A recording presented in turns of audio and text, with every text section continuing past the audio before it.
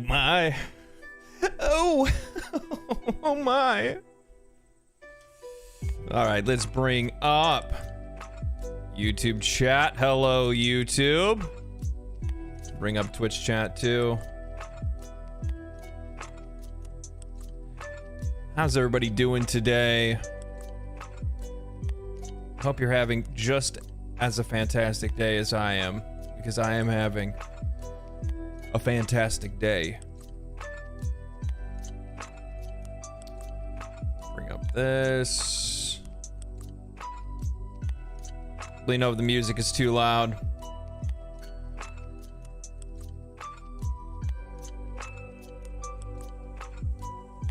And we'll bring this up. Put this over here. And we'll put this kind of close by. I think like that should be fine. What's up, Carl and Ragnar? Owen Knight. What it do, everybody? Man, there's like so much stuff that has happened between like the podcast and the last stream. It is actually crazy. What's up, Pinky? Good to see you, man. Nestor. Bobber. My man, you are based as fuck. Appreciate that. Thank you. Try to just be me, my guy. Just try to be me. Man, there's just so much shit that's going on right now. We should do a bingo card what Uncle Phil's gonna say tomorrow.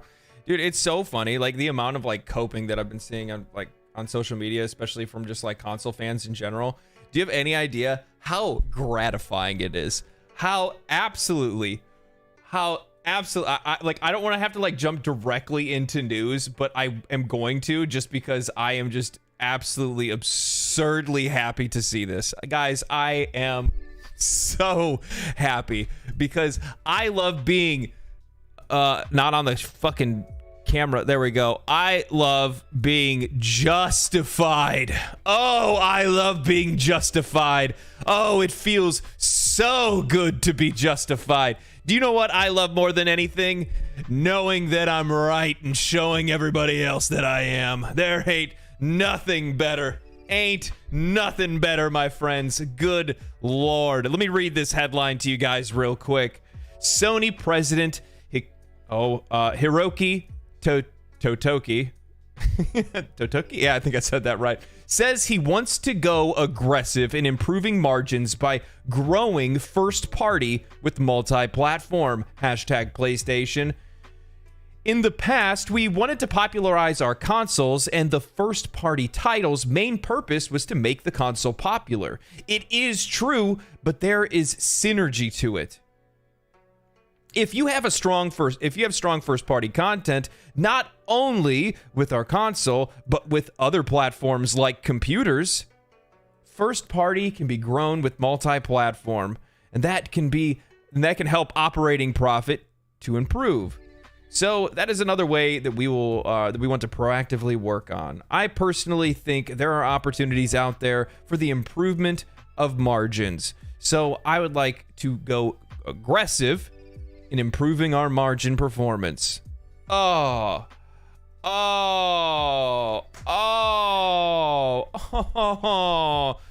it's not just Xbox, it's PlayStation 2. You know what the funny thing is, or one of the things that like blows my mind, is that how often people somehow forget, like, everybody has a damn computer. Like, I understand most people are like, oh, well, nobody has $1,500 to buy a gaming PC. You don't need $1,500 to buy a gaming PC. There's cheaper versions of gaming PCs, but at the same time, there are plenty of people that just have standard machines that even have integrated graphics cards with their CPUs that are still able to play some games on Steam. There are some games that don't really require that much in assets, and you don't have a problem playing it. They don't realize like how big that market is. To be honest with you, I think there's people that are out there that play games on their computer similar to the way that they play games on their cell phone, right? Like relatively like simpler games. I can't believe Sony would do this to me. Yeah. Steam Deck, yeah. Yeah, like people are just absolutely delusional over like how much money Sony has been leaving on the table because they have not been like constantly hammering the PC. Because what they've done instead over time is if they've done like the staggered release where they're like, oh well, you know, we'll come out with a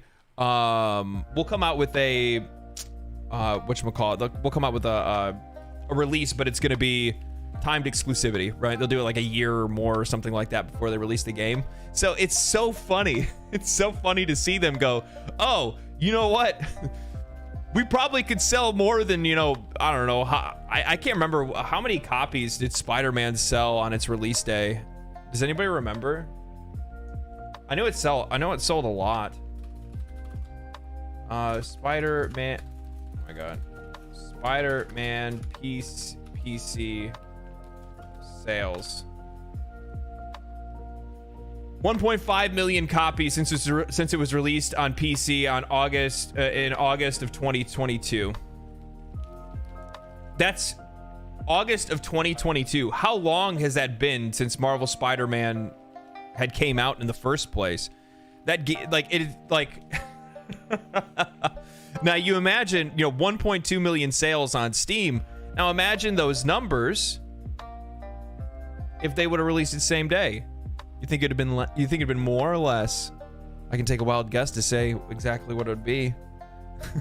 A lot more. A lot more.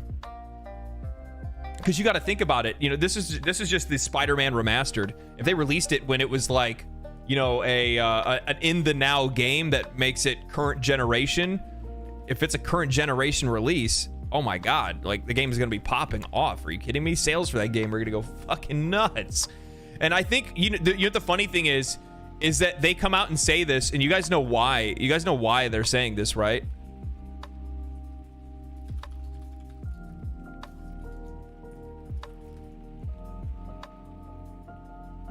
They're saying it because Helldivers 2 has already hit like 360 concurrent players on Steam.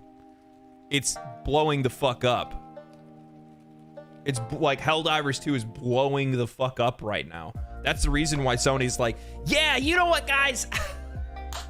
I know we were talking about keeping everything on PlayStation, but maybe it might be a better idea for us to be able to kind of, was PC ever at risk of losing to consoles? No. PC can't lose to consoles because where are the games made? Where are the games made? Drama drums up hype. Yeah.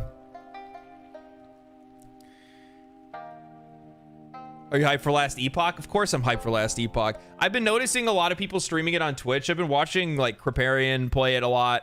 And yeah, like I understand people wanted to go and play it now. I think for the most part you got people that are going to play it now because they want to try to get used to it, so then when the game actually hits, then they can just like no life it and hit it as hard as they possibly can. But yeah, I don't know. I'm not gonna do that. I've played enough. PC won the console war. Isn't that funny? PC won the console war. We only got one left, guys. We only got one left. Nintendo. Well, I mean, technically, we're playing your games anyway. Oh, man.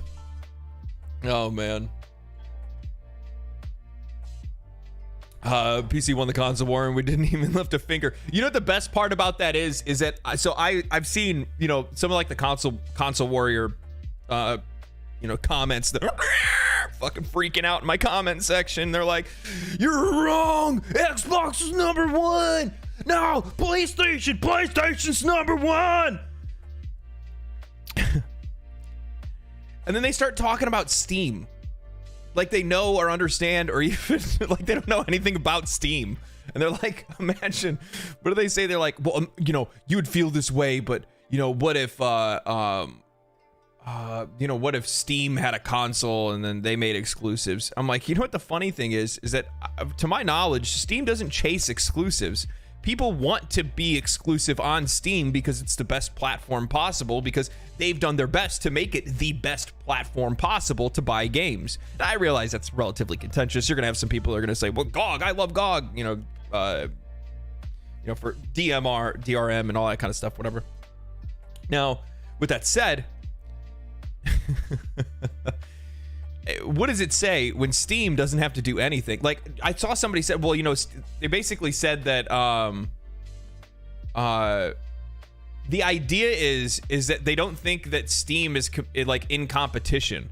So they don't think that PlayStation is competing with Steam. They don't think that Xbox is competing with Steam. They don't think that any of these platforms are. But the funny thing is that yes, because it's a platform. These are all digital content distribution platforms, whether that's an Xbox, a PlayStation, Nintendo, a PC. They're all digital content distribution platforms that all do the same thing. They deliver games. Now, obviously, that varies on the kind of hardware that you're using, and you know, some of that hardware is going to be locked to, or that platform's locked to whatever that hardware is.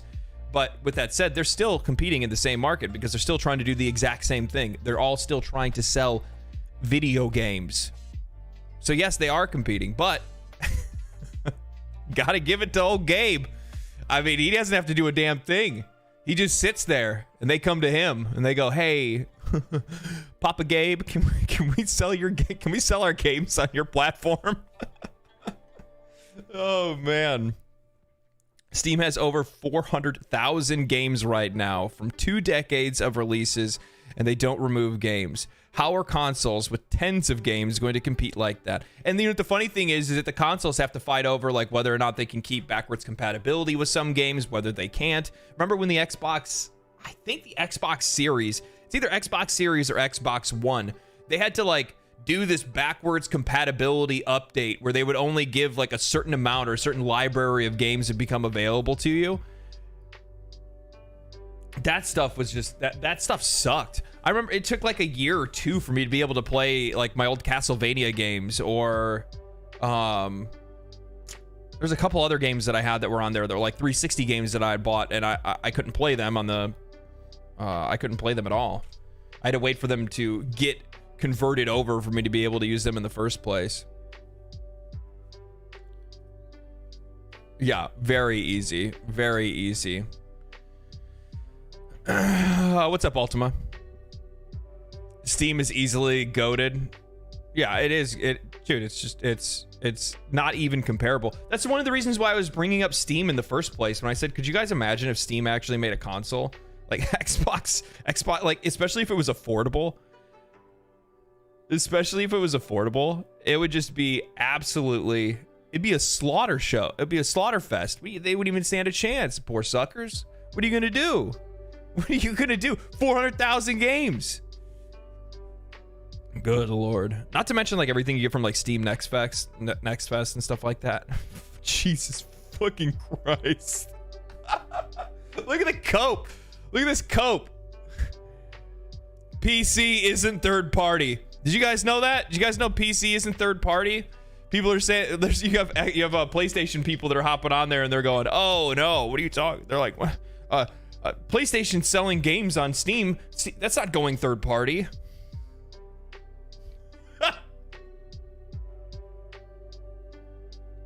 What do you call it? I was on console my whole life until last year. There's really no contest between PC and console. Yeah, and here's the thing. I'm not like, the problem is that like anytime you ever talk about PC gaming, it always turns into this thing where like people that mainly use a console feel like the people that like to talk about PCs are just lording it, right? Oh, you're super powerful and not everybody can afford that, blah blah blah blah blah. And it's not like that.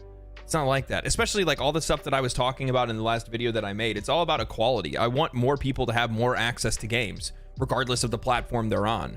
That includes Nintendo, PlayStation, and Xbox. You know what I mean? I want consumers to have more freedom of choice. And I don't understand why exactly people find that such a crazy concept. You know what I mean? And instead they'd rather try to debate and argue and try to justify them basically getting boned any chance that they get. You know, the funny thing is that like you know what the thing is? I think that's a fucking sick idea. Actually, you know what? Except for my PlayStation, because I'm probably gonna keep my unless Sony goes, if Sony goes full on day and date. No, I you know what? I still actually, I'm gonna be honest with you. I like my PlayStation. I'm gonna be honest with you. I like my PlayStation. I need something to be able to watch Crunchyroll. I need something to watch Crunchyroll. What's the cat's name? Maddie. Don Mateo.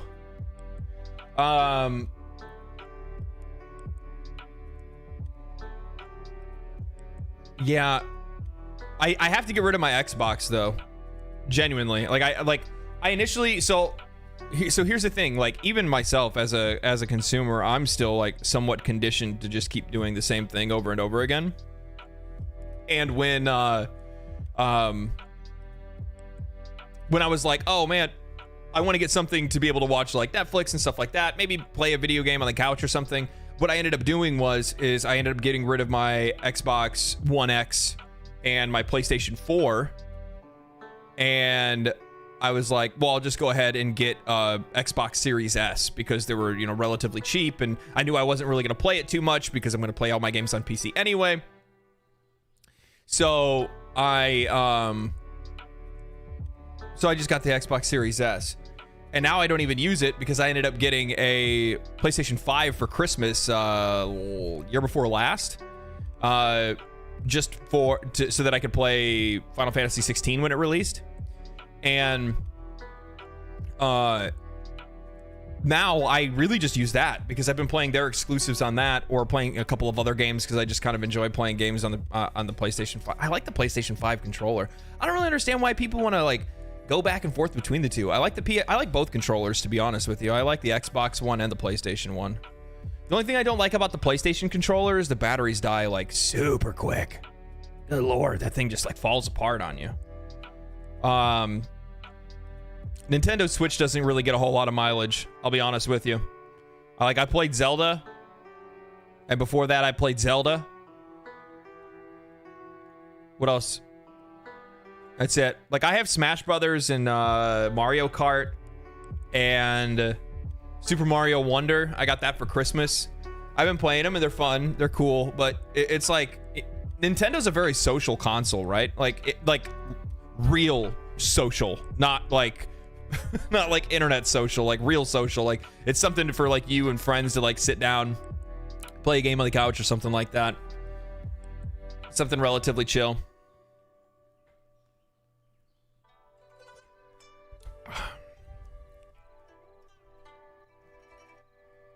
Fire Emblem Zelda machine. Yeah, that's basically kind of the same idea I had, except for I've never really been big into Fire Emblem. Maybe it's just I think I've only played one of them and I kind of bounced off it, but that was so many years ago. Who knows? Who knows? Also, thank you, Toby, for the follow on Twitch. And thank you, Cook, for the follow on Twitch.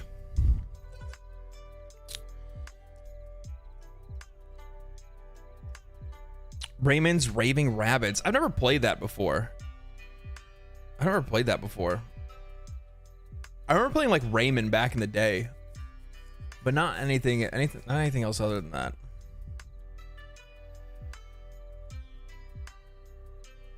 You know, the funny thing is that like as much as people start talking about like Steam Decks and stuff, like I love the way that it looks. I think it's super cool, but I just don't have any use for it.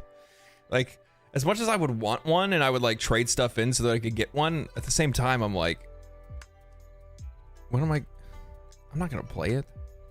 I don't go anywhere. I don't go anywhere. Like every time, like when I go back home to visit or something like that, I guess like planes and like plane rides and whatnot like that. Sean Flakes, thank you for the follow on Twitch. Appreciate that. Like I could pretend like I'm more social and active than I am, but yeah, come on, man. Let's just be real. Let's just be real. I keep it real with you guys. I keep it real with you guys. Good lord, there's so many people here today. 105 people over on YouTube. Got like 15, 16 people over on Twitch. What a day. What a day. I am excited to give Helldivers 2 a shot. Do you know what? The only reason I bought it is because of you guys. I'm gonna be honest. The only reason I bought Helldivers 2 is because I just got sick of seeing people comment on like every video, and they're like, please play it. Please check it out. Please talk about it. I'm like, fuck, okay. All right, man. All right. I am, if anything, I am a man of the people, okay? If anything, I am a man of the people. About to get Grand Blue Fantasy Relink. Any tips for beginners or just have fun grinding to kill stuff? So I'll be honest. So Grand Blue initially is relatively easy to get used to. Gamer from Paraguay. Well, hello from America. So Helldivers 2 or not Helldivers 2, what am I talking about? Grand Blue Fantasy Relink, not really a whole lot of tips. The only thing I would say is like maybe save your crewmate tickets, so you're gonna, while you're playing the game, you're gonna get like more you're gonna get the ability to like recruit more members to your party, right?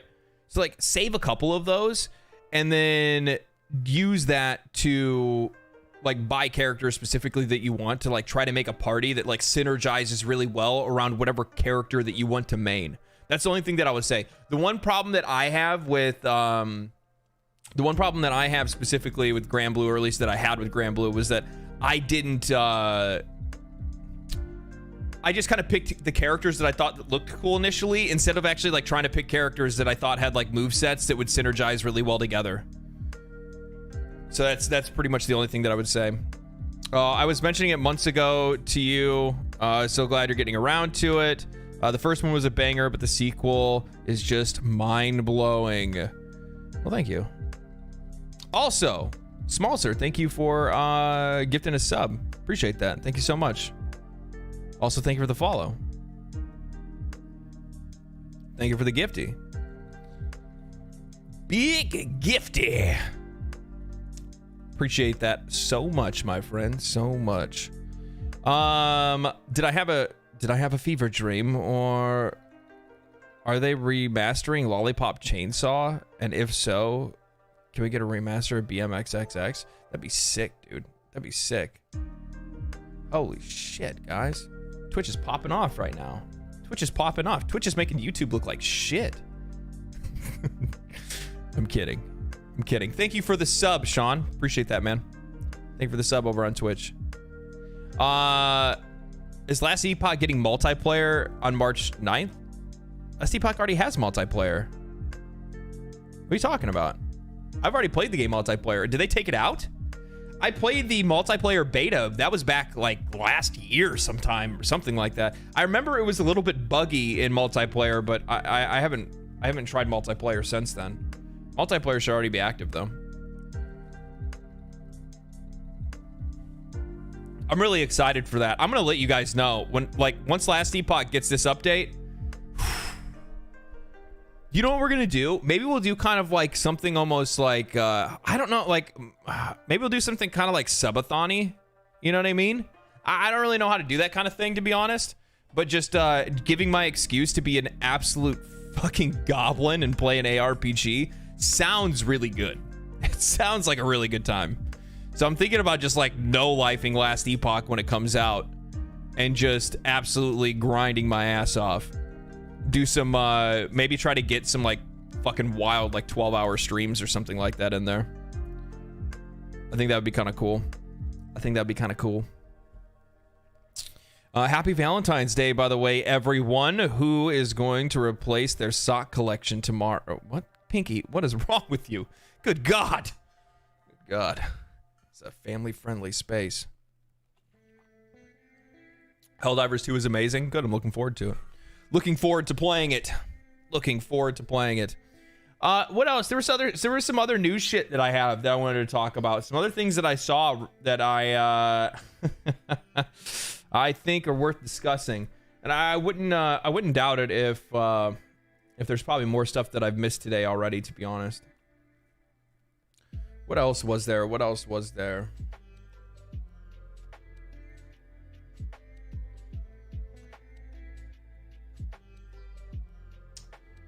I haven't even actually really checked the news. Oh, yeah, this right here. Yeah. Your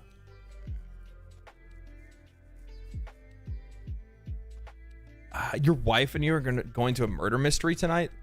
Man, that sounds really good. You know what? I used to really like going to, God, this is going to sound so... It's going to sound so stupid. You know what's really fun and I highly suggest to everybody? Wine and canvas. There is just something awesome about being in a massive group of people, like getting wine drunk and painting. I don't know why. I don't know how. I don't know. It works. Okay? It works. I went to this one place. It was actually at a casino that did it, and it was like in one of their restaurants that like they shut down specifically for this like wine and canvas event. And it was really cool. It was really set up well. But what was awesome was that not only were we like hammering like basically all you can drink wine, but also at the exact same time, they had these like awesome assortments of different like appetizers and stuff that we were eating. And I'm just gonna let you guys say that. Like guys, when I have a couple drinks in me, I'm eating. I'm smashing everything in sight. So for me, it was like a kid in a candy store. I'm just eating everything I can grab my hand or put my hands on. I remember they had these like, I don't even know what it was. It was like these cookies that you dipped in ice cream. It was, it was so good. Oh, it was so good. Yes, I am going to talk about the Palworld post. That's exactly what I'm going to talk about next, actually.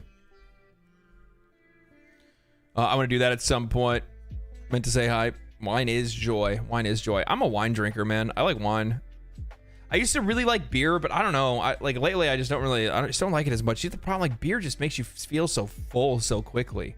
You can't fit, you know, I'd rather fit more food and booze than anything else. You know what I mean? That's just me. That's just me. I like that, and I like soju lately as well.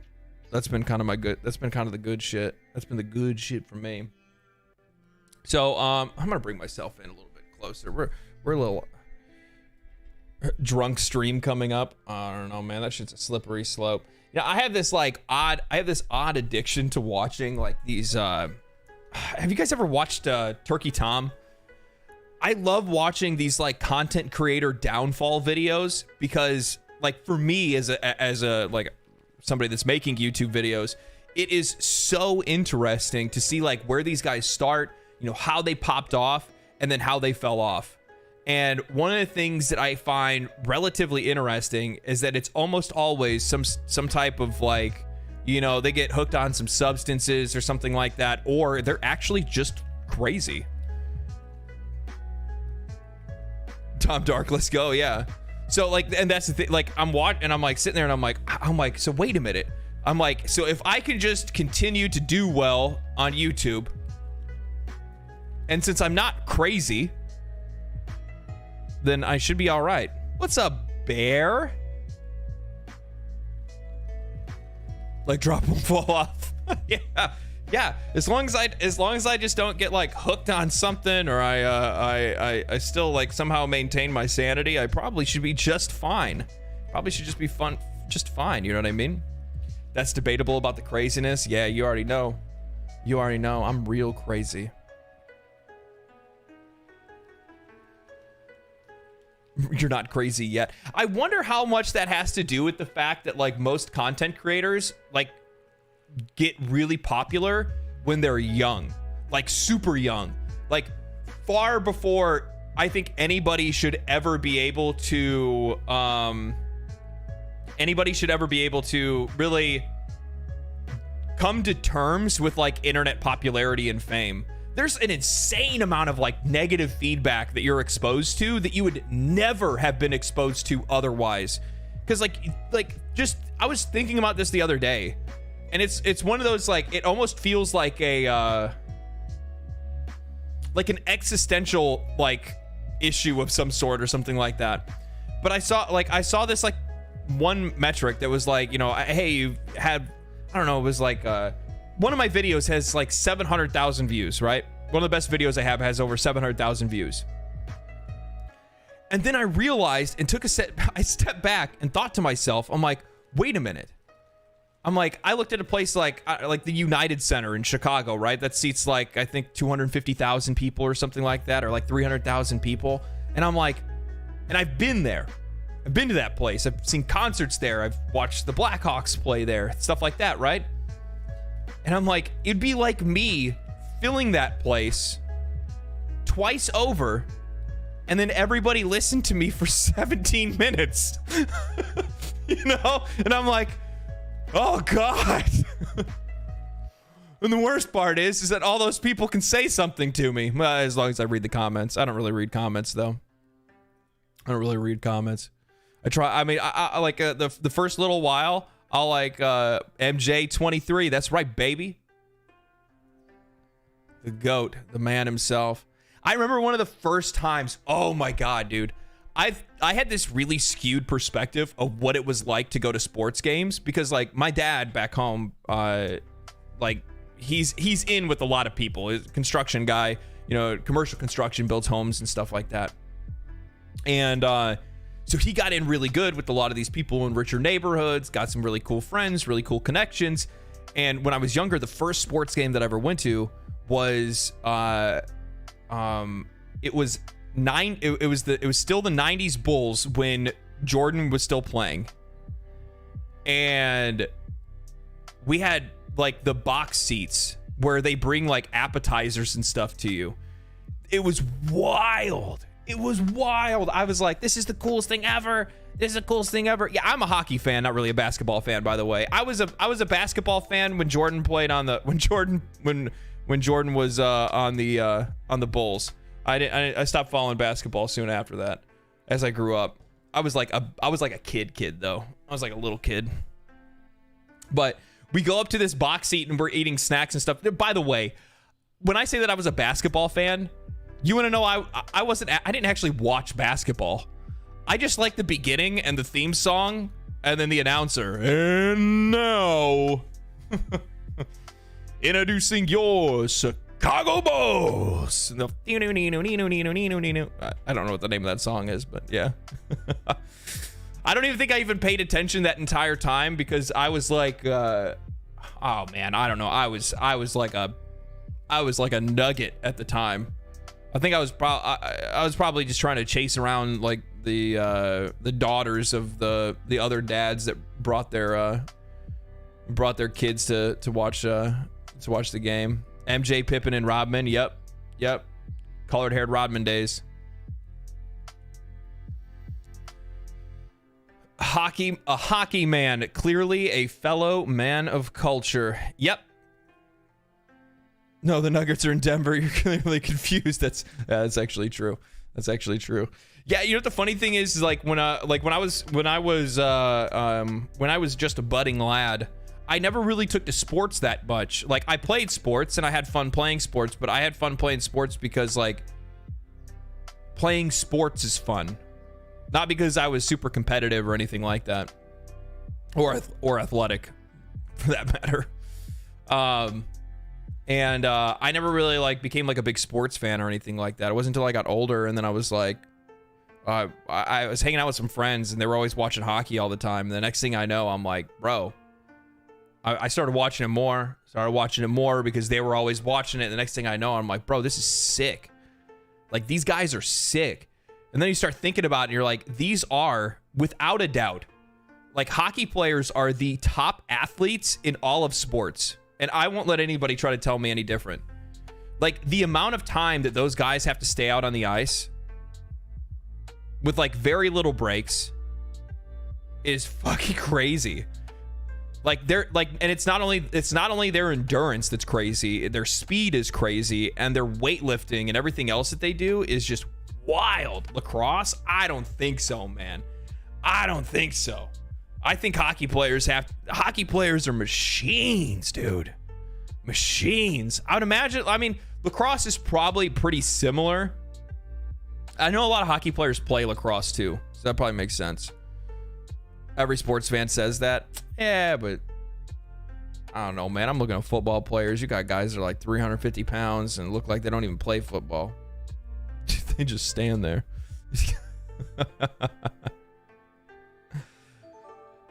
Hockey's great when you know what you're watching. That's exactly true. Yeah. Fuzzy, thank you for the follow, and also Crawl, thank you for the follow over on Twitch. Appreciate that, guys. Super appreciated. And Arc Slart, also thank you for the follow. Missed out on that one. I mean, I get like, so I think like when I'm saying athletic, I don't necessarily mean like athletic. I don't think that's maybe the way to say it. Like like just like absolute finely tuned human body, like the human condition all the way across. Because these guys are like, their arm strength is fucking insane. Their, you know, obviously their core has to be insane. Their endurance has to be wild. Their speed has to be quick. And on top of that, like the amount of training that these guys have to do, like hockey is the most expensive sport to get like kids into. And basically, like most parents don't actually try to get their kids into hockey unless they plan on having that kid like just genuinely try to like maybe chase a career in hockey, because it's just that damn expensive. Because like you can send a kid to hockey practice, but at the same time, like all of the best hockey players are also like trained in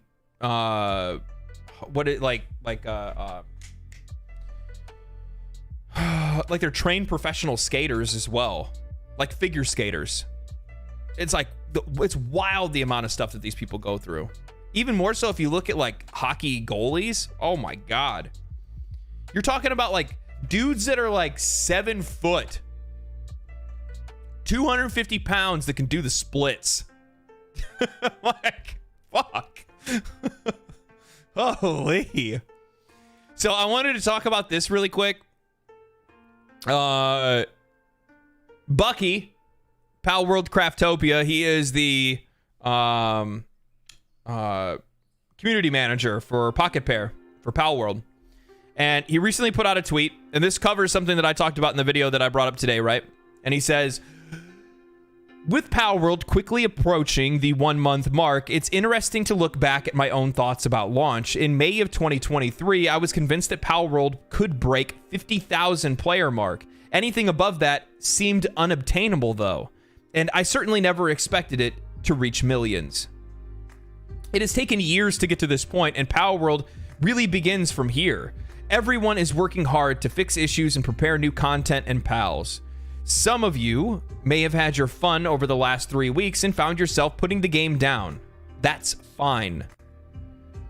The emerging Palworld has lost X percentage of player base discourse is lazy, but it's probably also a good time to step in and reassure those of you capable of reading past headlines that it is fine to take breaks from games. You don't need to feel bad about that. Palworld, like many games before it, isn't in a position to pump out massive amounts of new content on a weekly basis. New content will come, and it's going to be awesome. But these things take a little bit of time. There are going to be amazing games out there to play. You don't need to feel guilty about hopping from game to game. If you're still playing Palworld, we love you. If you're no longer playing Palworld, we still love you. We hope you come back for round 2 when you're ready. Play lots of games, try different genres, and frequently flick through the indie libraries to find a hidden gem.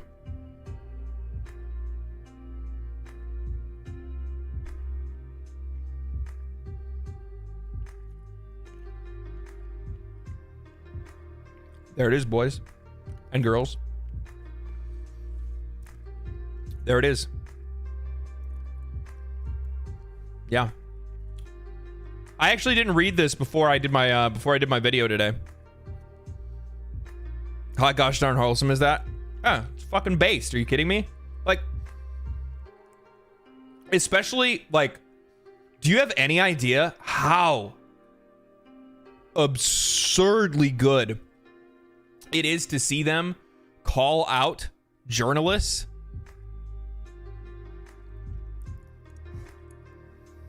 Oh, fuck. God, it's so nice. Could you, like, beef, like, I don't know, man. Like, I just like the fact that they're trying to push back against, you know, some of the negative discourse. It's really been started by articles and journalists that have been coming out, because it's exactly like I brought up in my video. Like, you have people that are out there that want to continue to weave a narrative to try to show that they were right. Look, I was right. Nobody actually really likes Palworld. It was just a fluke. And it's just like, nah, dude, like, it's an early access game with a limited amount of content. And for the most part, you know, somebody actually brought this up in my comment section, and I wish that I actually showed it to, I wish I actually showed it off, because I think they said that 26% of players have caught 90 pals. 90 different pals. If that's the case, if 26% of players have done that, then that means that a very large amount of people have been playing the game to a good part of its completion. So people are just running dry of things to do in the game, and they're going to start playing the other stuff that's coming out. Let's be realistic about this shit. It's so disingenuous for these, and the thing is like, there's some good journalists that are out there. Actually, Windows Central had a really good article on it. They wrote it, and they're like, Palworld has lost, you know, X amount of players, but you don't need to worry about it, because, and then they basically talk about how the game is in early access, etc., etc. So, like, there are some that are out there that maintain, you know, some semblance of integrity, but yeah, the problem is you have so many journos that are out there that are just trying to bait for clicks more than anything else. It's fucking so stupid.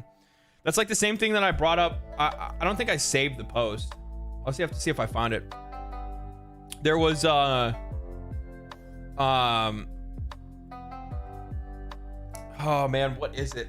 There was an article that was posted. I don't think it was Forbes. I think it was somebody else. But basically, they were talking about that Immortals of Avenum, and they said that you know, oh hey, the game didn't have. It wasn't Forbes. It was somebody else. Paul Tassie's a little bit more classy than that.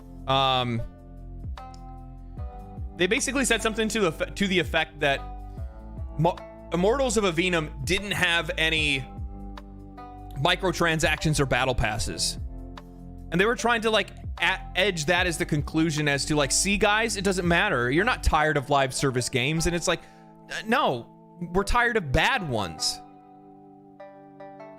We're just tired of bad games. It doesn't matter what kind of game it is. Bro, if somebody comes out with a sick MMO, I'm gonna play it. You know what I mean? If somebody comes out with a really addictive and fun looter shooter that's a live service game, that's like as good as Destiny 2, or not Destiny 2, well, I guess kind of Destiny 2, but like, for me, more like Division 2. I like Division 2 more than Destiny 2. But, you know, if somebody comes out with a game like that that's even better than those games, then yeah, I'm gonna play it. That's Kotaku. Is it Kotaku? That sounds like a Kotaku move to me. Ishtaman, thank you for the follow over on Twitch.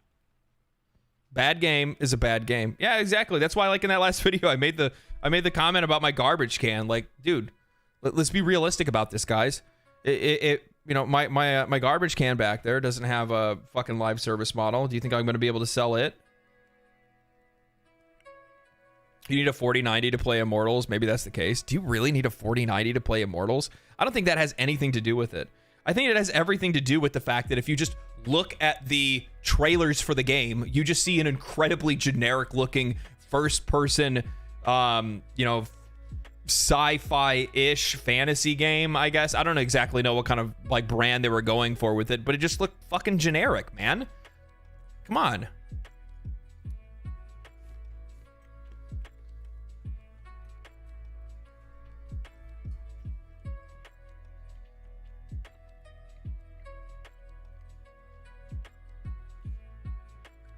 Skill Up said something about how the industry's gotten lazy and refuses to take risks.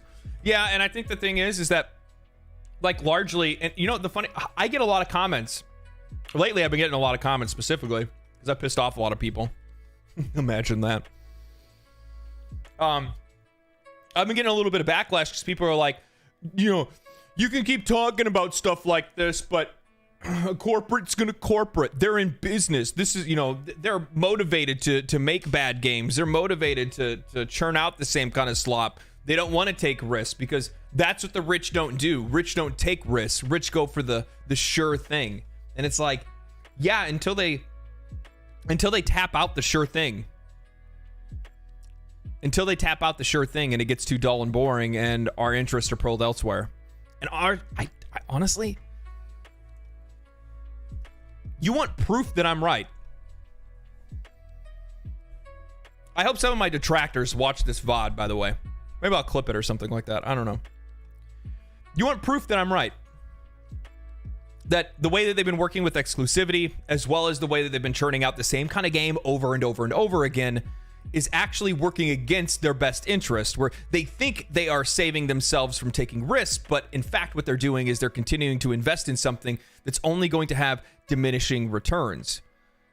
Is because we're seeing both Xbox and now PlayStation want to turn and start selling their games on other platforms because they are not reaching the sales numbers that they thought they would.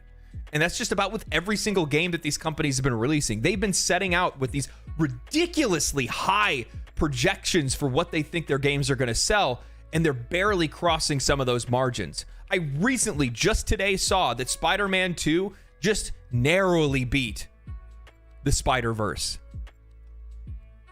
Just narrowly. And that means that they've invested more in Spider-Man 2, and if you're investing more in that game, there's a chance that they're actually not making as much as they did off of the Spider-Verse because they spent less money to make the game in the first place.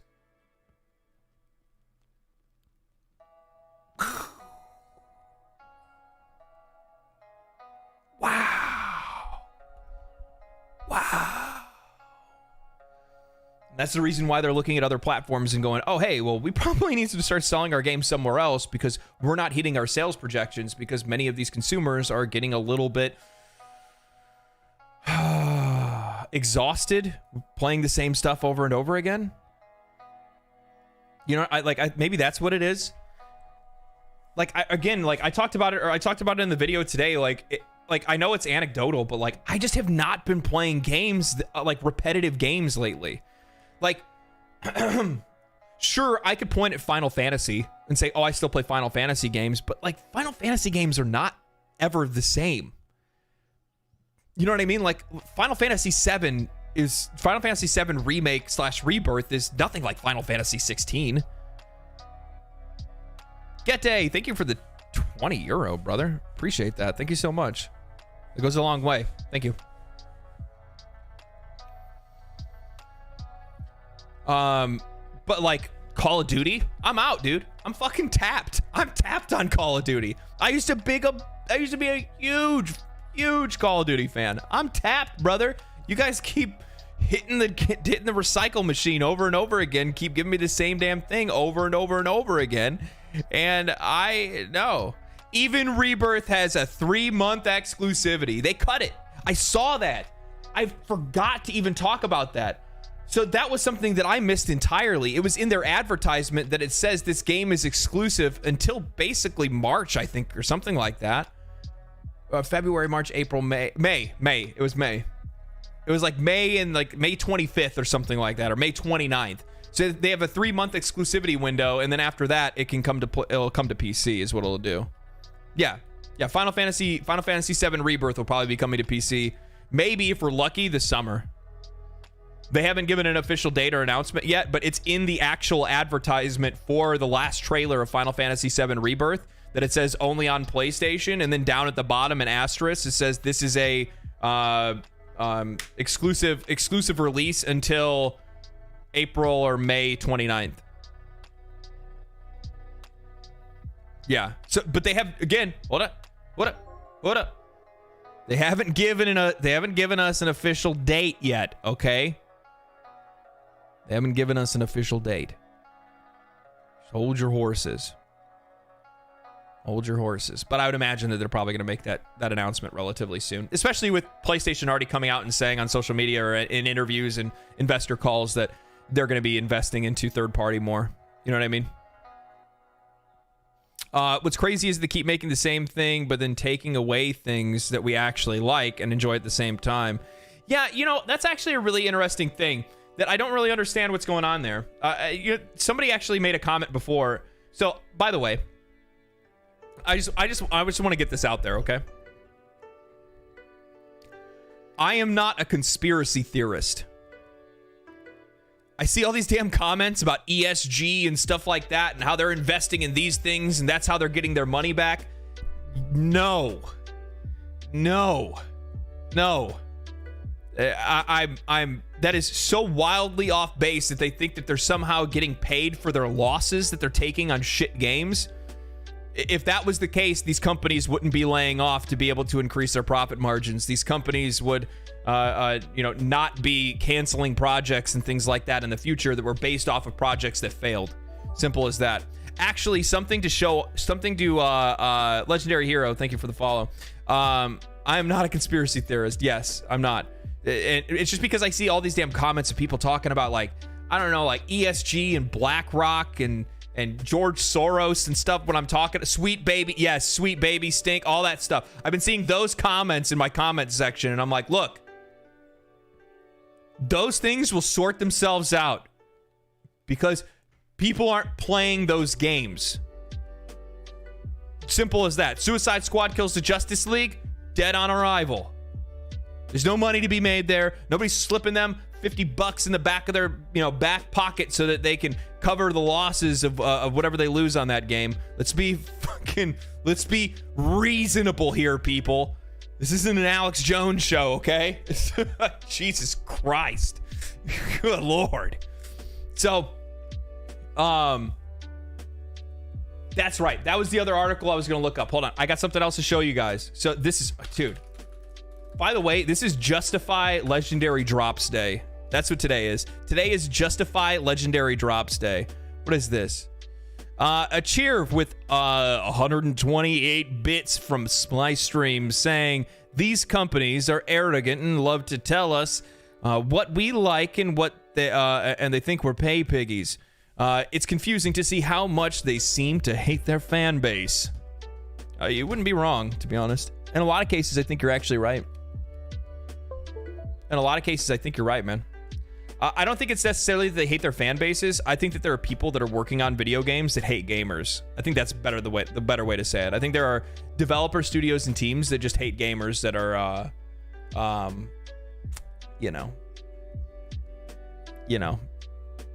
they're doing that thing. Happy Valentine's Day. Happy Valentine's Day to you, chat. You guys are my Valentine.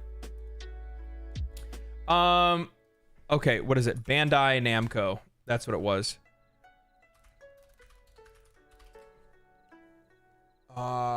News.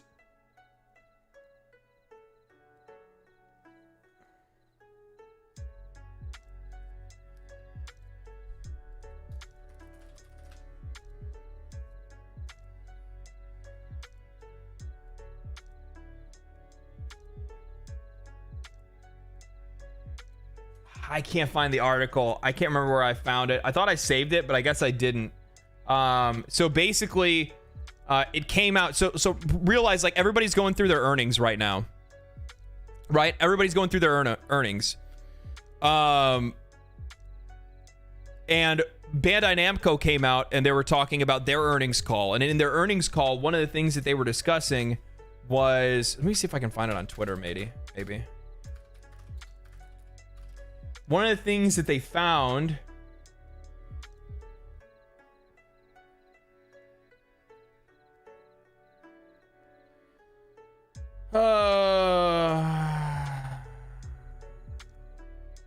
yeah, I can't find it right now. Maybe I saw it on Reddit and I didn't save it.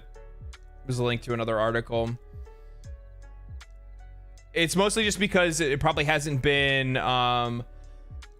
the news hasn't been shared across like American media yet, or English speaking media. But basically, one of the things that they came to find out was that they have been losing money on their operational budget. Okay. And like they had a slight increase somewhere else, but they had a major decrease of like 26% or something like that in their operation budget. So like running low on money in the coffers. And one of the things that's happening is that their lower quality games are the ones that are actually costing them the most money.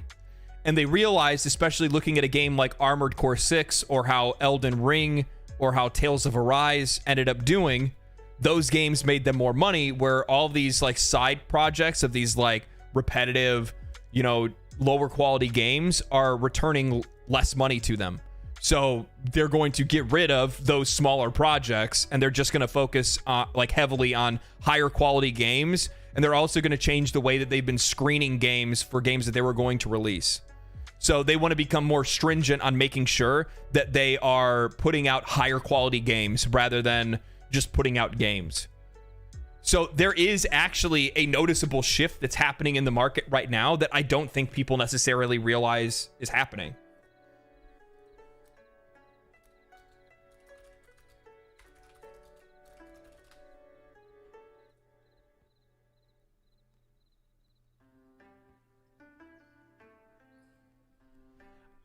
Man.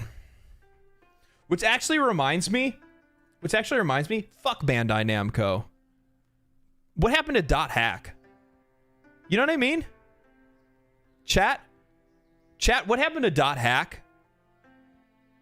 Huh? Can we talk about that?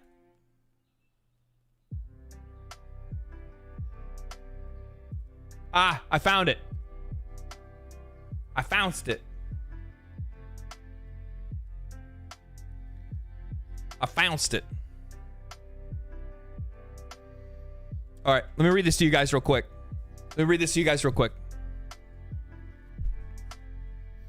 I'll get the super chats in a minute. The super chats and bits in a minute. 1 second.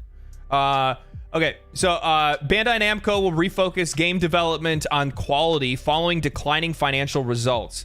Bandai Namco has announced in its financial results, and its gaming business has suffered a sharp decline in profits. The company is now refocusing game development on quality. Bandai Namco announced its financial results for the third quarter of the fiscal year, related to the period between October and December of 2023. According to documents provided by the Tokyo-based company,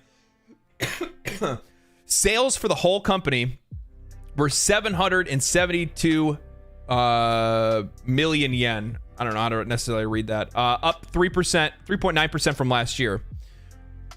While operating profit was 78 million yen, down 26.3% from last year. Looking at the additional business, which includes games, sales were 263 million yen, down another 8%, while segment profit was 1.6 million yen, down 95% year on year. So they've lost a lot of money. We learned that mainstay mobile games like Dragon Ball and One Piece franchise performed stably both in Japan and overseas, while a new online game performed significantly below expectations. I'm going to take a wild guess and say that this game that performed under expectations is likely Blue Protocol, because I know it wasn't received very well in Japan. They had some issues with it. And then also we've got this really long staggered release where we still don't have it out here either. So like that's another problem in itself. From Software's Armored Core 6 has proved popular, but overall sales of home video games have declined due to unfavorable comparisons with a stronger lineup the last year. The company also mentions valuation loss due to online game mentioned above, and the review composition of these titles in development ahead of next medium-term business plan. Bandai Namco intends. Here we go. This is the good part. Bandai Namco intends to promote stricter screening of its games, strategically developing to obtain a optimal title portfolio and strengthen overall development management via collaboration with Bandai Namco Studios. The reorganization of the portfolio and development is going to put an emphasis on quality. So they're going instead where Bandai Namco largely has kind of like Bandai Namco's had some really, really good games. Okay. Bandai Namco's had some really good games in the past. There's a lot of games from Bandai Namco that I like. They're largely a pretty solid publisher. Obviously, most of us are going to be pretty happy with them because they're the ones that give us they're the ones that help publish Dark Souls and Elden Ring. I like Tales of Arise. I like the Tales games in general, to be honest with you. There's a couple other games as well that I think they do a really good job with. With that said, they have a lot of shit they pump out. A lot of anime games. They pump out just a lot of just like games that just probably aren't going to make a whole lot of dough. And they're realizing that, you know, quantity doesn't necessarily beat out quality. So they're refocusing themselves to make sure that they're going to focus on higher quality projects. Yeah, even the article right here says, while the online game performed below expectation, that they've not mentioned its name, it's likely Blue Protocol, which has struggled to achieve a large fan base and is following in Japan for PC and then set for PS5 and Xbox Series X. The game is still scheduled to come out in the West some point this year for the same platforms localized by Amazon. That localized by Amazon part does scare me. I just hope the game is in a good place before it comes out. That's all I care about. Like, I want Blue Protocol to be here. I do. I want it to be here. I want it to do well, because I think Blue Protocol as a concept is really cool. And I remember a lot of people playing the alpha or beta or something like that before, and it looked good. It just looked a little light on content. The grind itself looked like too much of a grind. It kind of looked like they were trying to make, you know, Phantasy Star Online 2, but even grindier. And here's the thing. Like, you also have to make sure that, like, players have, like, full customization of their characters. Otherwise, a game like that just doesn't work. I'll be honest with you. Like, I mean, let's be real about it. People that have ever played Phantasy Star Online 2, it's because they make, like, characters with, like, massive, like, garbage truck-sized thighs and a chest that, you know, you could build a house on top of. And then they, you know, put wild-ass outfits and shit on them. like you can't make a game like a Phantasy Star Online 2 and then also make it where people don't have full control over how their characters look. People need to be able to make their characters as hot or as ugly as they want. Period. Disagree with me as you like. I won't care, because I'm still going to think I'm right. Splice Streams says, with 64 bits, I also think a lot of these bigger studios aren't good with understanding what is a good spend on their money. Can you see the difference between Spider-Man 1 and 2? And those games were $100 million or something or more expensive. They were actually far more than $100 million, my friend. If I had to take a wild guess, I would say that Spider-Man 2 is likely in the range of like $250 million plus. Once we're actually starting to add in marketing costs, distribution, and stuff like that, because these companies get fucking wild with marketing costs. It is crazy. And also on top of that, you're thinking about a Marvel game. There's a really good chance that, there's a really good chance that that's probably pretty high up there, to be honest with you. Wow, dot hack brought me back to something like 10 years old. Yeah, for real.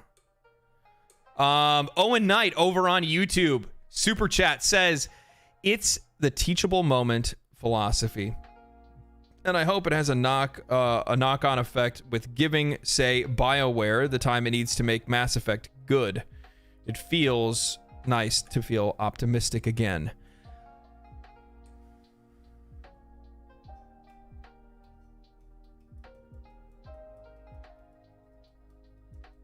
So I'm wondering, with everything that's happened with Immortals of Aveum, the $150 million or whatever that they wasted on that game, if that helps to make EA take a step back, look at their losses, and say, you know what, we just need to let BioWare cook and hope that BioWare can make a solid... They wouldn't be making I think they're working on a Mass Effect, but I know that their next project that'll come out first will be Dreadwolf. So we'll just see. We'll just see what that ends up being. You know what I mean? We'll just see where that ends up being. I think, you know, largely also, you know, going along with Splice Stream, it also brought up, You know, if we think about all this stuff within context of the money that's being wasted and the money that's just being spent, even on games that are like, even on games that are successful, like they're spending so much. And the problem is that once that game is made, they're probably not going to hold on to all those employees to go to make the next game. They're over investing in the initial one, which leads to bloat within the company, which leads to layoffs, right? And then that causes a lot of waves and a lot of issues within the industry. So honestly, man, I think that especially when you're looking at games like, I would like to know what Larian Studios spent on Baldur's Gate 3. I would imagine it's probably pretty high, but I also would imagine that it might be less than some of the major AAA releases we've seen over the last few years.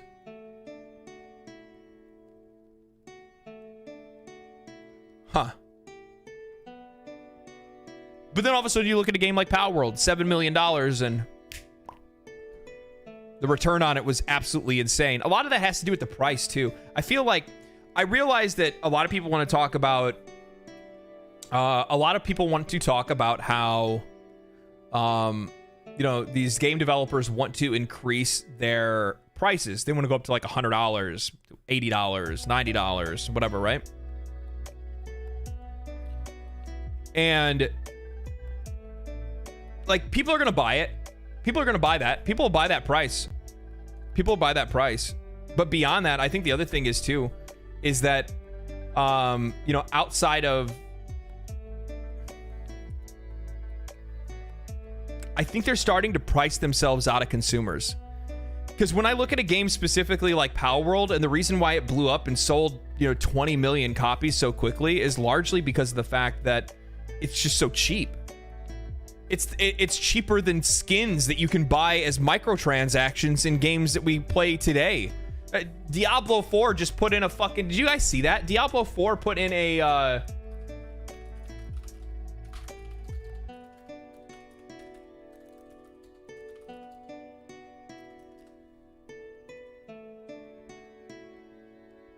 Look at this. Diablo 4 put in a fucking $65 horse cosmetic. A $65 horse cosmetic.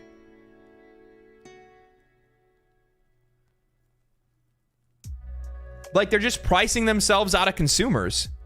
That's all it is. They're just pricing themselves out of consumers.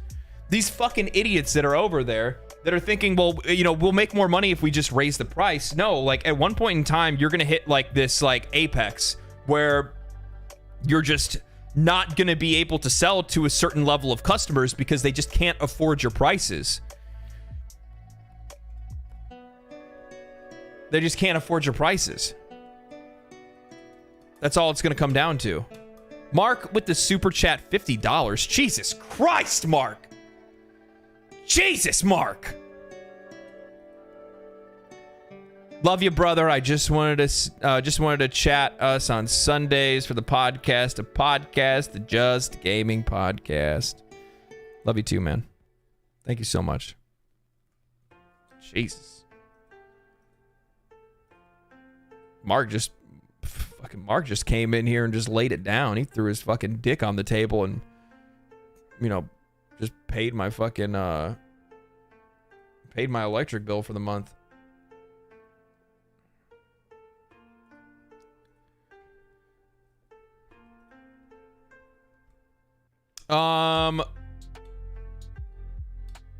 Everyone talks about giving games enough time to be good. I don't think we talk enough about hiring the right people instead of...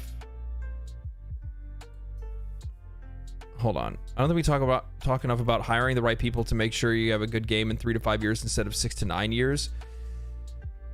So, you know what the problem is with that? Like, I wholeheartedly agree. You need to, like, make sure that you're hiring, like, the right people to be able to do projects in the first place. But also at the same time, man, like, how the fuck do you know you're hiring the right guy? I think Mark is now your Valentine. Mark is for sure my Valentine now. Mark is for sure my Valentine now. Yeah. So the problem is, like, when you're trying to hire people, like, how do you know that you're hiring the right person in the first place? like, don't get me wrong, like I was a hiring manager for Verizon Wireless years ago. I used to work at a cell phone store, and it was easy for me to be able to like thin the herd. You know what I mean? Mostly just because where our store was in a really bad area, so somebody could walk in and I'd be like, "You're on meth," you know, like I'd be able to be like, "You're high right now," and they're like, "Oh my god, I got a story. Hold on, I got a story. All right, this is so good. So before they allowed me to do the hiring, they hired someone else without consulting me first for my store, okay? And this girl comes in and she seems relatively normal. She's pretty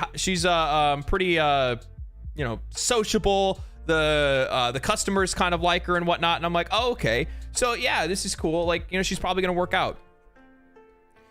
The next day, she comes into work and she looks like a completely different person. I mean, a completely different person. Like, eyes are just glassed over. She's pale. Her eyes are dark. And I'm like, the fuck is going on? I'm like, what is wrong? I'm like, are you okay? And she's like, yeah, I just had problems sleeping last night. And I'm like, this doesn't look like lack of sleep. I'm like,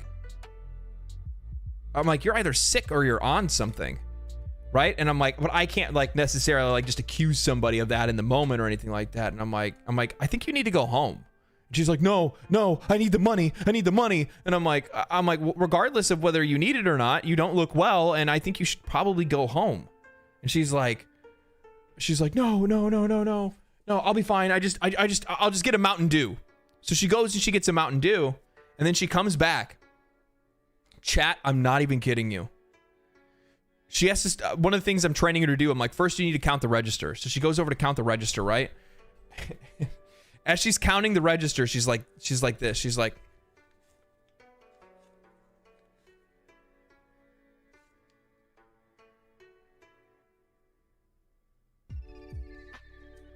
I'm over in the side and I'm like, hey. And she goes, and just starts over.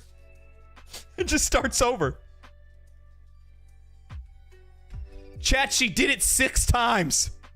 She started recounting 6 times because 6 times she fell asleep while counting the money or nodded off.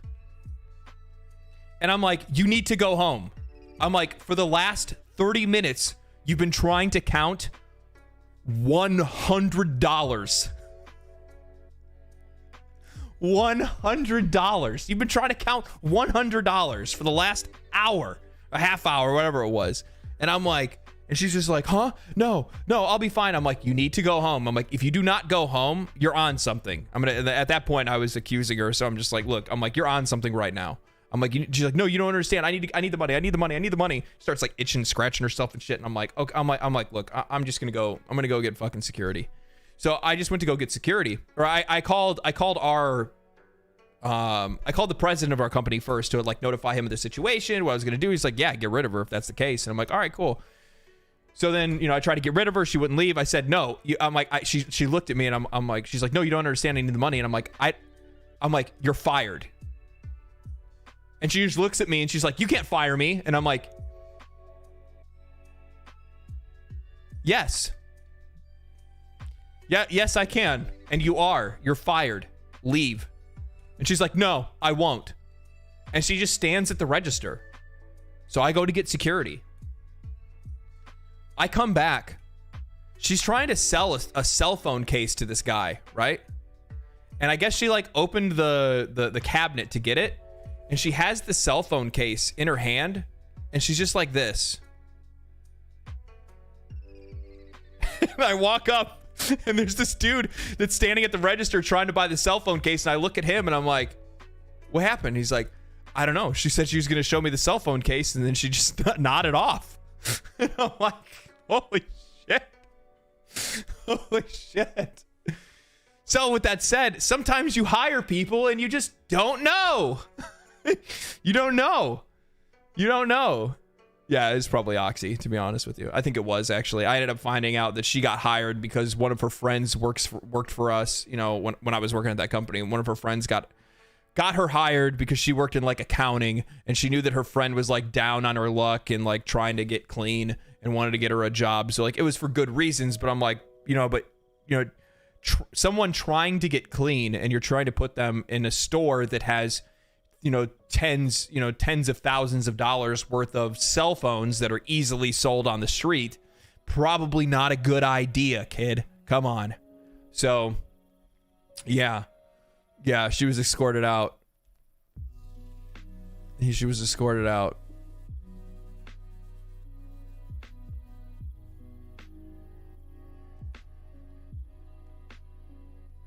Hope she was paid for the half hour. Hey, she got paid for the day.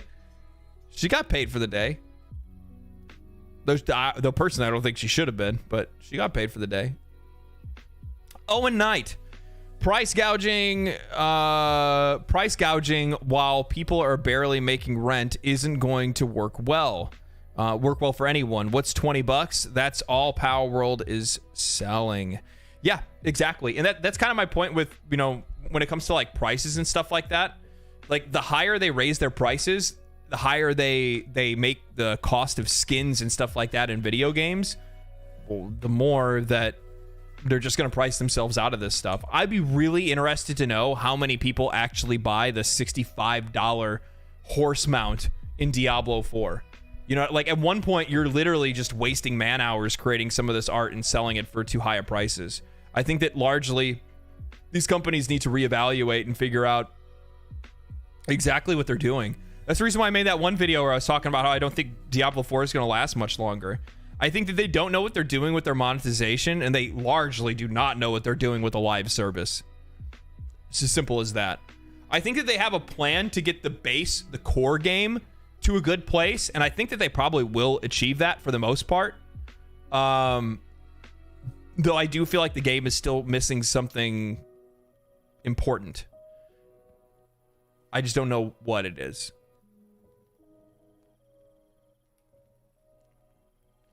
Splice Stream with another 32 bits says, the longer Diablo 4 goes on, I swear, the more I'm convinced it's actually Alphabet Agency's social experiment to see what they can get humans to do.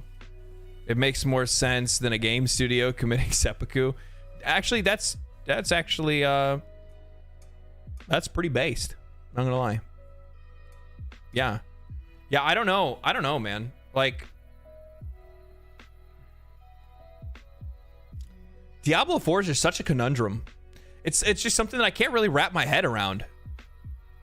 Cause like it's so like there's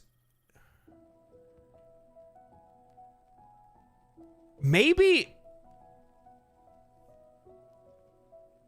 oh man, maybe Rod Ferguson is just not actually like what people have made him out to be. Like, he's always been known as like an industry fixer.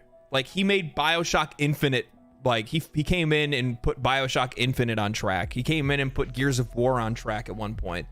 There's another game that I can't remember that a studio ended up hiring him for that put it on track. Then he comes over to the Diablo team, and that is far from where they are. They're definitely not on track. They're not on track for shit.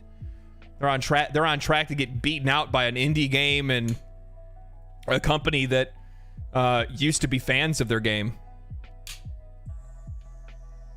Gears of War. Yeah, that's what I'm saying. Like Rod was really well known for Gears of War. And like his work over with Gears of War, but like and then after that, when he left, he bounced around companies a little bit because he was if I'm not mistaken, Rod Ferguson's like a long time Microsoft guy. So like he bounced around to a couple other places and like helped some games like get off the ground, like if they're in like that last leg of development and they needed help. But he's killed off other franchises. What other franchises has he killed off? Look at Blizzard. I think they just have an HR problem. It's clearly they aren't building strong teams. I largely think that's what it is. I think it's just a lack of genuinely good leadership. I don't think that they have like, inept bad devs. I don't think that's what the problem is. I think the issue is that they just have fucking horrible leadership, and they always have. They always have. And I don't think it's getting, I'm gonna be honest with you, I don't think it's getting any better. I don't think it's getting any better.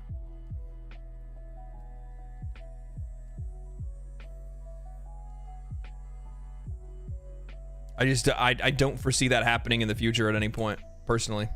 That's me, though.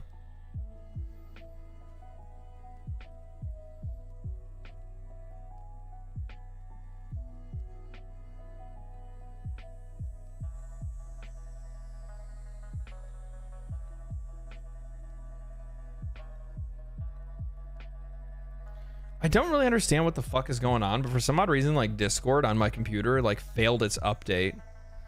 And now it doesn't want to, like, open at all. So I'm just gonna, like, ignore it. Just pretend it's not a real thing. I guess no Discord for me today.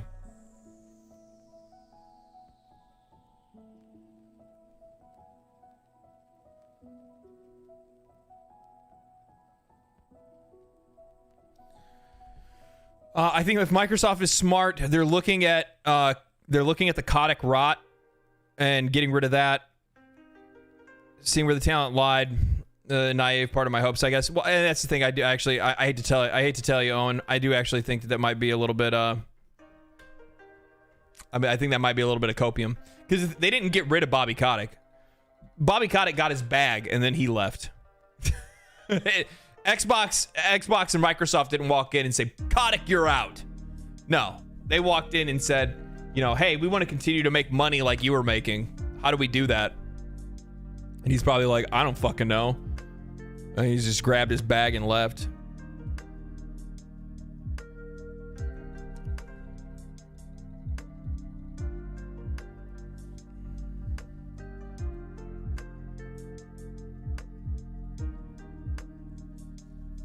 There's a Suikoden successor coming out in a month. What is that? What's the Suikoden successor?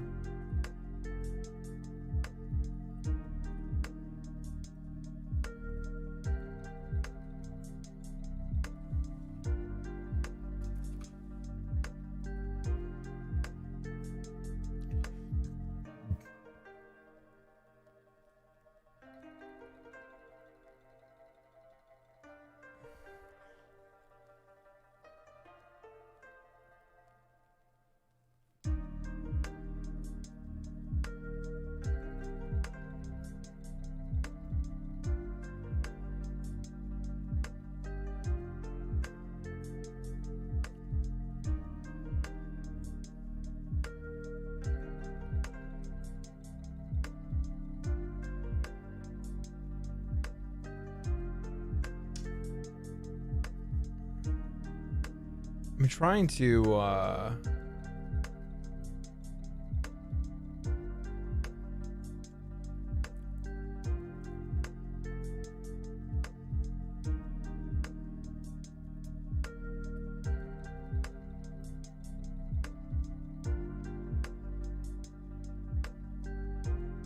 there's anything else that I'm interested in right now.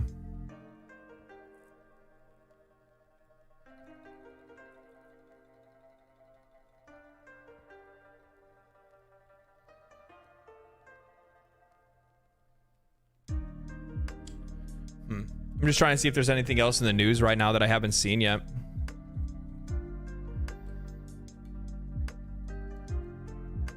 It's Suikoden, not Suikoden. I always thought it was Suikoden.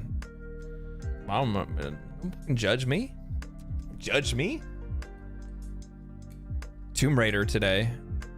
What Tomb Raider? Oh yeah, I know they put some NFL like. Yeah, well, she worked for Activision in the past, but that doesn't help anyway, because that's like been one of the, hasn't that been like one of everybody's like major worries when it comes to Activision Blizzard, is Activision having more power over Blizzard?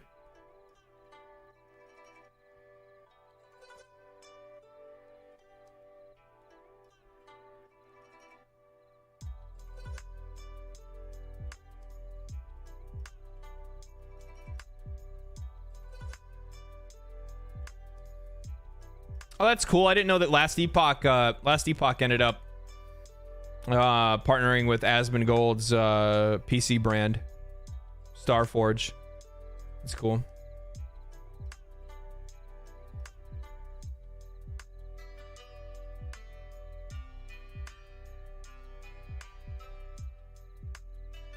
What is happening? What is happening with Larian Studios today? What is this? Oh yeah, it's the other thing. Their patch notes. Where's their patch notes at? I didn't get to see that yet.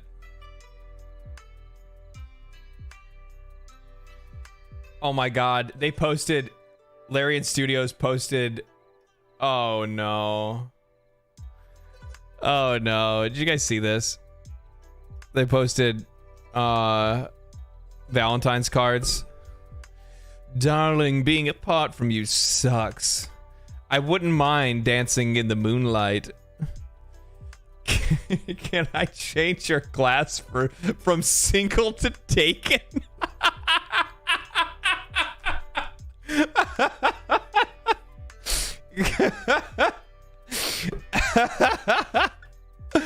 Oh fuck, that's so good. That's so good. If I had a heart, it'd be yours to take.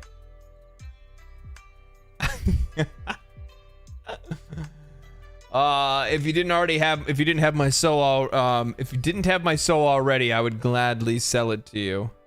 Roses are red, violets are blue. Go on a date with me or I will stab you.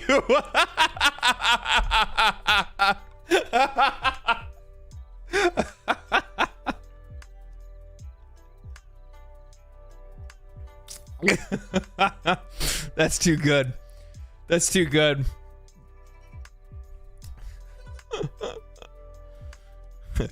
This just makes me think that apparently Githyanki are more like Hispanic women more than anything else. If you've ever dated a Hispanic woman, yeah, that's what it feels like. Go on and you're gonna do this, otherwise you're gonna either that or you're gonna catch a chunkla to the head. Every breath you take, every move you make, I'll be watching you. That is, I didn't need that. You make my heart explode. So funny. They need the VAs to voice this. Oh, for sure. For sure. I was trying to... Oh, Gale. Oh, Gale. I'm trying to find, here we go. So this is their teaser. So, while a little exercise is good for the body, running back and forth between your party members to dismiss them can be tiring. You'll now be able to dismiss and recruit companions to your party while speaking to the companion you want to replace them with. Holy! Larian, what a change. That is like beyond convenient. Like that's so nice. That's one of the things that I've been wishing that's been in the game since the game came out, to be honest with you. I'm surprised it took this long to have it. I'm surprised it wasn't there on launch day. Not that I'm necessarily, like, I'm not complaining. It was still really good, but yeah. Yeah, being able to just switch party members that quickly, that's fucking sick. I love that. Shield Bass just returned home. Shield Bass and Rebuke of the Mighty have been fixed, which means passives should now trigger saving throws. That's cool. Are you going to explain further? No. No. No. We're also here to help practice some self-love in the past month, and making sure that you're the star of the show. With patch 6, automatically triggered dialogue will now prioritize your avatar as the main speaker. So your party members should stop stealing your limelight. I love the GIF. Or the GIF. GIF? GIF. Whatever. Fuck it. Releasing on PC, PlayStation, Xbox, patch 6, 21 gigabytes. Good lord. Approximately 150 gigs of free space. Yeah. I always suggest with like big patches like this, if you're playing on PC, it's better just to, it's way better just to uninstall and then reinstall than it is to do anything else. Nice. It's the little things. I mean, to be honest with you, a lot of the stuff that they've been doing across the board while there are some like little changes that Baldur's Gate 3 has made to the game, like throughout their patches, for the most part,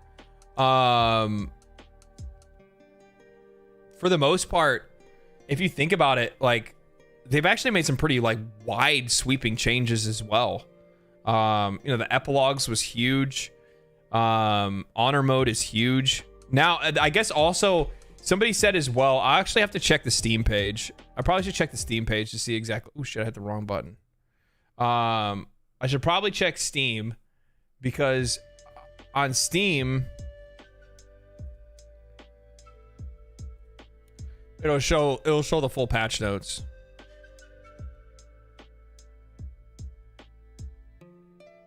I've heard through the grapevine that there's also going to be some changes to. Okay, so they haven't patched it yet.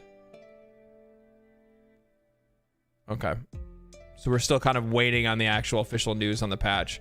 One of the things that I heard of that they're going to be doing to the game is that they're going to be putting in a like more variation to legendary actions and giving more enemies legendary actions. So that's really interesting. So they're actually still trying to make honor mode even more difficult than it is, which personally I think it could use a little bit of boost. I think it could use a little boost. I enjoyed honor mode. I thought it was really good.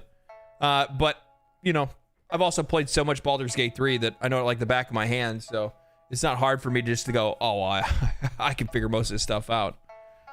I mean, not to pat myself on the back or anything, but, I did beat the game on honor mode my second attempt. And the only reason I lost on my first attempt is because I got hit by a trap.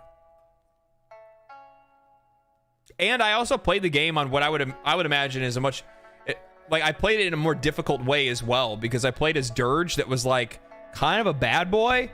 So I lost a lot of allies. I didn't really have a lot of help in the game, and even more so, I didn't have like access to some traders. There were some items and shit that I didn't get in the game because I just didn't have access to the traders. Off topic, do you stream full time now? Yeah, I haven't really talked about that much. I've talked about it like offhand a couple times. So back in December, I've been working in construction for the last 6-7 years or so, doing travel work and stuff like that. Back in December, just before Christmas, I ended up losing my job. One way or another. Not really going to talk about all that necessarily, just because it's relatively kind of private stuff to begin with, but it sucked, to say the least. So start of the year, I had already bought tickets to go back home and visit family and stuff like that. It was the holidays, so it is what it is. I wasn't really going to decide to do what I wanted to do with myself until the start of the year. At the start of the year, I had two choices, which is one, go back to construction, which means I would actually, I had kind of like a full-time gig where I didn't have to travel anymore. If I go back to doing what I was doing, that means I have to start traveling again. So if I go to travel, then I can't do YouTube anymore. So the choice came down to, do you want to try to give YouTube a full shot? Try to give content creation and streaming the old college try? Or do you want to give it all up and just go back to, only doing one thing, only working in construction? So this is the choice that I made. Give it the best shot that I can. So that's what I'm doing. That's why anytime like people are like donos and fucking super chats and shit like that, that's the reason why, like, in memberships and subscriptions and all that stuff, that's why I it's hard for me to be able to like properly express how thankful I am for that kind of support, because it's not necessary nor expected of anybody to do so.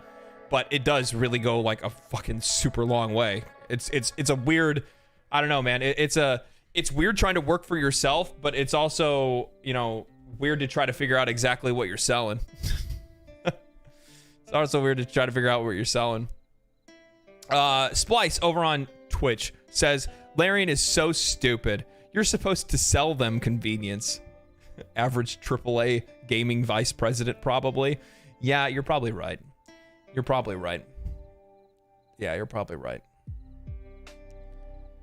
Yeah, could you imagine them being like, hey, we have a quality of life update. You need to pay $5 for this quality of life feature. I actually could see that now that I think about it.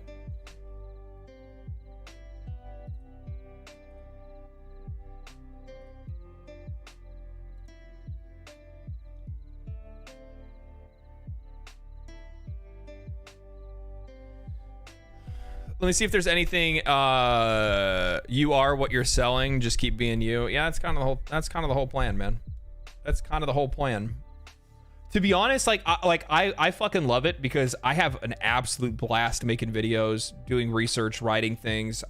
Streaming is something I'm getting used to. I'm not used to this. Okay. I'm not used to this. So this is the one that I'm trying to get better at because like I'm also like inconsistent with my streams as well. But that's largely because like I have to write and record and edit videos to post to YouTube.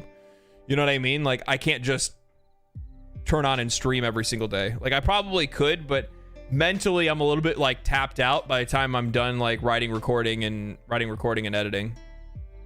So sometimes I just want to kick back and play a video game and just vibe. You know what I mean? Let's see here. Is there anything else?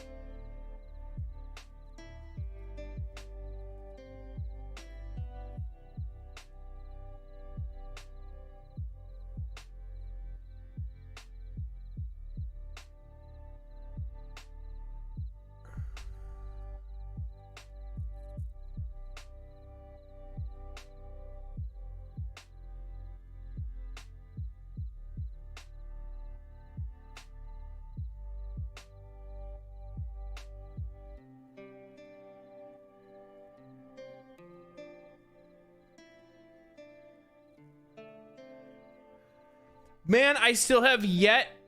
I have never played one of these. I'm gonna watch the trailer for this. I'm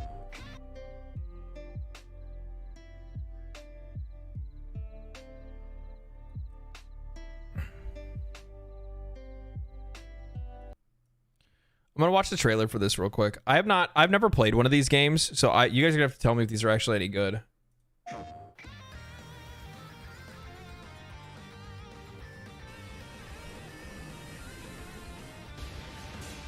Holy bitrate. Why is it going like... I actually need to go to YouTube. Yeah. There we go.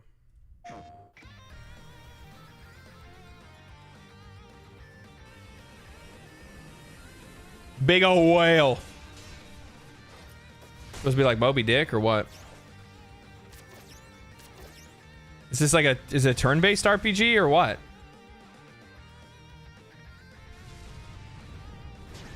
Is this called Eves? XY? I don't understand how you pronounce the name of the game. So is it just only 2 characters that you have?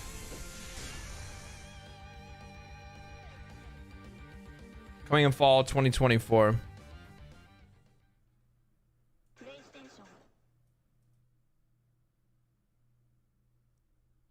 Ease nuts.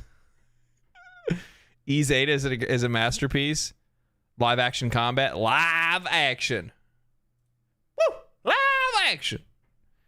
It's a must. Your wife loves it. Sin? I mean sin. Huh. Is it gonna be on Steam? I should probably check to see if it's on Steam or something like that. Maybe I'll put that on the future one. I'm gonna put that on a future one. So the other thing I want to see too is they have a trailer for the archer class. I don't know like what classes are you guys gonna play in Dragon's Dogma 2? Have you guys figured that out yet? Have you guys answered that question for yourself? Because I don't really know exactly. I was thinking of going. I want to go like 2-hander probably straight out the bat or straight out the gate. But I don't know, man. Like.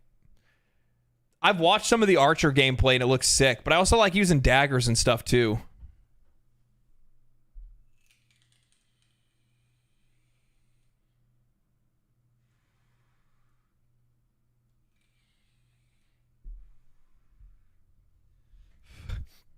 all. All. Yeah, I'm thinking. So like, did you have they shown an official trailer yet? We'll see if there's an official trailer after I watch this. But Mystic Spearhand does look really fucking good. That's true. Mystic Spearhand does look really good. But I also like the Warfare, or at least what they've teased of the Warfare, because it looks like it's going to be able to be whatever mix of whatever vocation you want. You know what I mean? Yeah, the Jack of all trades one. I'm really interested to see exactly what that'll be like and like what you'll lose by having it. But I really like the idea of having a create your own class archetype. Because that's a really cool unique take on them, instead of going, oh, okay, well, you know, we're going to make all these combination classes, for them to instead say, hey, how about you guys just make your own class? Now, the only thing that would make that cooler, okay, the only thing that would make that cooler is if after I made a Warfarer and I made him an archer / I don't know, warrior, like two-handed warrior, if I started to unlock vocational skills at a certain point that merge the two together, where I could get combo moves where I use like both at the same time, or not at the same time, but like, you get what I'm saying, or something like that. So yeah.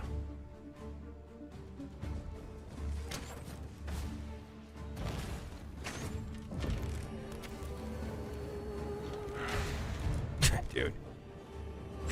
It just looks so good. Poison arrow.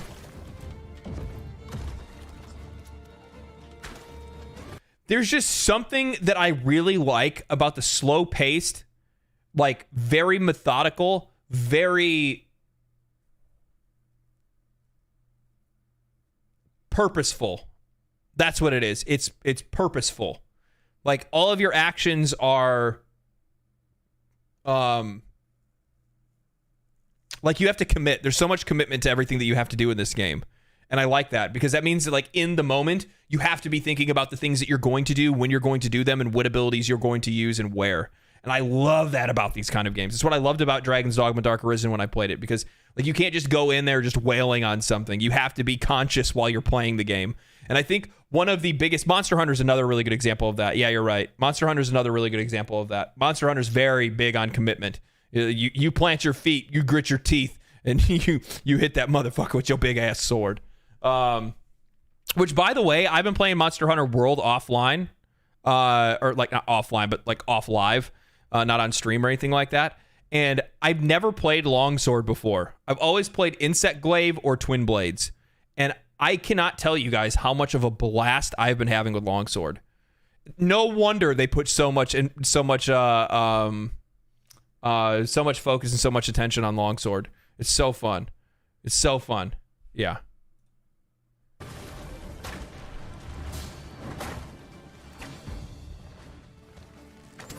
There's a lot of Monster Hunter in this game too, by the way. Like I get that feeling. There's a lot of Monster Hunter in this game.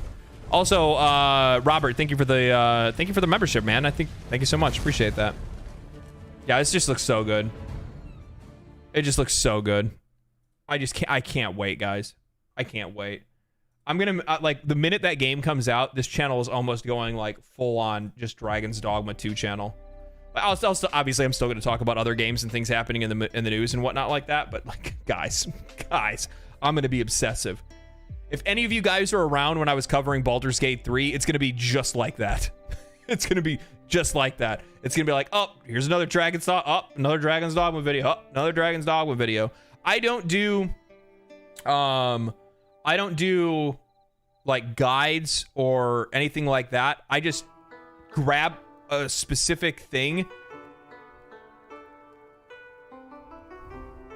So largely one of the reasons why I don't make reviews is because when you're making a review, you're trying to fit so much of your experience into such a small space. Now, maybe if I just like let my reviews go, like if I made an hour-long review for something, then that would probably make me have a little bit more, you know, a little bit more freedom, a little bit more flexibility, we'll say. But the reason why I like making multiple videos is because I get to pick individual parts of the game and just talk about that one thing and how it amazed me and why I think it's great and why I want to see it in more games or how I'd want to see it in other games, and just talk about that one thing. You know what I mean? Instead of making a video where I'm just generalizing and I just lightly tap on it and then move on to the next thing. Sorry, I'll be busy playing it to watch your videos. You're gonna watch it, okay? You're gonna click on that damn thumbnail. I don't want to hear about that. You go to the bathroom. Everybody does. Good. I'm going full Dragon's Dogma Goblin mode. Yeah. I like that you're more freeform. Yeah, there's definitely. Yeah. Thank you. Appreciate that too. No HUD makes the game look so much better. It so does. It so does. That's one of the reasons why.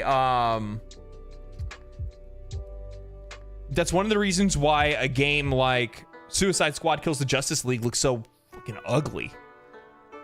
It's the reason why it looks so ugly. Because it's bloated. The whole screen's just bloated with all kinds of different things all over the place. Nobody wants that. Nobody wants that shit.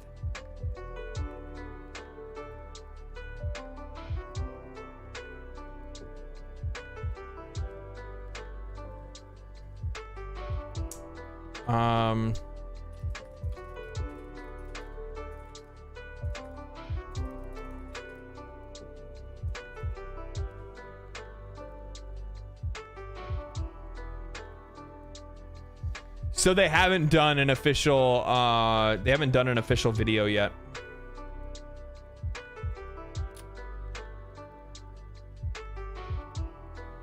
I wonder if it's on their website.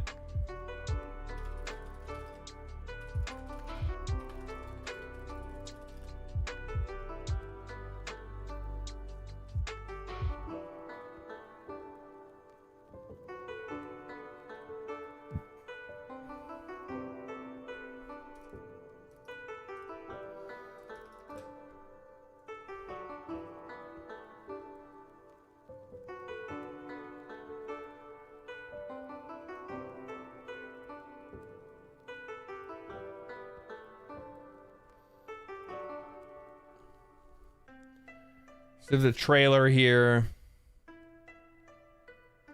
Set forth on your grand adventure, Risen.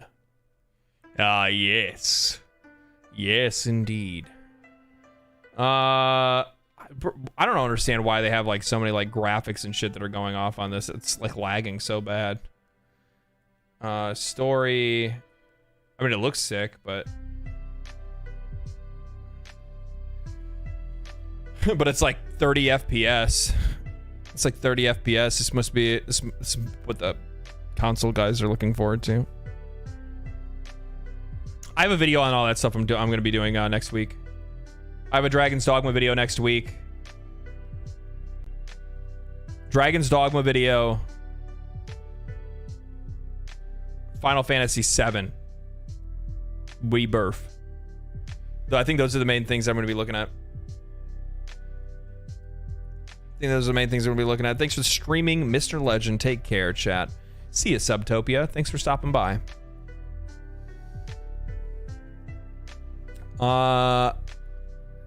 Diverse vocations. So they still haven't... Have they still not... Oh, they did. There it is right there. Warfare.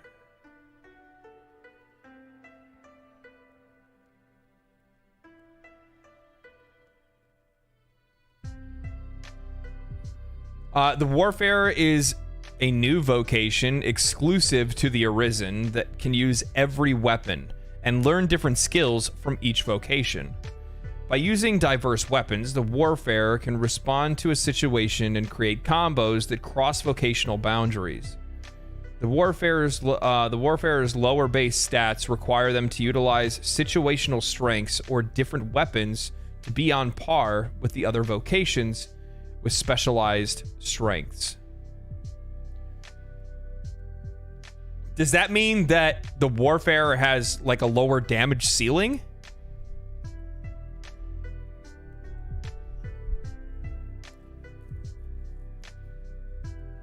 I hope it does as well as Final Fantasy VII. Are you talking about Rebirth, or are you talking about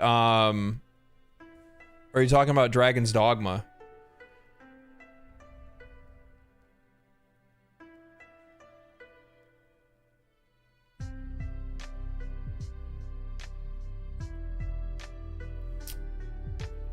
The part where they were saying lower base stats leads me to believe that stats work differently in Dragon's Dogma 2. I think they do too.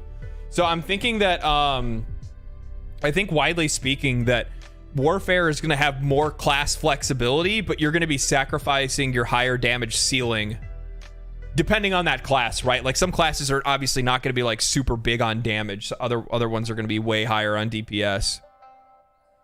There's a theory that stats get adjusted automatically based on vocation. There's a whole Reddit thread about it. Yeah, I know there's some people that are really into this. I watch a lot of God, what is her name?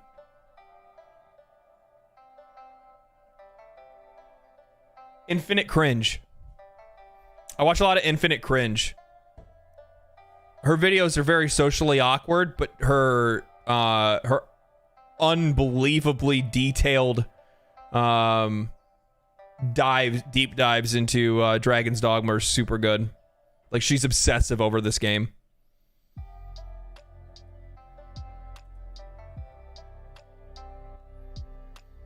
Those who have mastered their vocation. On your travels, you will encounter vocation masters who have mastered their chosen vocation to the fullest. By deepening your relationship with a vocation master and gaining their approval, you'll gain access to their vocation. Or they may grant you special tomes to teach skills of the highest order as the master teachings. That must be how you get the higher level stuff.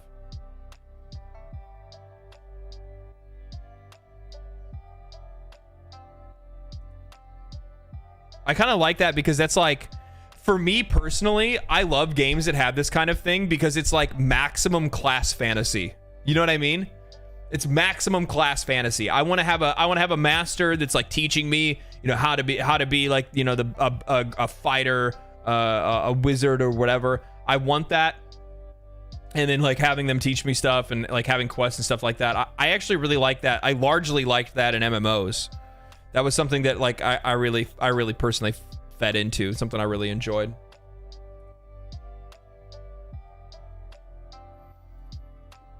Personally.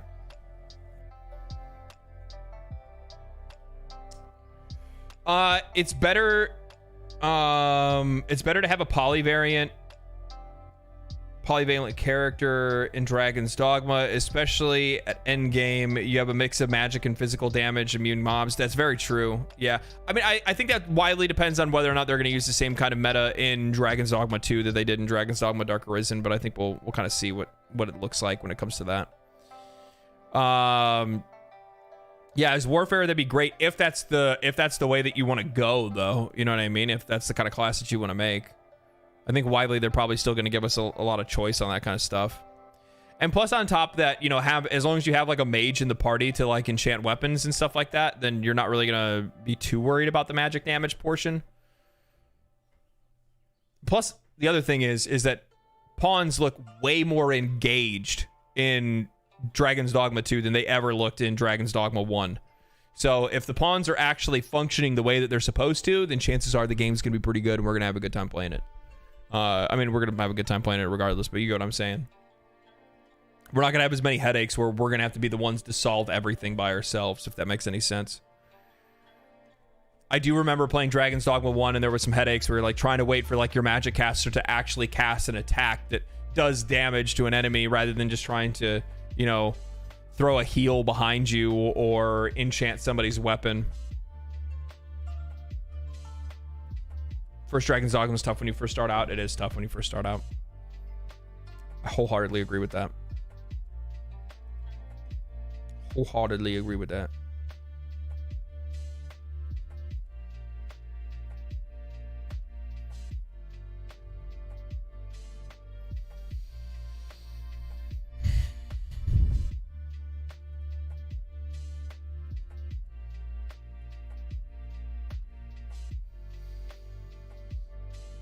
The thief and archer videos show them buffing their own weapons. Yeah, I saw a little bit of that too, right? Like I watched the archer video, and the archer video shows like him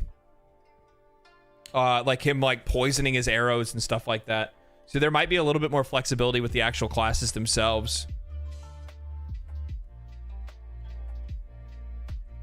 Yeah, I like that a lot.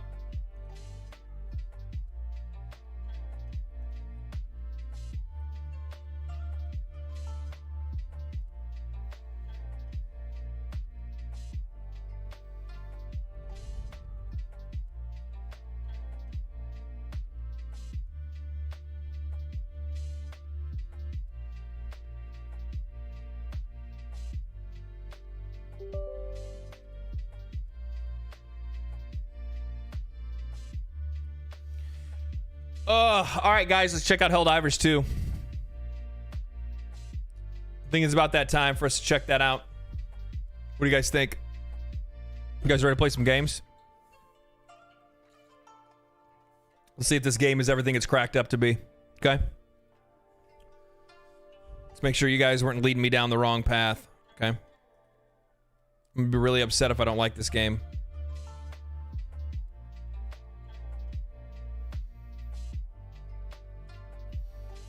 As long as Capcom doesn't mess it up in some way, they should be fine in Dragon's Dogma 2. Yeah, and the thing is, I brought this up in past videos. I do realize, like, some people have a sour taste in their mouth when it comes to Capcom because of, like, you know, anti-cheat and stuff like that, I guess. And also because they want games to go to $100. But with that said, largely, they've been one of the more trustworthy publishers that we've had for a long time, man. They just have. Like, they've been one of the companies that put out, like, good shit.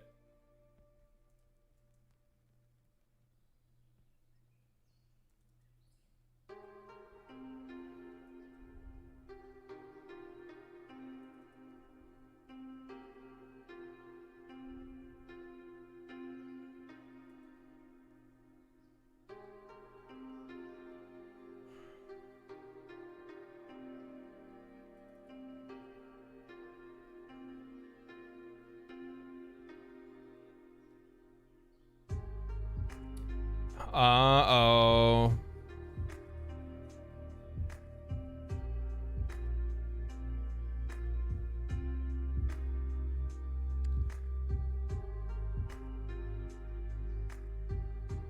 What the fuck?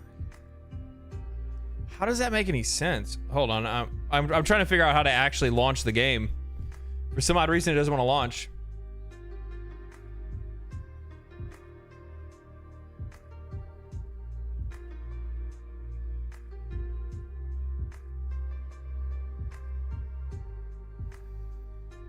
Like right now, I just try to test something to see if I get another game to launch, and the other game will launch. But for some odd reason, Helldivers 2 says meow, meow.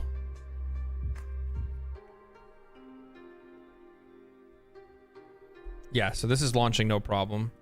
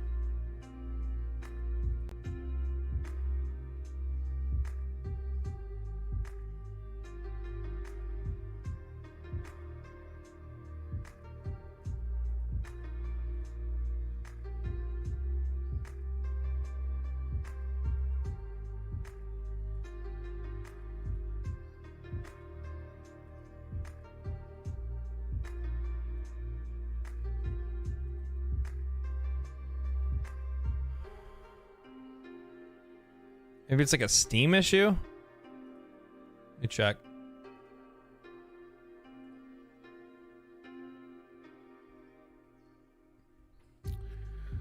Are you getting a black screen? No, it's not black screen. Instead, what it's doing is like, I'll try to open the game. And then the game just doesn't open. It's like I press play on Steam.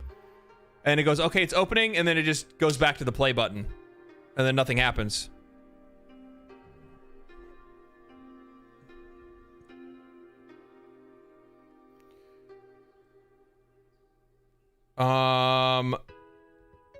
I don't have that problem anymore, but when the game wouldn't launch, I just went to the .exe in the Steam library and chose to run it as admin.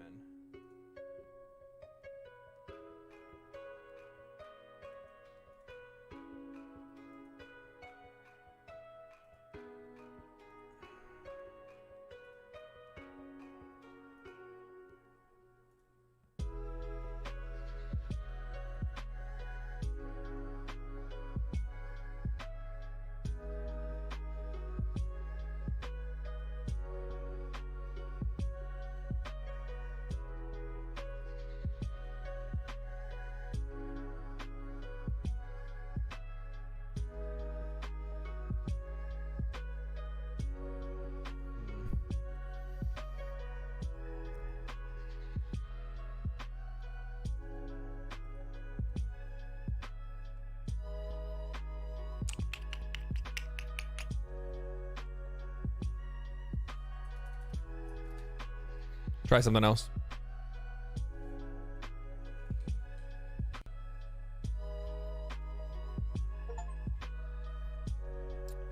This is why I still like playing on console. Yeah, I mean, the funny thing is like largely though we meme on this kind of stuff, like the amount of issues that you actually have on PC are so limited that it's so rare. That the reason why when people are like, "Oh, I'm just trying to figure it out," is because it just doesn't happen. It doesn't happen enough or too often. But with that said, you do find some issues here and there, and I realize that I've heard many a times already that the PC port has had some issues. I don't know if it still does.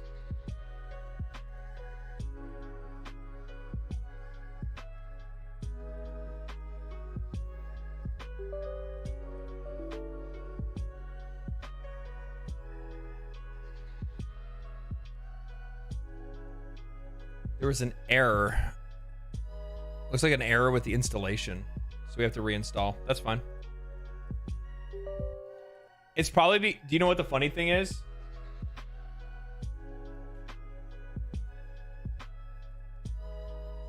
You know what the issue probably is? It probably has more to do with Sony's launcher, because I think you have to like log into a PlayStation account to play if I'm not mistaken. AMD CPUs have issues, I've heard. Well, that's me, so we'll see how that works out.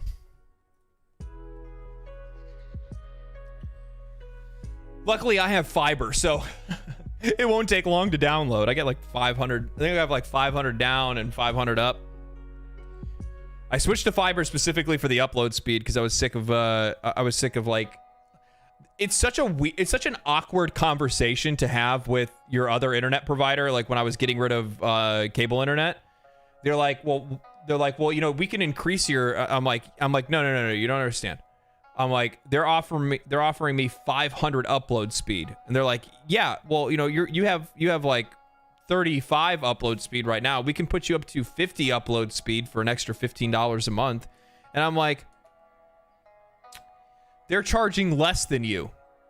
Why would I want to spend more money to get even less from you? That doesn't even make any sense. Oh, you know, you're a valued customer. I'm like, well, I'm obviously not that fucking valued because you want more money from me. When clicking Steam doesn't launch correctly, it usually is an install issue. I had that same issue with Monster Hunter World. Dude, old mods. Yeah, I don't know what it is, so I'm just reinstalling it.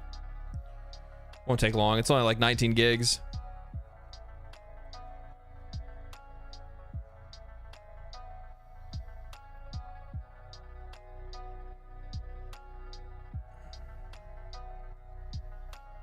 I don't know. Like some games will have like a launcher that's attached to them. Larian has their own launcher. Hello, Hannah.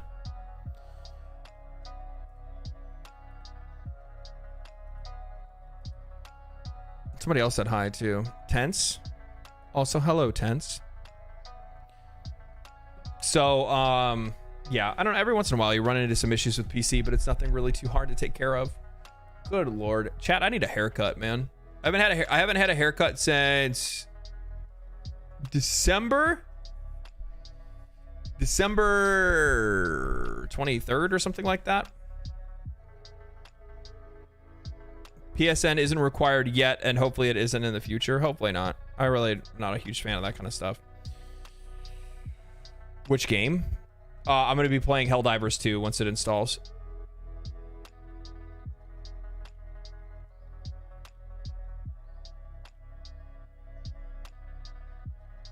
Not wanting to liberate planets. Yeah, I'm looking forward to liberating me some planets. We're just bringing liberty to the galaxy. That's all we're doing, right?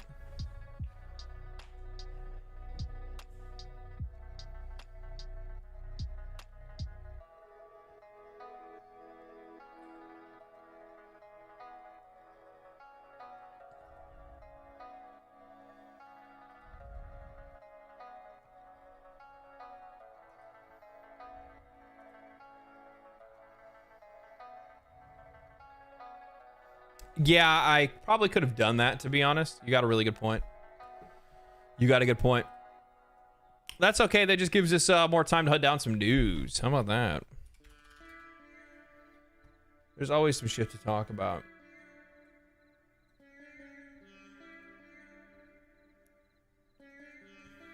I largely like streaming just because it gives me a chance to kind of vibe out and just talk to people.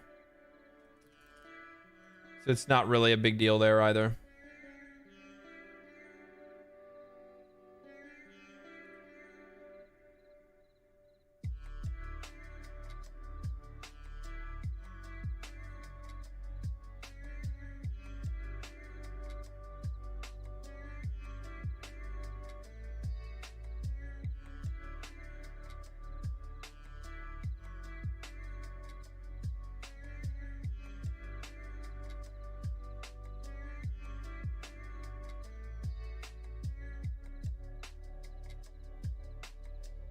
Man, I saw this thing too, where like apparently like there's some like YouTuber dude that fucking was just recently found dead at age 23. And like somebody took to the internet. It's like a podcast without Mark. Yeah, exactly. And I guess like somebody took to the internet, like knew the guy or whatever like that, and started like talking about some like wild shit this guy was like into. But it's obviously like completely baseless, and I'm seeing like this wide like just adoption of like whatever this one guy said on Twitter, which is kind of crazy. Have you tried Divinity 1 and 2? Just picked them up on sale from Steam. I played Divinity, of course. How do you think I found Larian in the first place?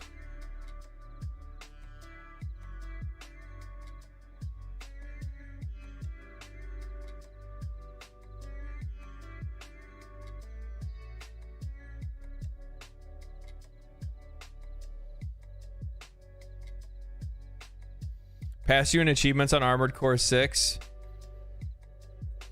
How dare you? I really do need to go back and finish AC6. I need to. I genuinely need to. It's such a good game. And I want more games like it, to be honest. Games that are like palatable, something good to like pick up and put down, but also something you can pretty much go back to. Though actually, I don't really think it's actually a good game to like take too much time away from. Otherwise, you forget like why you were building your mech in a certain way, how mech builds actually work, what weapons are going to be good for what you're doing. You lose like the rhythm of like fighting and stuff like that. I did walk in and I did like, I haven't played it in in a long time, and I think like last week sometime I hopped on it and I took out a pretty difficult one of those like duos. I have a much easier time fighting single enemies in that game than I do like multiple at a time. So when you get those bosses that are like two guys that you have to take on at the exact same time, this stuff is it's rough. It's tough. Rough and tough. Rough and tough. I am looking forward to that Elden Ring DLC. I did see that there was a recent comment where somebody from FromSoft came out and said, they're like, yeah, it's gonna be a while. They're like, no, it's not soon. Because people have been asking, they're like, well, when is it coming? Is it soon? Is it soon? Is it soon? They're like, we're working on it. That's all we can say.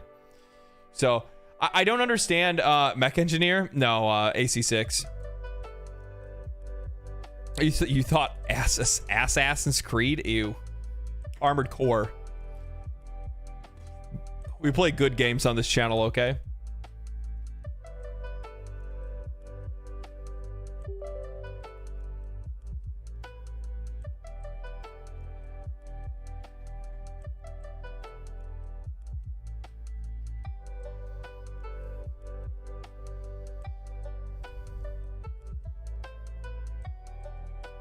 What is going on?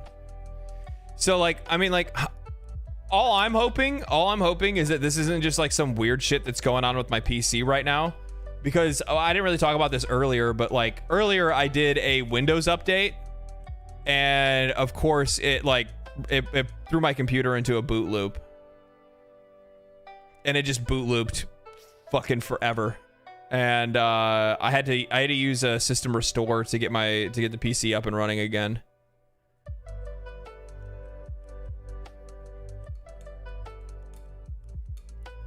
And the thing is too, is that at the same time, when I fired the computer back up, right? Then immediately there was a Razer firmware update. I don't know if any of you guys deal with the similar issues to this if you're on PC, Like Razer firmware is, and firmware and drivers are ass. I don't know what it is, but anytime that there's a Razer update, my computer just goes crazy until that update goes through. And then once the drivers are updated, then all of a sudden the PC acts fine. But like I'll start having audio issues. I'll start having all kinds of other shit until I finally install it. It's so weird. It's so weird. Honestly, I think I'm probably gonna go back to my LG mouse. Like I like having the wireless mouse, but part of me just wants to go back to using my LG one instead.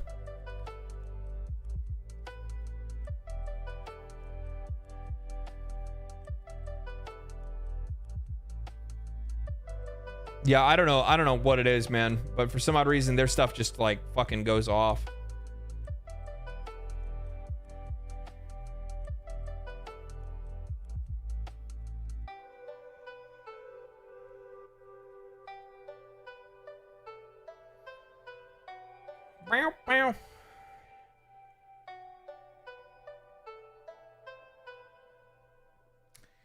What do we got going on here?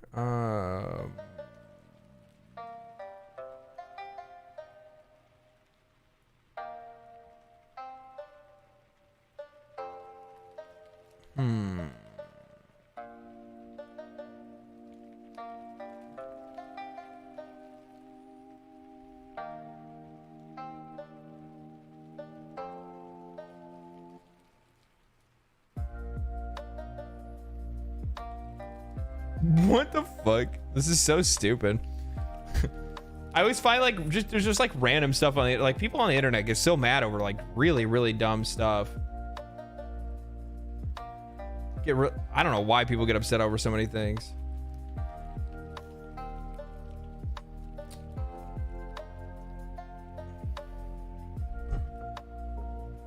Honestly, sometimes I wish I had like a good subreddit or something like that, like Asmongold does, where people are just posting shit and it makes it easy to find stuff rather than going and find it myself. You know what I mean? Like that shit sucks.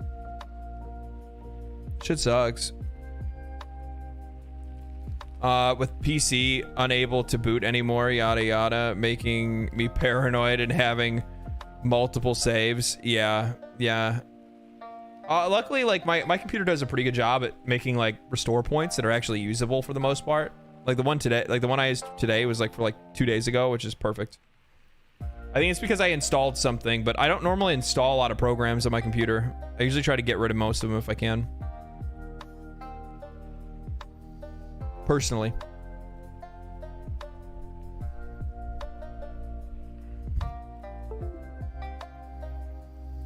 I will be right back.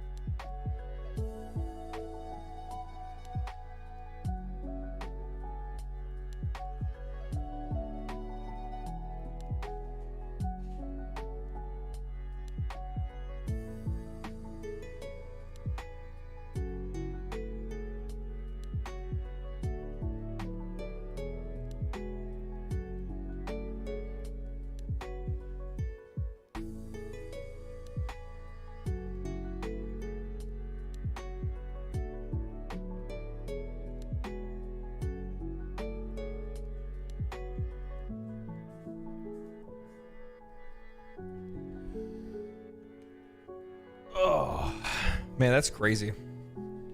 So I guess they're trying to find somebody in my neighborhood.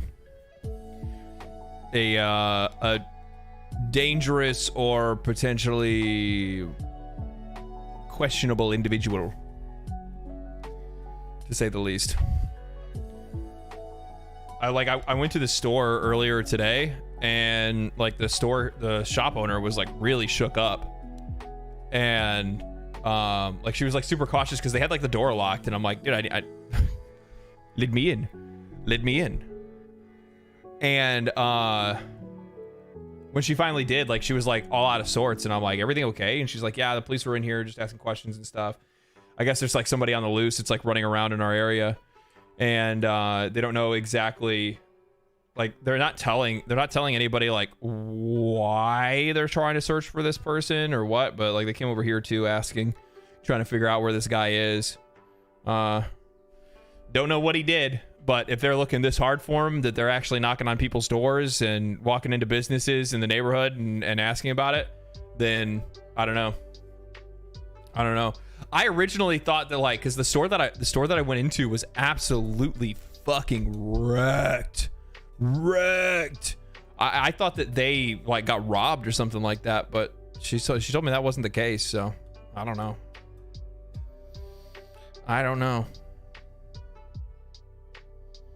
It's a clown from Clown World. It could be. Talking to the cops fun times. I never really had much of a problem with the police. Never had much of a problem talking to the police, to be honest. For me, for the most part, it's like as long as you just remain like respectable, you don't really have any issues.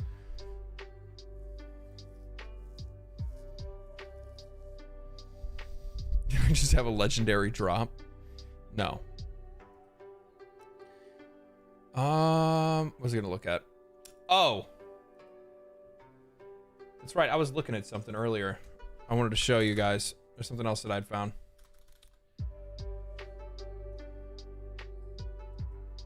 This actually just kind of ties back to everything that we were talking about before.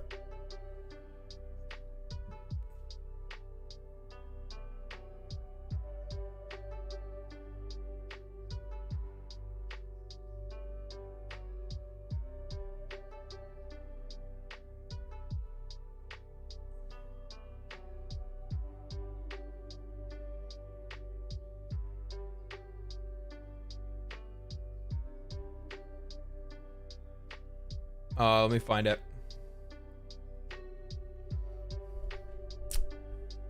Let me find it. I think it was Jess Corden. Big Sa-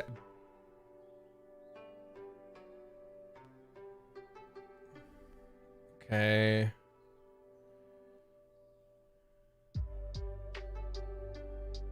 Let me see if I can find it.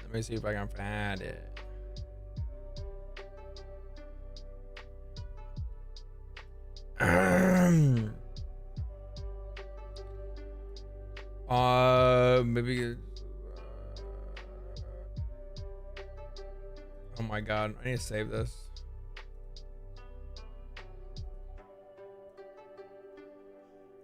I always find memes and then I save them so that I can use them for so that I can save them and use them for like future videos and stuff. I've actually been having a lot of fun using memes specifically for making thumbnails. I've just been I don't know. I've just been really digging it.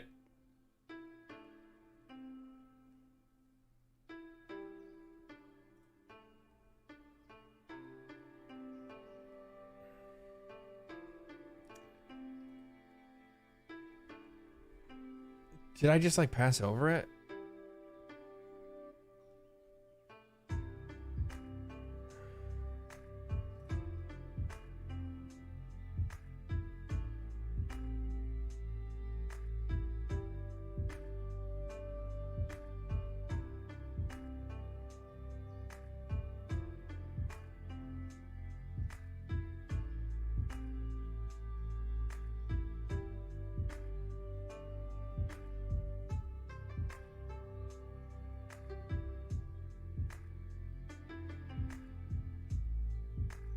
No major, so GameSpot posts a thing saying no major Sony franchise game releases are coming until April 2025 at the earliest. Throughout all of the Xbox rumors, I kept pointing out how they weren't going to be clear sailing for Sony either. We've watched part of the AAA development is unsustainable, is unavoidable. Yeah, and that's like the whole fucking point of something that I've been bringing up. So I saw I saw Windows Central, Jez Corden, had basically wrote saying that,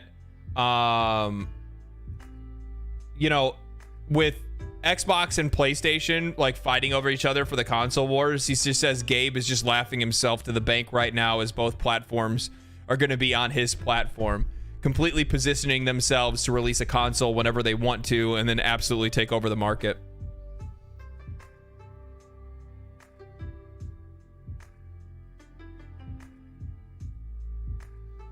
Sometimes I get depressed seeing influencers having to soft sell us on the whole all digital, no ownership paradigm little by little. What are you talking about?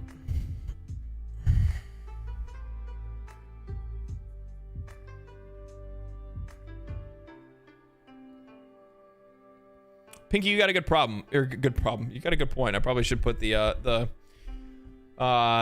should probably put a Patreon thing in there.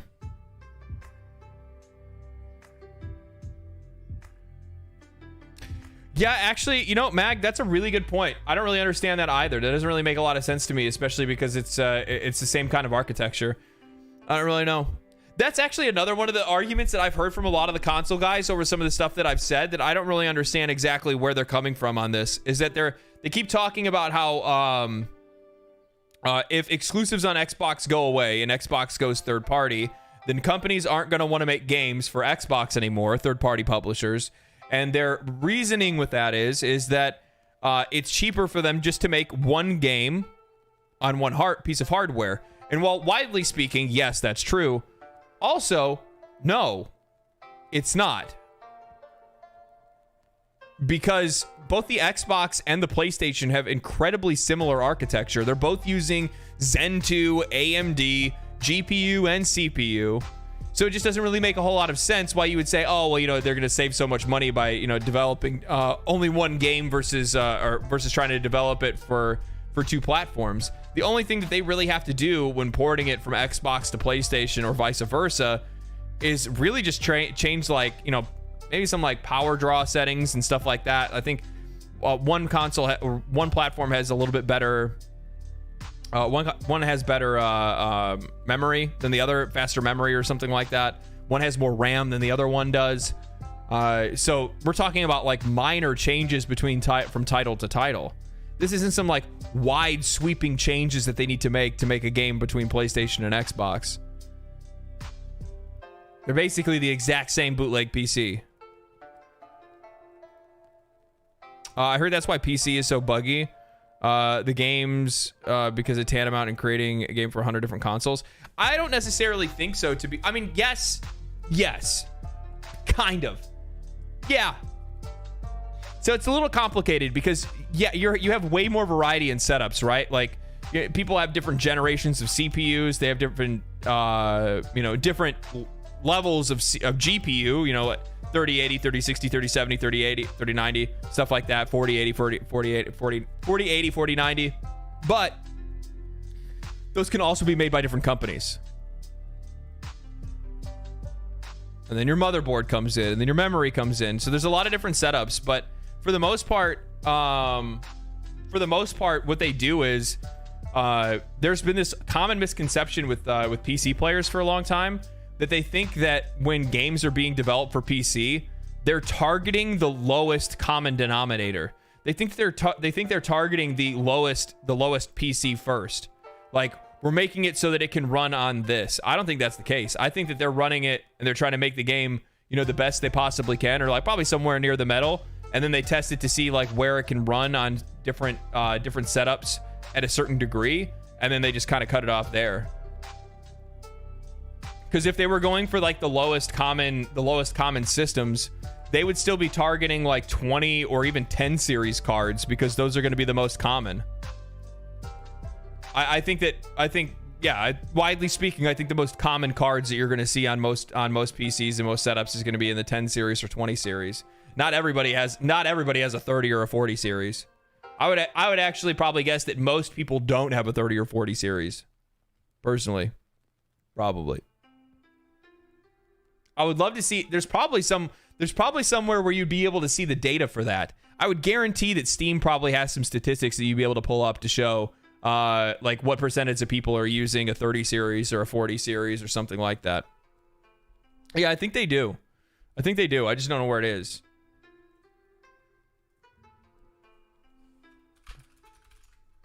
Let's see here.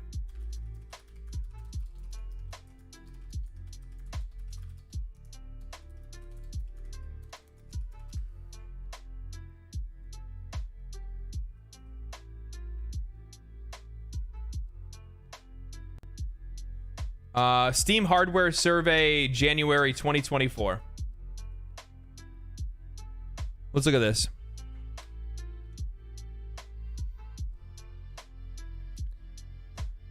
So it says DirectX 12 GPUs. We don't care about that. So this is Steam hardware and software survey, January 2024. PC video card usage details. So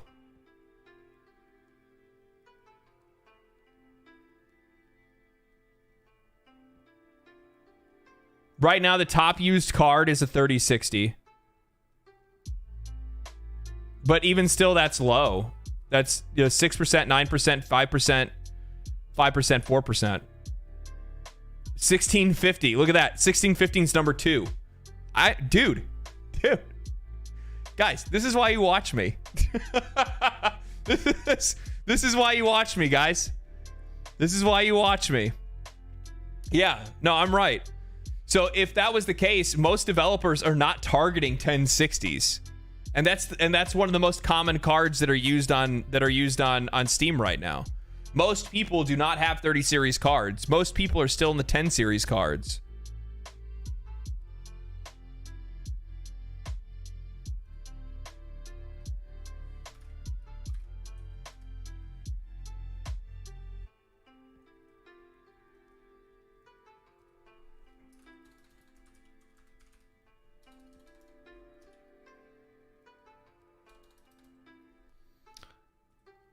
No way.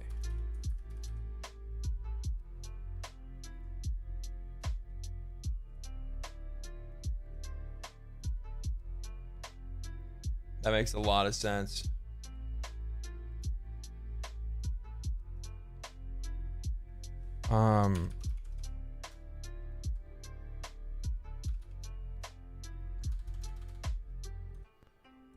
Okay, there we go.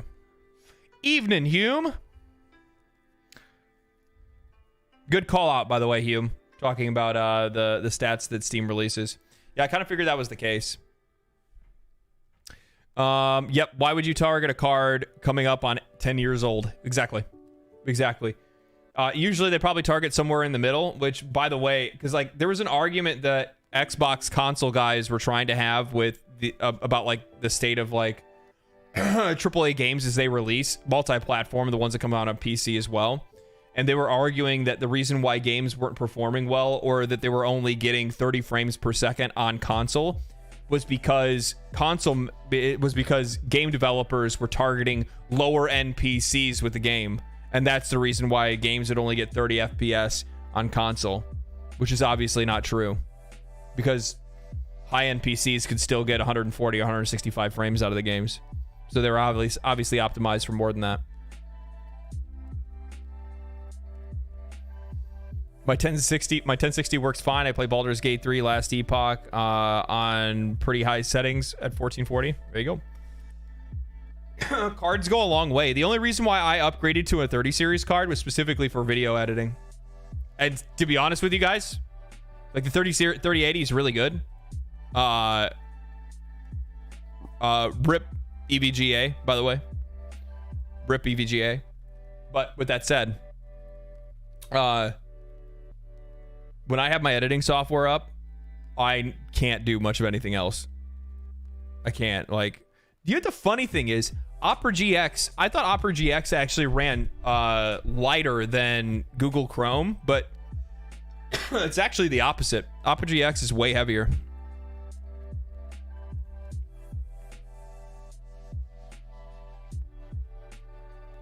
I don't even know what I got. My PC is 5 years old. Works great. That's largely one of the reasons why I love having a PC in the first place, is because when it comes down to the day where I want to switch it out and I want to get something different, I can literally just swap the card out and call it a day. Like, I think people largely just like don't pay attention to the fact that it's like, okay, so it's either that or like every 6 years you're refreshing all the consoles in your house, rendering a piece of hardware useless that at least you can go trade it in. I mean, I can still sell stuff out of my computer too if I wanted to. I gave my 20 series card to one of my buddies so that he could actually have a good gaming PC.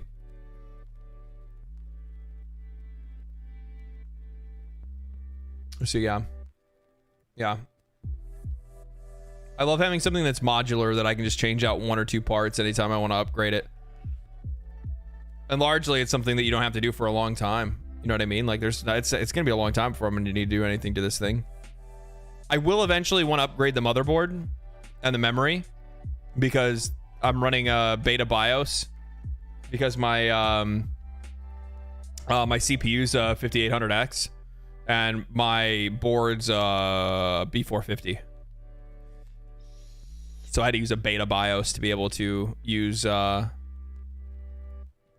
AM5. Or is it AM4? I can't remember.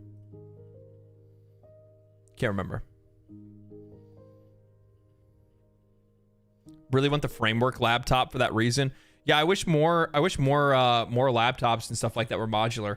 I always thought that was really interesting. There was a company that was trying to make a modular cell phone at one point, where you'd be able to like just upgrade parts of the phone rather than having to get rid of like your phone every single time you want to upgrade. It's like, oh, you know, you want to upgrade your CPU, just pop out your CPU, put a new one in, bam, you got a faster CPU in your phone, or, you know, memory or whatever you wanted to add to it. I always thought that was a really cool idea. I don't think that company went anywhere because, well, likely the industry would not like them to exist. My big brother has no job at 40 plus, and my mother retired, and I always have to upgrade and gift my former PC parts to my brother and my mom, so I can recoup any money on that. Oh, I can't really. Yeah, that makes sense. I mean, I gave myself, like, my one buddy's my buddy of mine. He's disabled. He has like a rare blood disorder. He can't leave his house. You know, he gets sick real easily. If he gets hit, he, you know, basically will bleed to death if he even gets a bruise. So, you know, down on his luck basically for his entire life. Any opportunity I get to, you know, throw the guy a little bit of something to help him, I will. You know what I mean? So I sent him, what did I send him? I sent him some RAM, cooling fans, a CPU, and a GPU.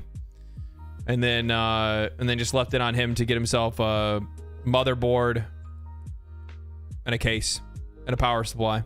No, I sent him a power supply too, actually.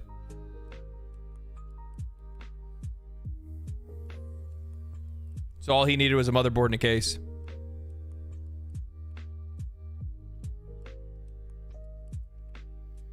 Though I should say that I was relatively being a bit selfish, just because I wanted more people to play PC games with. That's really all it came down to. Wanted more friends to play with it. That's it. He would get on to play like PC games, but the problem is that like he since his PC sucked, I think he was still running like a 600 series card, something like that, like a 680. It's like some 680 or something like that. So I'm like, dude, you need to upgrade that motherfucker because I'm sick of only being able to play Heroes of the Storm. I mean, don't get me wrong. I love Heroes of the Storm. I love Heroes of the Storm. I just don't want to play it all the time, and it'd be like the only thing that I'm playing.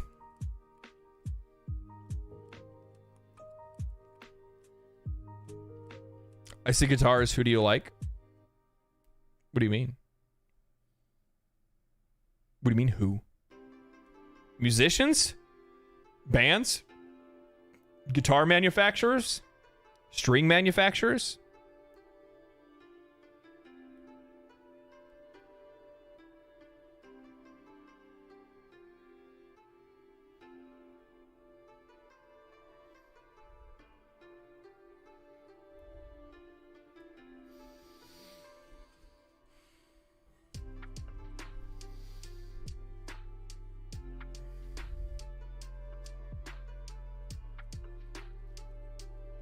I actually need to give like all my guitars like a good cleaning and stuff like that. They all need a good cleaning. The black one needs new strings. The other one needs to get restored, but it's just gonna be a while. I just don't have the money to restore my this one here. This is the Explorer. That one I can't really do. Obviously pickups, that makes sense. Of course. EMG, of course. Yes. I don't know, we were talking about it a little bit today. Are you good at guitar? No. We were talking about it today in Discord, and we were going back and forth and like just talking about like music and stuff like that. I'm a huge metalcore fan. Like in high school, I was really big on like A Day to Remember and shit like that, you know what I mean? But oh yeah, I mean, like, but then also at the same, so like, but like my music tastes are so varied because when I was growing up, like my mom, and still to this day, my mom's like a huge Beatles fan. She loves the Sensations. She loves Led Zeppelin and stuff like that. So like I've listened to many of those songs for most of my life. I know all of the is Hot's Not Dead. Hot's is not dead. You can still play it right now. Don't let Blizzard know it's still alive though, because then they might realize that there's still like hot chick skins in it and they'll probably just delete it.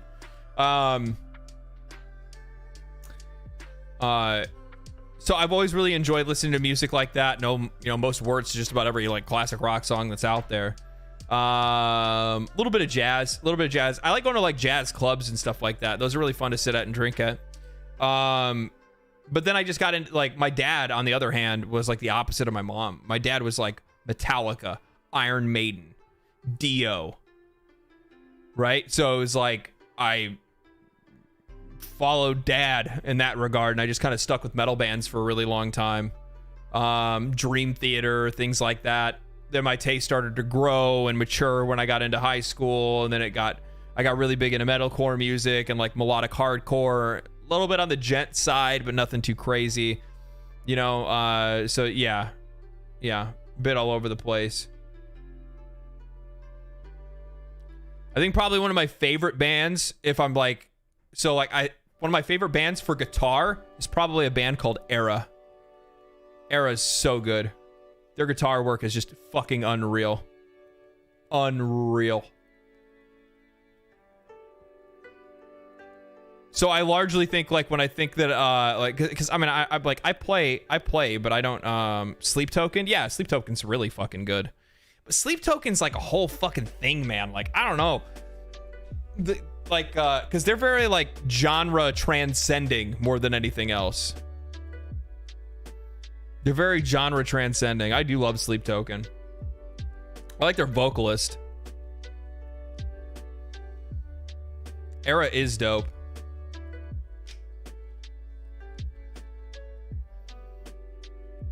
If I streamed only on Twitch, I could actually fucking listen to normal music. But YouTube would just shut the video down.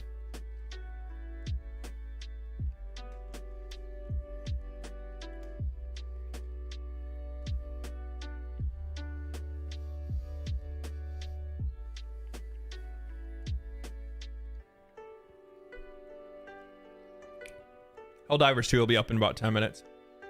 Something like that. It's at 18% of 19%.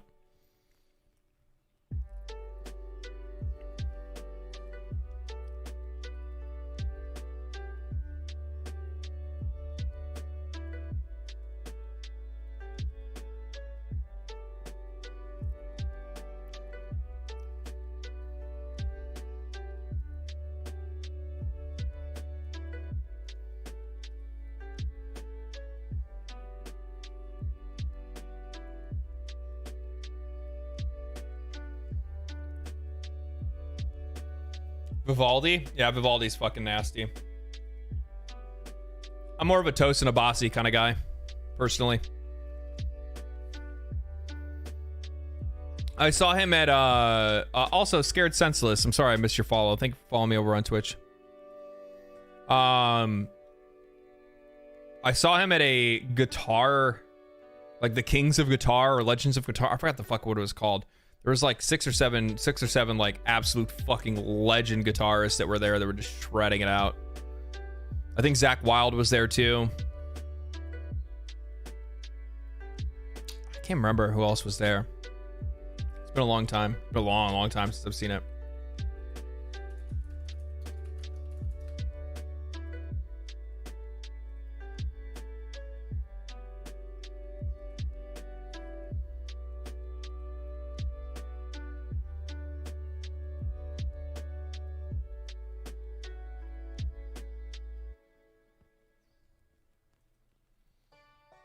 Man, that was so weird. There we go. I was having a problem before where like I just had to like reinstall Discord. I couldn't get Discord to work. For anything that I tried, I couldn't get it to work.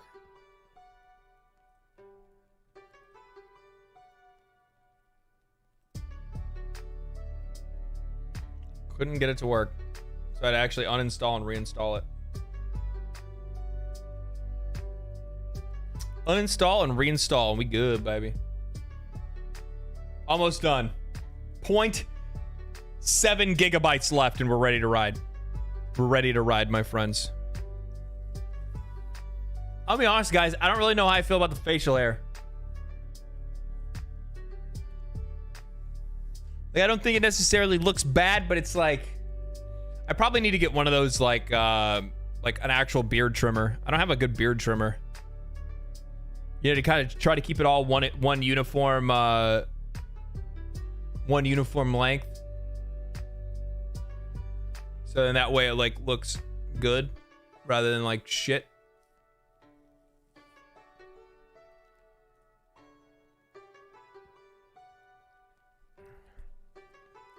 You like metal? You like metal? I saw your Spirit Box t-shirt. Yeah, I fucking love Spirit Box. I love the Spirit Box.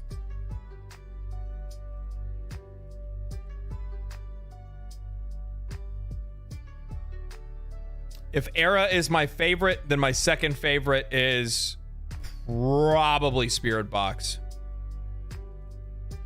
They're also like one of those bands that just gets better. Like they don't get worse. It's the key to make it look decent without going to a barber. Yeah, I do need to get a beard trimmer because it just looks a little bit messy. And to be honest with you, I need to like I don't know. Chances are I'll probably end up shaving it again. I grow it too quickly for me to like be really all that worried about you know, like this is like a 2-week beard, right? It's a 2-week beard. Gone in a moment and right back after. Architect songs are like hit and miss with me. There's a few of them that I really, really fucking like.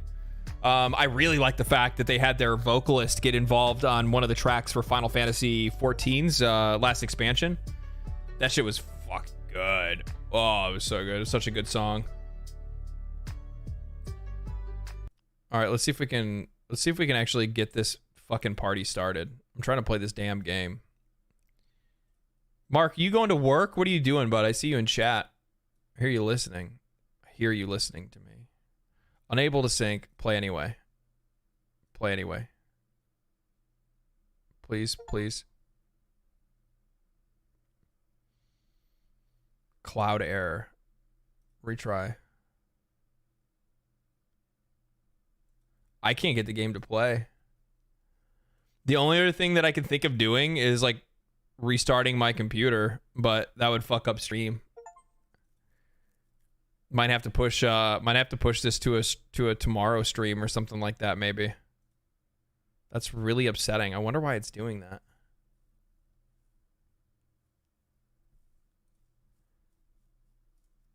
Let me check the old intranets.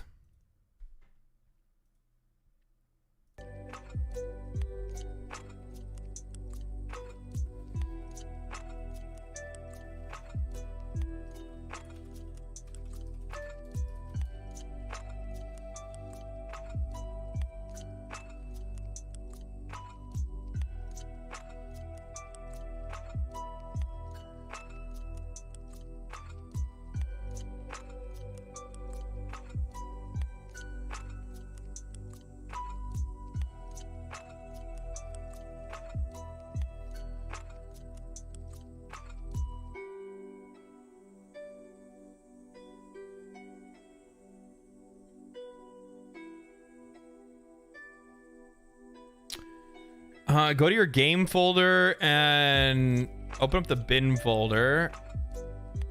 Delete game guard folder here. Right click on Helldivers 2. Run as administrator. Add the game guard folder when it gets newly downloaded to your virus protection whitelist. Is that what it is? Is this a restart PC? Fuck me, I'm not gonna do that shit. We're gonna play something else.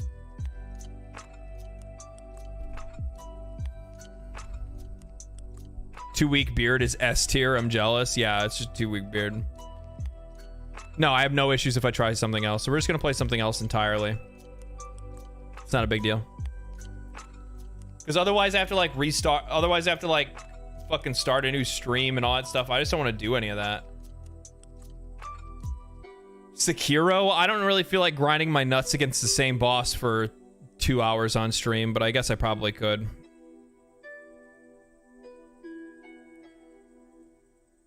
Is there anything else that I would want to play? Let me think first. Actually, you know what? No. As much as like Sekiro sounds good, we'll just play Enshrouded because I need to finish it for my review for it. No distractions today.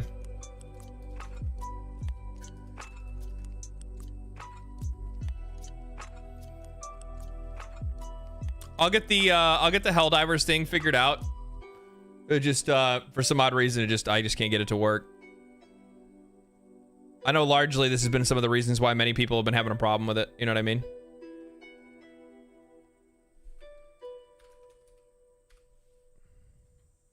Sorry about that, guys. I know some of you guys are really excited to see me play Helldivers. We'll get to it. We'll get to it. Grinding your nuts on Valentine's Day would be appropriate. It would feel appropriate, actually. Armored Core 6 vote. I have to finish this.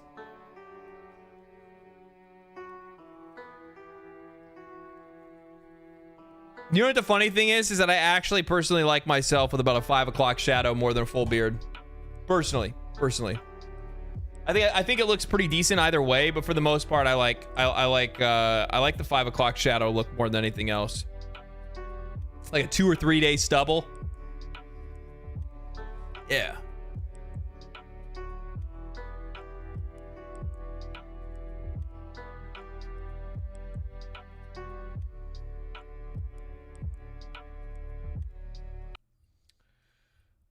All right, let's turn all this shit off.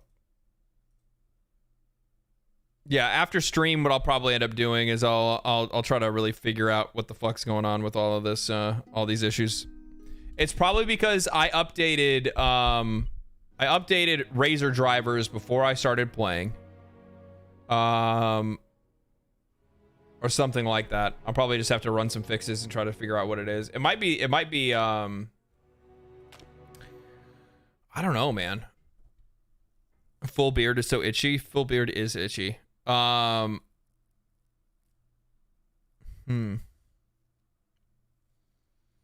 could be antivirus. It might have to add it to my whatchamacallit, to my listy.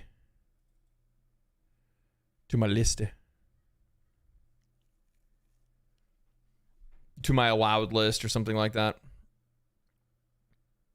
You can watch the full intro vid to get it to go. If you're even getting, I'm not getting that far. I'm not, the game's not even opening. That's the problem. What happens is I click play on Steam and then it says running and then it just flips back to say play. So like, it's not even launching the game. The game's not even launching at all. It'd be different if it was launching because then I could probably do a couple things to just figure that out, but it's not even launching. So I have no idea why it's not doing that. And I uninstalled it and reinstalled it. So that's a whole other fucking thing in itself, right?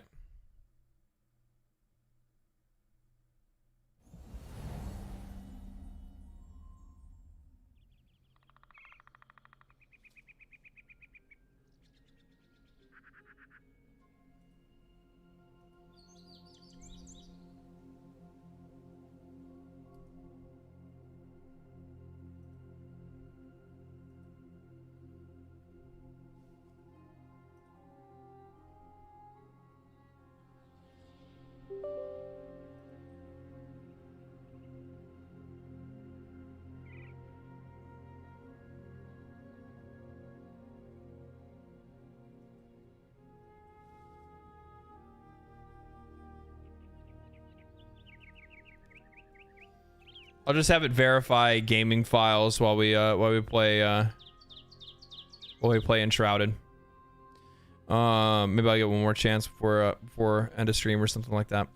Let's see here.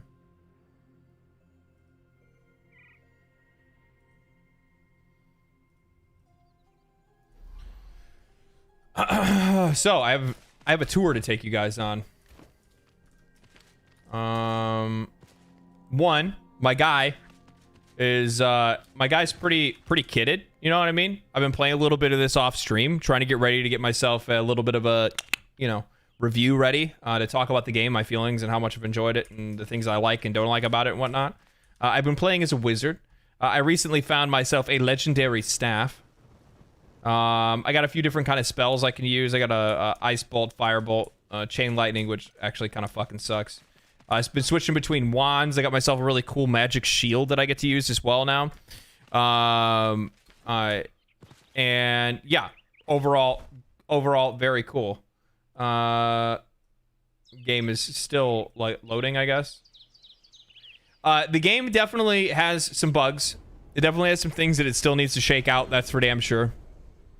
Overall, the game is really good, and I actually do recommend it to people. So if it's something that you're interested in playing, I highly suggest that you give it a shot because it's definitely worth playing. Outside of that, if you want to know like specific issues or things that I've run into, so far as like game performance is pretty good. So that's not really the problem. I'm not really a huge fan of the stamina system in the game. It's kind of a bit of a headache. It's not that it's not that I have a problem with stamina systems. It's that I have a problem with how they're implemented in games more or less. I think in combat it makes sense. I think in traversal sometimes it does, but not always. Me using a grappling hook that pulls me up to a platform. Well, yeah, I'm gonna need to use some strength to use it. It still just like contextually sucks. It just doesn't feel good in movement. I think there's certain things that developers like to do because they find it more realistic. But I'm playing a game where I'm fighting like mushroom people that have infected a planet, and I was put asleep in stasis like it's fucking Fallout, and I just woke up and I'm called the Flameborn. I don't really need a game to be realistic. You know what I mean?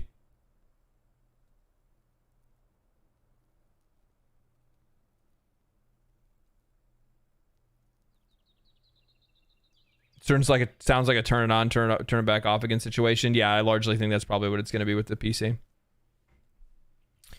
But outside of that, like, though I have like minor headaches, I like the freedom when it comes to building. I like building stuff. I like the way that things turn out when you build things. I don't like the building system. I think it's really cool and unique what they've done when it comes to things like, like being able to choose like individual parts that you want to be able to use to build stuff. And then also you have different sizes of those things, half walls or foundations, larger pieces of actual walls, doorways, beams, stuff like that, right? I like that there's different sizes so that you have a little bit more customization. If I want to make like a smaller staircase, I can come in here and I can make a smaller staircase so that it's a little bit more form-fitting and gives me more room, for the room, right? So that's cool. I like that kind of stuff. What I don't like is that say as an example, one of the things I don't like is, say for example, if I go over to this crafting table right here, like, this is the way that you make, like, furniture. It's like, oh, you want to have, like, a table in your room? You want to, like, or you want to have blocks. This is even more feels, like, fucking weird, right? Is that, like, you have to, like, craft the blocks, then have the blocks in your inventory, then use your hammer to build the things in your place. And the worst part is, like, now I have these, like, enchanted chests, these right here, which allow me to be able to craft things from anywhere where I want, right? But it still doesn't allow me to just build things wherever I want without having to have the blocks in my inventory. That stuff I'm not really a huge fan of. Like, it just doesn't feel good. It just doesn't feel good. It's bad game design. I'll just say it. It's bad game design. That's not a feel good system. Go to the table, craft a table, craft a where is it at? Craft a table, craft a fireplace, craft a chair. You have to have these things in your inventory. Then you have to put them on your hotbar, and then you can put them down. That doesn't feel good. That's bad game design. That's it. That's just bad game design. I don't know. I don't know how that would even get into early access. I'll be honest with you. Like, that's one thing out of this game that if they took that out of it, the game becomes like 3 scores higher for me. Not that like I'm necessarily saying that the game is like a 7 or a 10 or anything like that, but you get what I'm saying. Like, it's that much of an annoyance and ass backwards thing where it's like there are so many different examples of survival games that have a better implemented crafting system than this game. Like, not crafting system, like building system. Like, give me a wheel like Palworld, right? Give me a wheel like Palworld so that I can say, oh, I want to put braziers here. I want to put a table here. I want to put my flame altar here, or I want to put a cooking pot here. Or let me flip over to the other side with structures, and I want to build a structure that I'm building. And then just make me have the material type in my inventory rather than me having to come over here and craft individual fucking blocks of material. Like, this is so stupid. It's so dumb. But with that said, I really like the game. I really like the game. I kind of like the idea of having this, like having your fucking NPCs, these like crafting dudes that help you like craft certain recipes. It kind of gives them like a little bit extra purpose, and also at the same time they'll have quests for you, which is also really cool. It helps you learn like a little bit more about the world and what's going on. Yeah, I like it. I like the NPCs. I like the look of the game. I like the art style. I like how it's stylized. What am I doing here? Yeah. So there's a lot of things that I like about the game.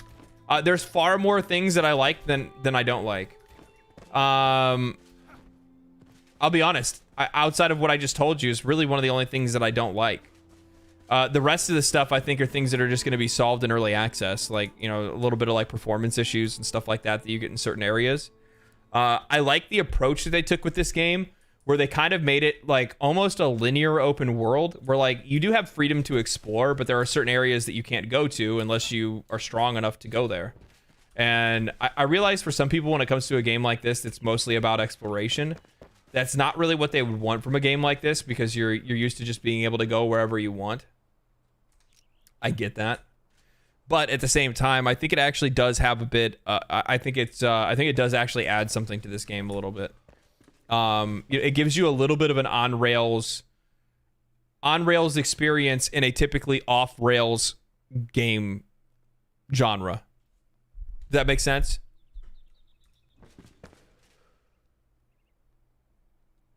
What am I doing? Oh, I need to strengthen my flame, actually. I need goo.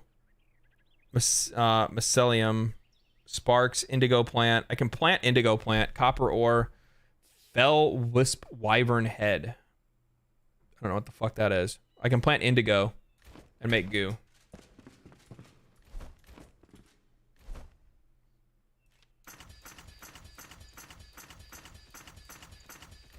I think that fits the goo. No, 2 more goo.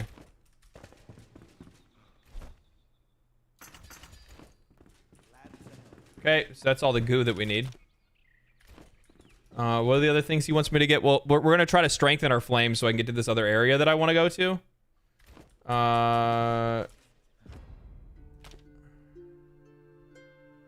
Mycelium. Indigo plant. Copper ore. Copper ore is easy. Indigo plant's easy. Mycelium, I get it from out in the wild. We need to plant indigo plants. Where is indigo? Probably should have some in here somewhere. Yep, right there.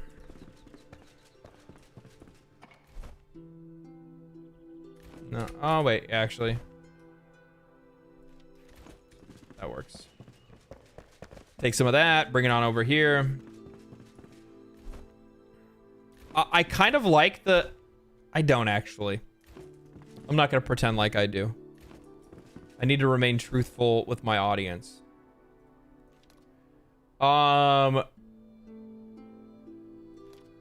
Indigo. Select. So when it comes to like wanting to plant things, what do you mean insufficient material? Indigo plant. Oh, you need farm soil.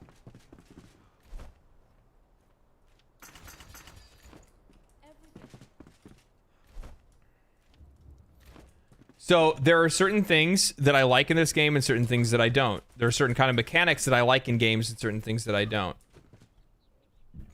I would much rather find seeds in the wild and then use those seeds to plant like crops. In this game, you find plants, you bring them here, you put those materials in a seed bed, and then it like makes seedlings.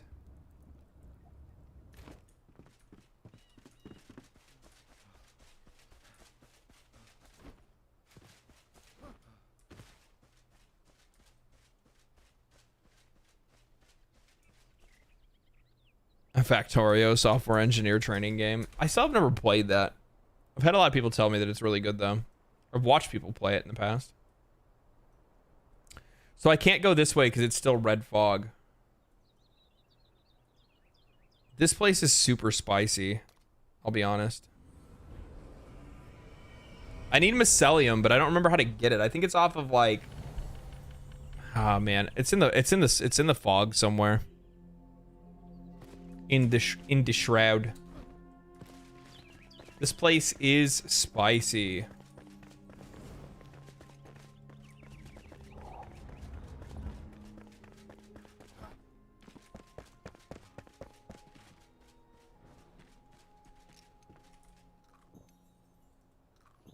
Get my buffs up.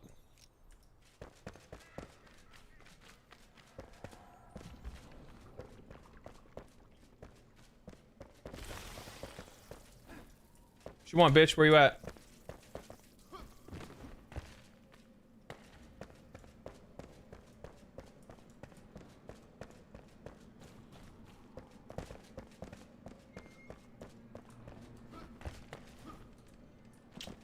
I can't get up that way.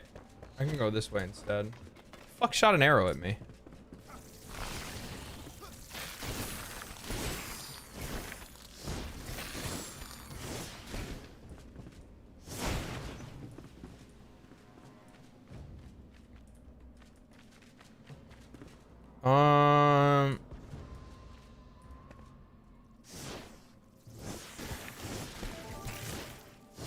Get rid of the rest of this stuff. Sal, thank you for the follow. Appreciate that. I hate bugs, by the way. Bugs in this game, they suck. Good folk heed this warning. Skimmer's Cove crumbles and roars. King Gormander's Imperial Guard suspects impending collapse. Refrain from visiting the cove or venture forth at your own risk. Search and rescue operation. Fucking goddamn it!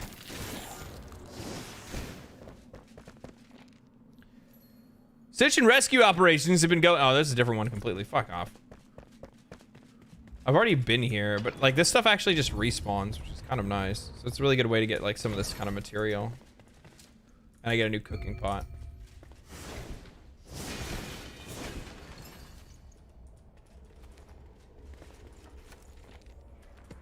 Thank you.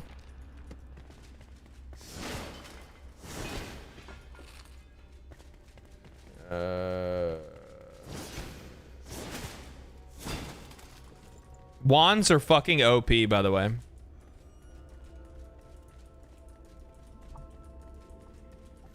Early access means we are the QA testers. That's very true. So I think it's really important to make sure that we make videos and stuff like that talking about like our actual thoughts and opinions on it.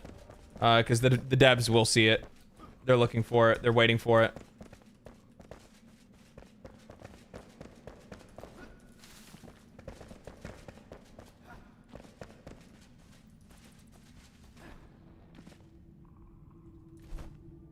I'm looking for this thing that's like up north. I kind of want to go grab my corpse though. I died here already. Garbage. If it ain't magic, we don't want it. We don't want it. What's down here? Hello?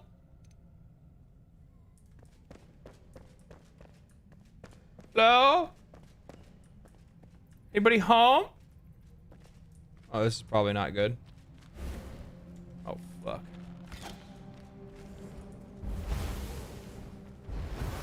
Just kidding. Get magicked. I don't have lockpicks. Oh, I know where my lockpicks are. Whoa, whoa, whoa, whoa, whoa, whoa! What, you guys just pop out of there like that? That's some bullshit. Damn, my magic recharges so fast now.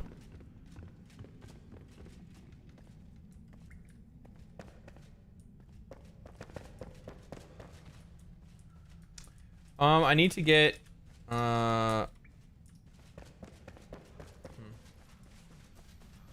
just don't remember where I put my body. Oh, that worked out. That was relatively effective. Any good shit in here? Actually, if I can get to the top of this place and jump off, I might be able to figure out where my shit is. Nope. That's not what I meant by jump off. Schwips. Valheim has been in early access for what feels like 10 years. Is there an update? Soon?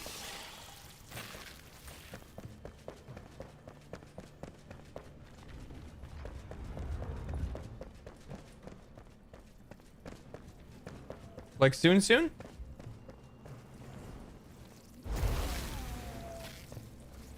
Dude, these bugs are still following me. God, you guys are obsessed.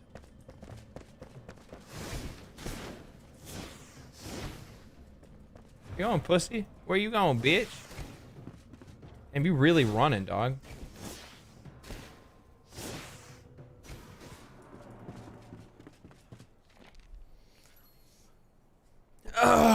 Let's see here.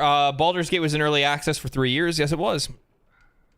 Hades was beta on Epic. Still love that game. Yeah. I mean, largely when it comes to games that are early access, like as long as the developers are really like in tune with their audience that they're trying to sell the game to or keep in the game in the long term, things usually work out.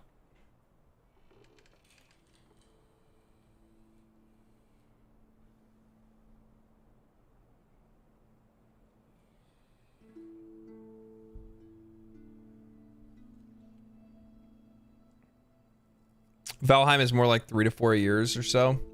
Yeah.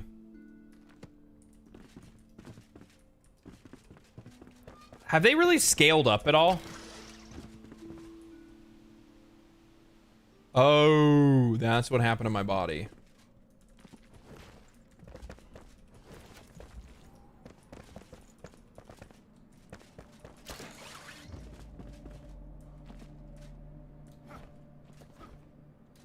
Do I really want to go get it is the question. I guess. Fine. So I think it has my lockpicks. No! And I'm dead again. I also don't like the menu. And that I can't move if I'm opening something.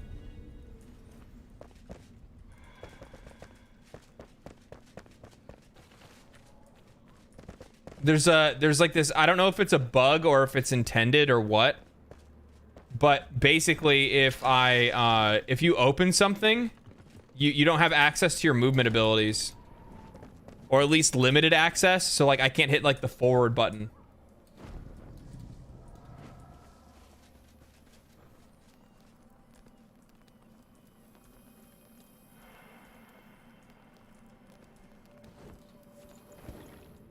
There. I gotta go back around for my other stuff. That's... Oh, I'm in the shroud. I can't transport.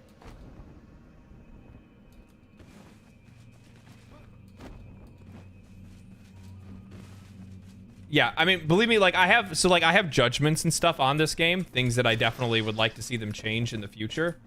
But largely speaking, I'm relatively happy with the game and the place that they've already put it in. But it does need some love. It does need some love. But I'd imagine the developer knows that. Obviously, it's an early access game. There's a lot of things that are gonna change for the game over the coming years. A lot of things. How do I get that chest? Is a better question. Is there a? No, there's no anchor. Oh. Let's do this. This I don't like. What I was talking about, like what I don't like about like the stamina system, it's right there where it's like, oh hey, let me go up here real quick, and it's like not enough stamina to have the thing pull you up there. What?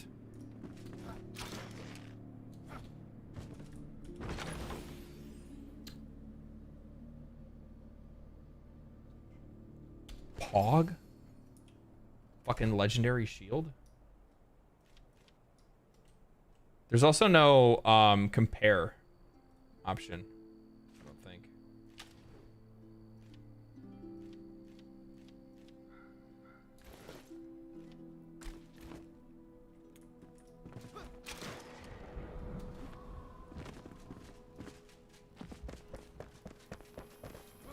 Get my shit.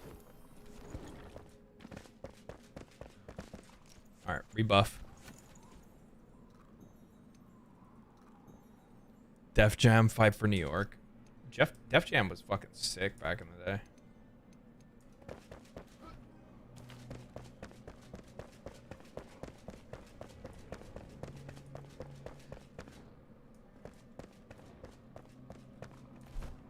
It wants me to go do this like fucking. I like how it's like giving me this quest marker right here. Like I don't want that.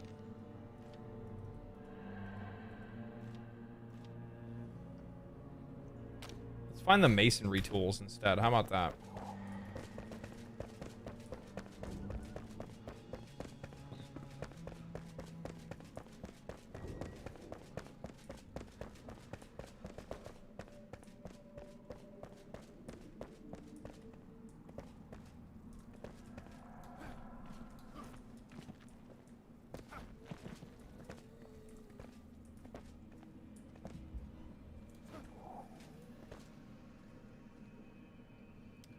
Where the fuck am I supposed to go?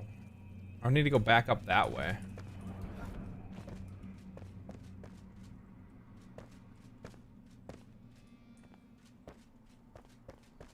Can I get there this way? There's a new save point. All right. Oh, fuck.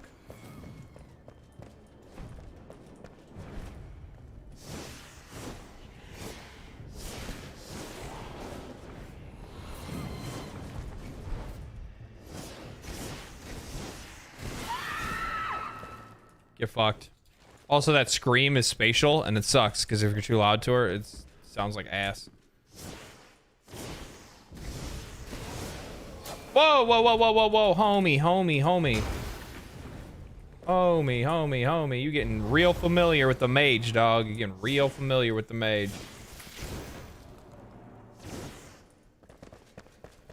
I'm a long distance kind of guy. I'm looking for like a long distance relationship, not a close distance one like y'all are trying to get with me right now, and I don't appreciate it personally.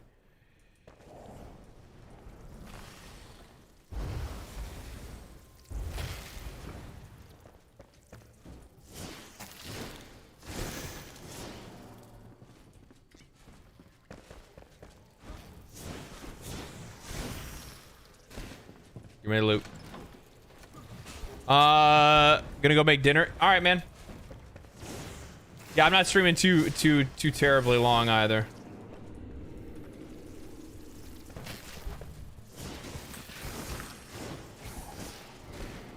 People got shit to do today. You know what I mean? I'm not trying to take people away from their loved ones.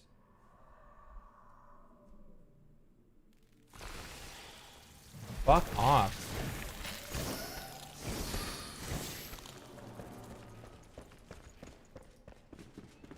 Let's see. Let's go this way.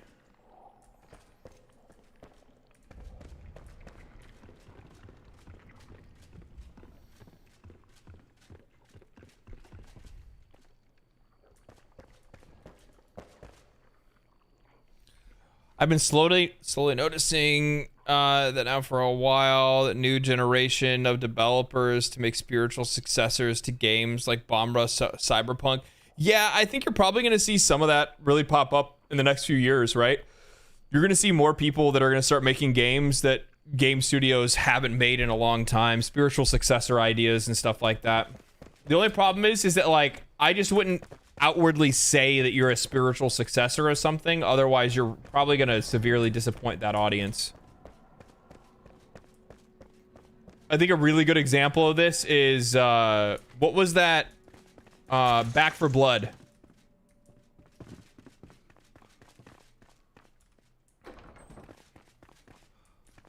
You know, you come out and you say that you're the spiritual successor to Left 4 Dead.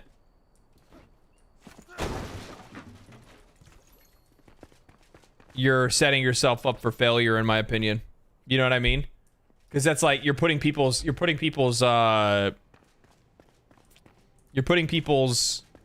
hopes a little too high. Unrealistic expectations for what the game is actually going to be.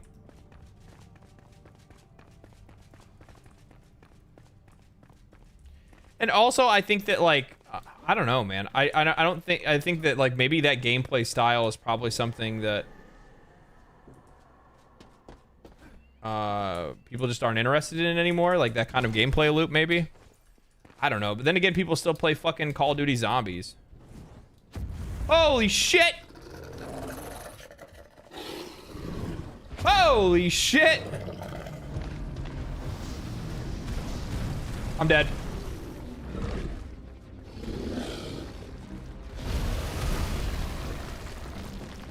Okay, that's fucking dumb, by the way.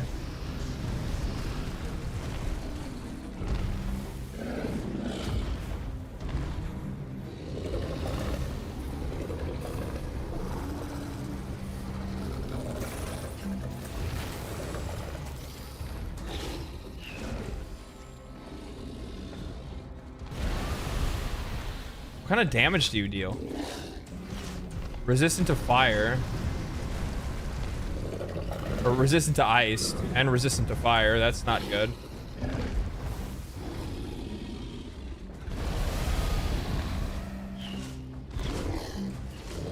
don't think I can beat this guy.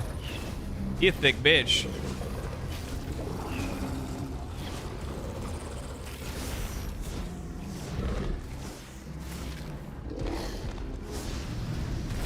God damn. Ocean. Ocean.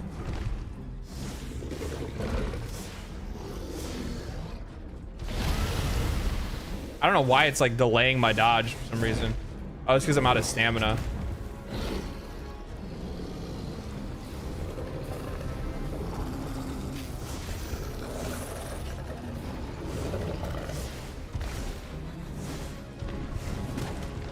Oh, and a whirlwind, okay.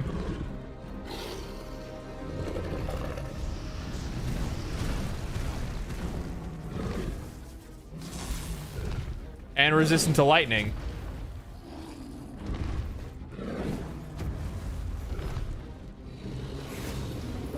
$76.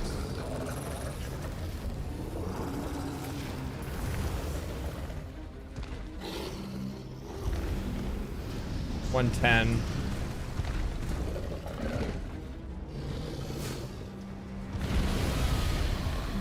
Definitely sticking to fire. It's doing more damage.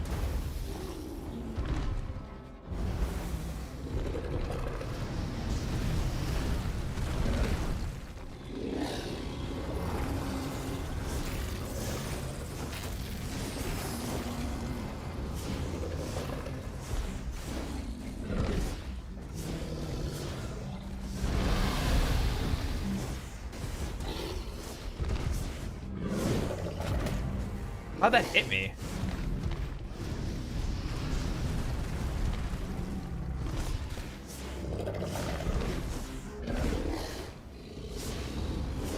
I wish I had my melee weapon.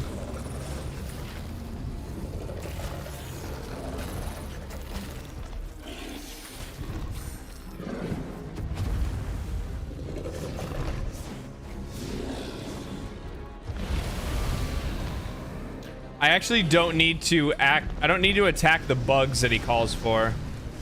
Because I have a passive aura that'll just hurt them. And him, actually. Ow.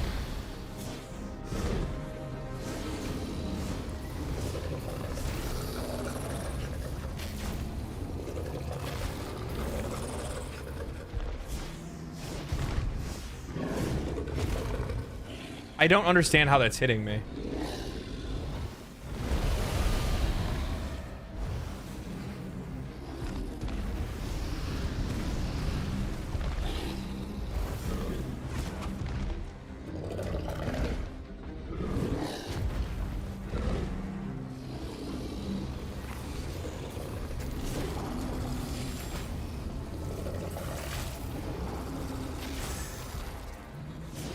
I actually probably should kill those so that my necromancy will proc.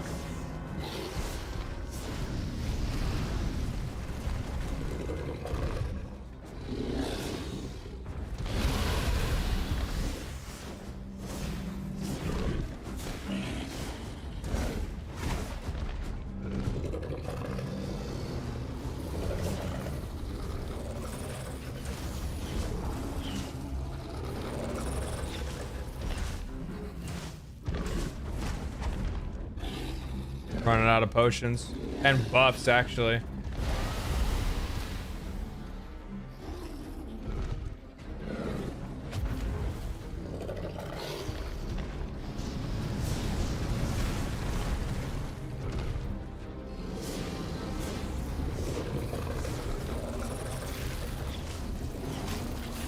Come on. Come on, come on. We got this. We got this.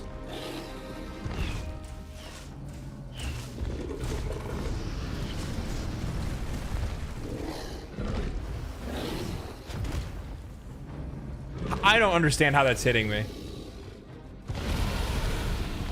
But that doesn't hit me.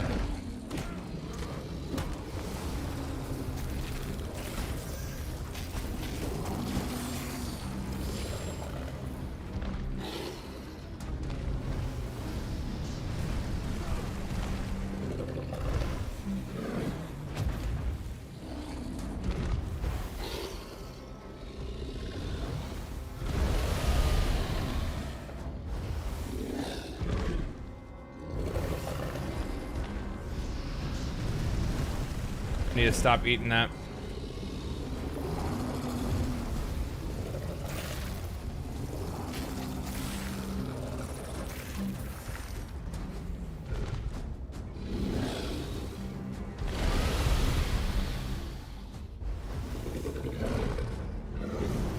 No! Oh my god, it still got me. That was a flub on my thumb though.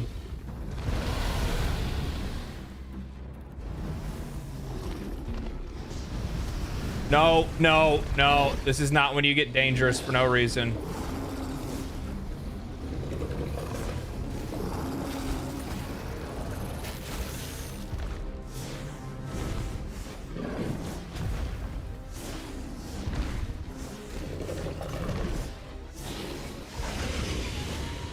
Woo! Woo! We got our dragon head.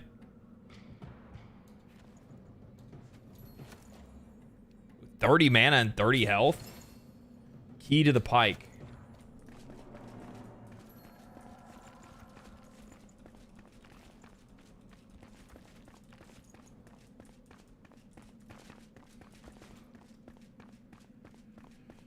Man, I was sweating that a little bit. I'm not gonna lie. What the fuck is happening?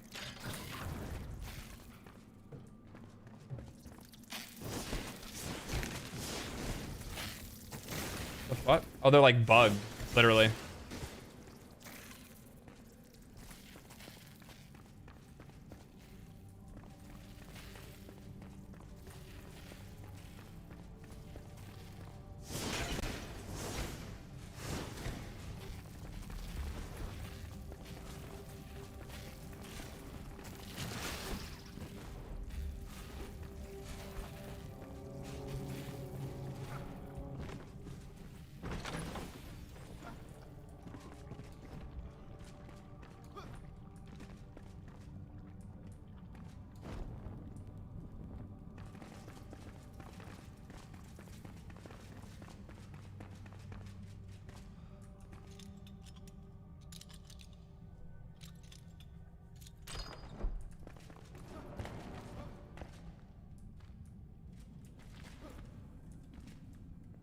Let me feed the cat real quick.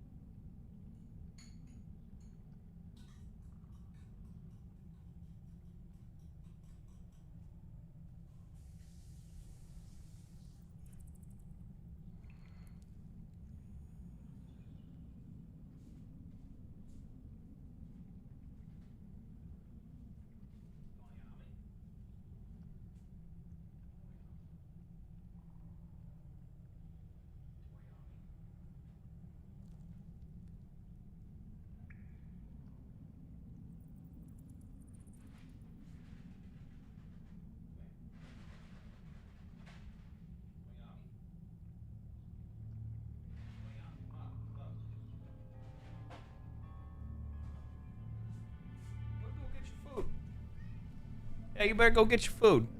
Watch. Bam. Right up there. Just like that. Just like that. Bugs that gets into the ground need bombs. Yeah, I mean, I just walk right past it. I don't even fuck with it.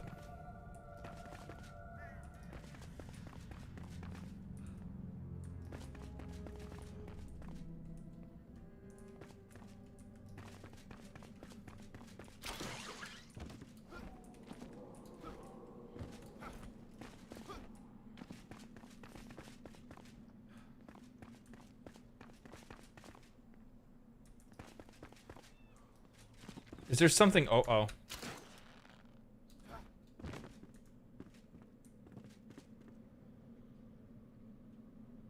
Okay.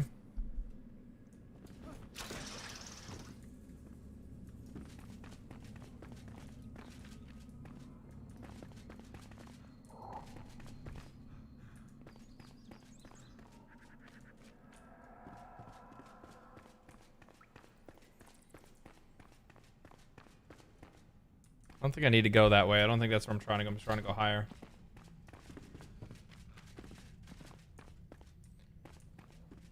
Try to take me higher. I don't know where.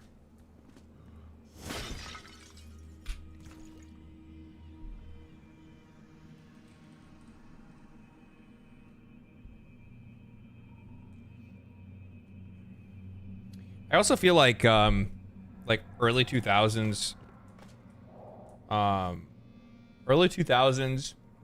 late 90s alternative was like so good too. So good.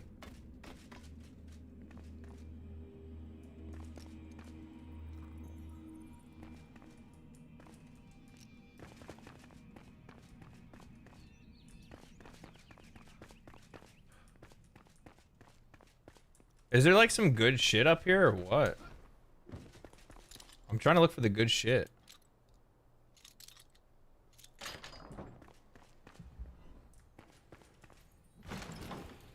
Fireball 2 charges, those are nice to have.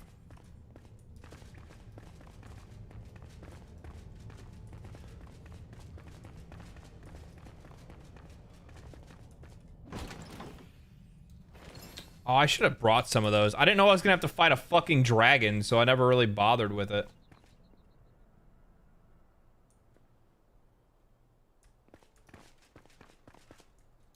Didn't know I was gonna have to fight a fucking dragon.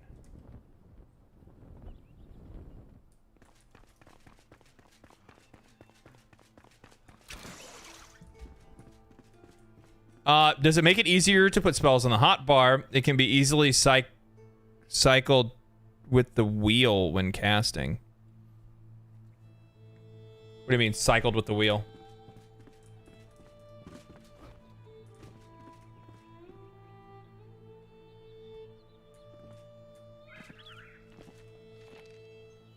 Setting sail. Whenever he fled, if at all, Gormander is alone with another courtesan. The city is drenched. They've crushed our wall early morn, and now coat our town with thick, suffocating nebula-like colored ostrich feathers. I cowered here alone for the first time in years, like a little girl. My heart flutters like a thrashing caged canary. I should have run away and chartered a ship, seized it. I can fence and read a map, after all. Sucks to suck. Well, now that looks fucking sick. Decreases maximum time, but increases my critical strike chance.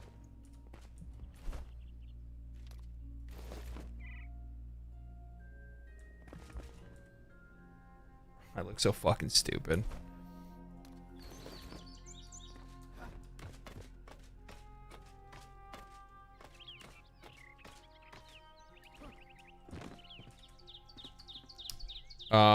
There's an armor set scattered throughout the city. Ooh. Oh, it's probably for like melee, yeah?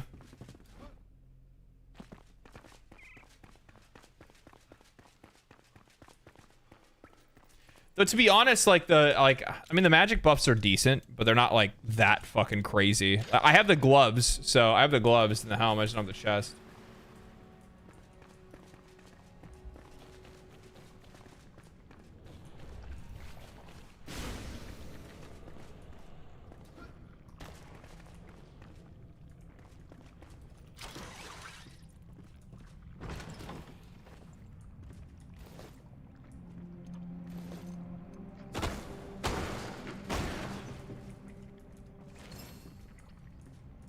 Or flame scroll.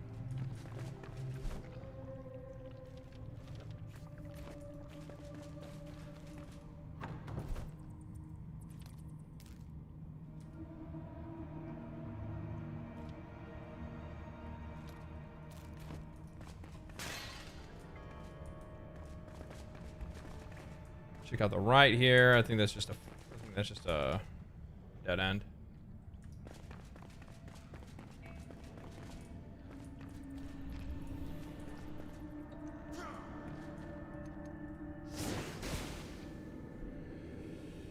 Oh, the helmet you picked up is the helmet for it. Yeah, I think I have the gloves already, right?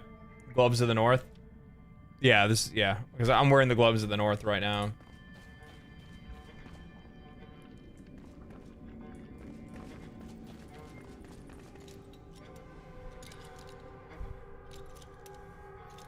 Like the gloves work because they increase like magic damage across the my magic damage, melee damage, piercing damage.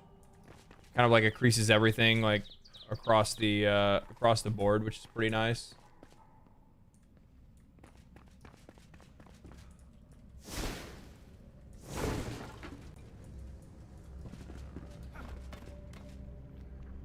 So that's pretty decent.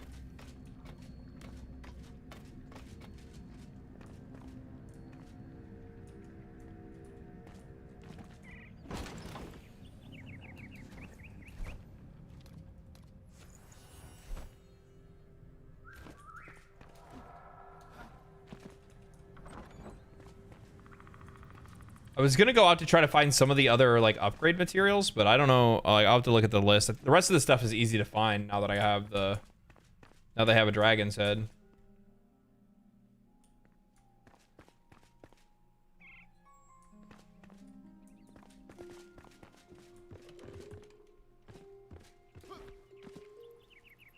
Nice that you can mix and match, but there's no transmog system. Yeah, I feel like more games. Honestly, I feel like games overall need to implement more of that kind of shit. Really? There's fucking nothing here? Why would you let... Oh my god. Really?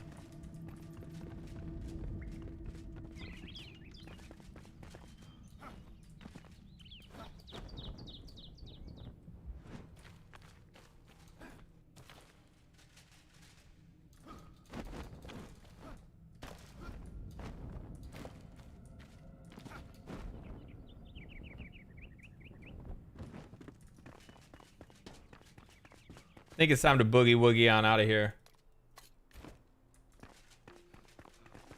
There's that over there. Yeah, I'm just probably gonna go drop some shit off back at base. My inventory's full anyway. Guys, I suck at Last Epoch. How do you suck at Last Epoch?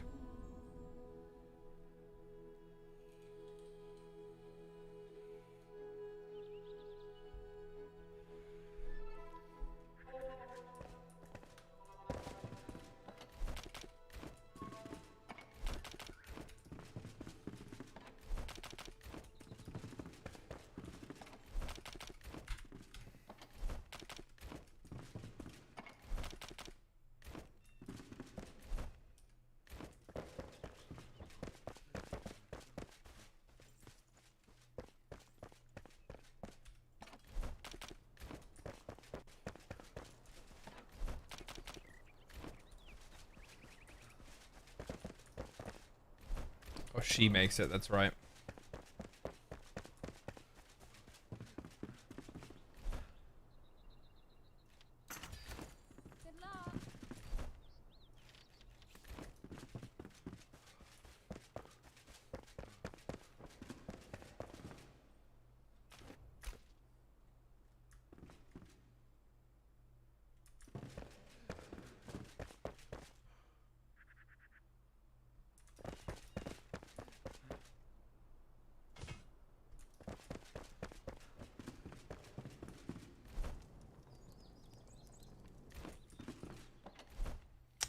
need some meat. Need some meat.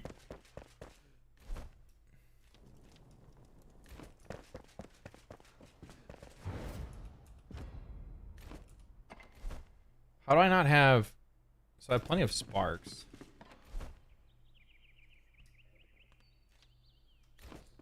Do I not have a lot of shroud cores? I probably need to make some. We'll put the key in there for now. This is garbage.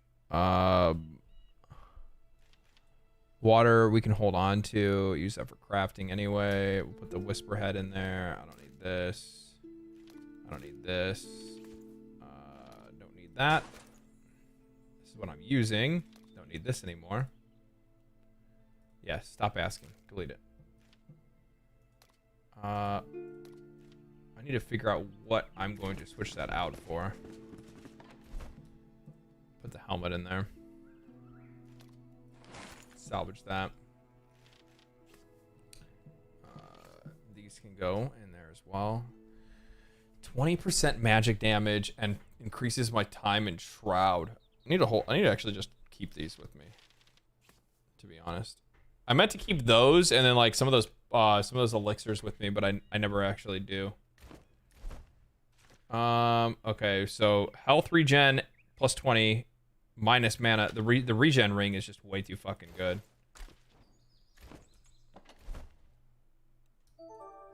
We'll just kind of keep it there and just kind of let that vibe. Thank you for the follow, Nero.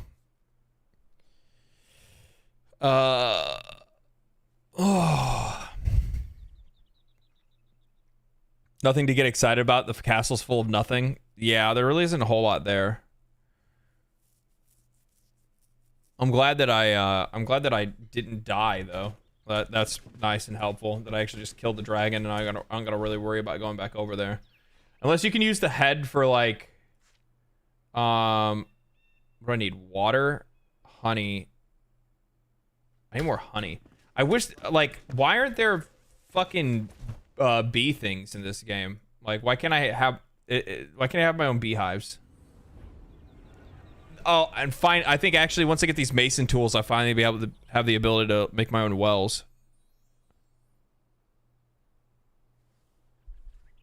Instead, I've just been traveling to other places where I dropped a portal at so I can get water.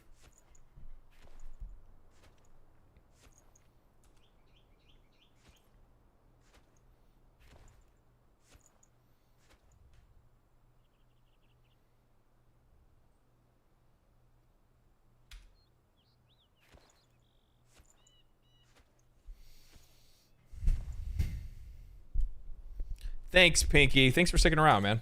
Glad you got to catch a stream and hang out. You don't have to you don't got to do this every time, but it's nice to see everybody at least once in a while. I try to get on earlier than this. I want to get on at like 11 a.m. I feel like 11 a.m. PST would be like so much better for like probably, especially like my EU folks. I think it'd be way better for my EU folks.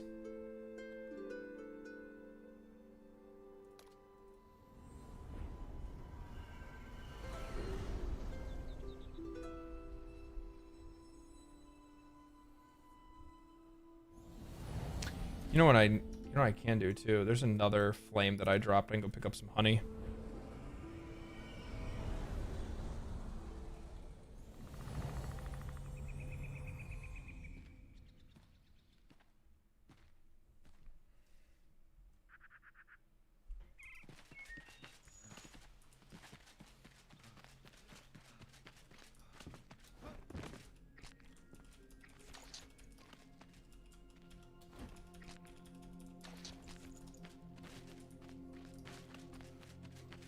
I put a couple of these like portals around in areas where I know like certain materials spawn like a ton of.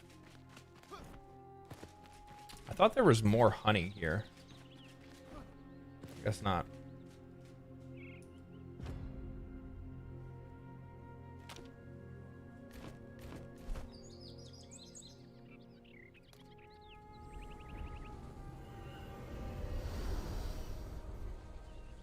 Yes, more to come. Yeah, I'll eventually get the whole like streaming thing locked in. It's kind of like, it's difficult to get used to because it's not something that I'm personally used to doing myself. Streaming regularly, at least. The video stuff I've pretty much got down. Like, being able to regularly make videos isn't too big of a deal.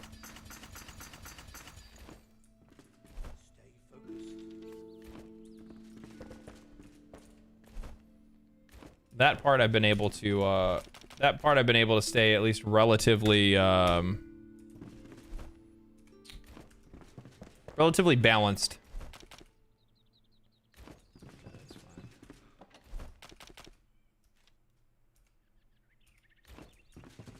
How are we on the rest of the food? Pretty good. Don't worry, us EU folks, big night owls. Oh yeah.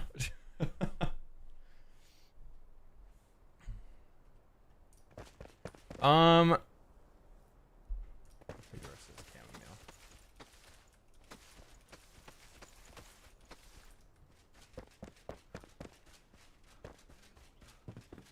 think I have more seedlings, don't I?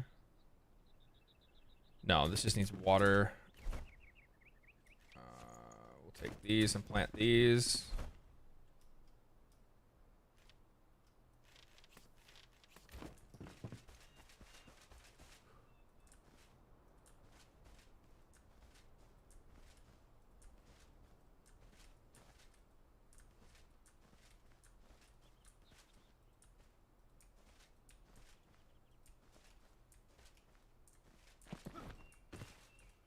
I still can't figure out how to get rid of this big ass fucking hole in my front yard. 2 holes, random holes in my front yard. I thought they just disappear after a while, but I guess I was wrong.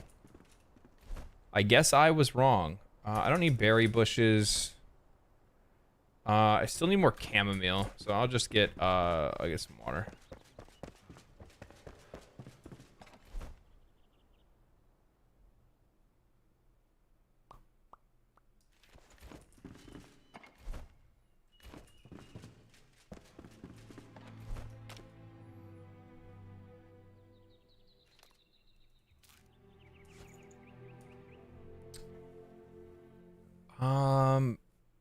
Chamomile we're actually gonna be pretty solid on. I just don't think we're gonna have, because that's 20 there. How much does it need for me to upgrade my altar? 15. So I'll have enough indigo once that's done. I need to go get copper ore, and I need to get mycelium. I think I just get that from like random stuff. What's up, Drug? Streaming is all about consistency. I have people I watch the same time on weekends. Just stay consistent, and that works. Hammer and then switch to terrain. The fuck?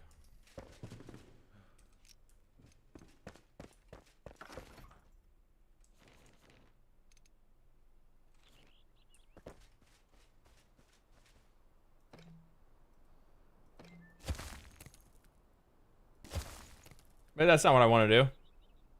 Oh, I need to have dirt in my inventory. My fucking god.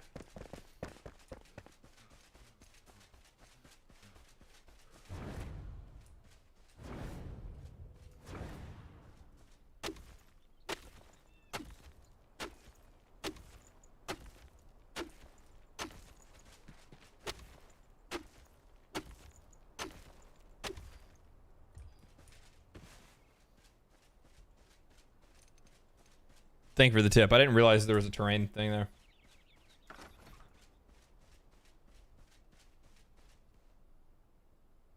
Do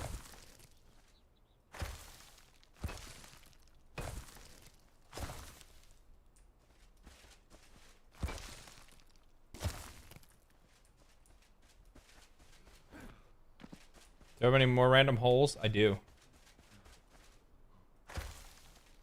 This is because I let Mark play with me.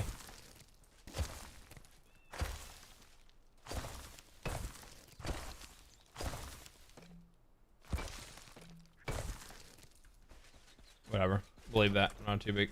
Not worried about that at all. Okay, so the indigo plant. What did I say? What else did I need? Mycelium. Isn't that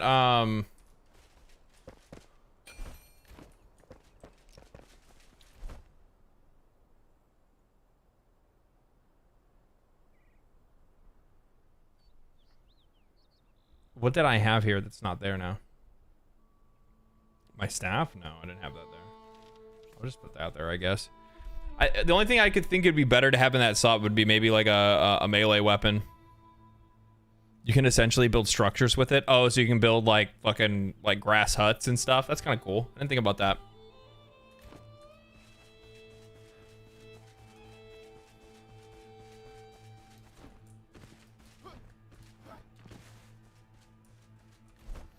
Yeah, I realize that like consistency is king when it comes to streaming, but the problem is that like I'm not a streamer, I'm a YouTuber, right? So there's like a whole different balance when it comes to trying to make sure that I am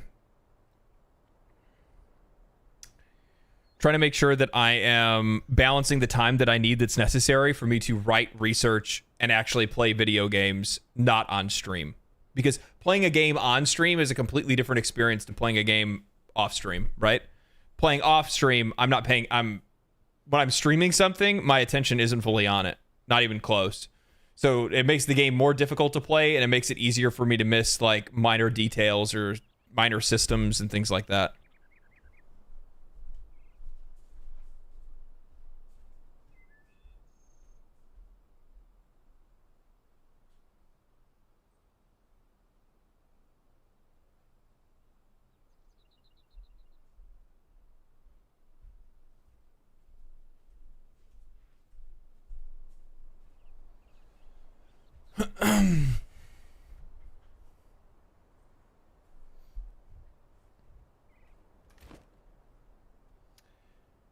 I think I can go here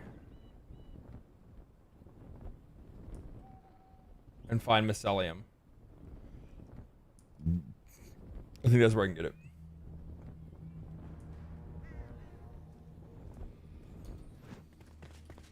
I do think it's really cool though that like the Twitch is starting to grow a little bit.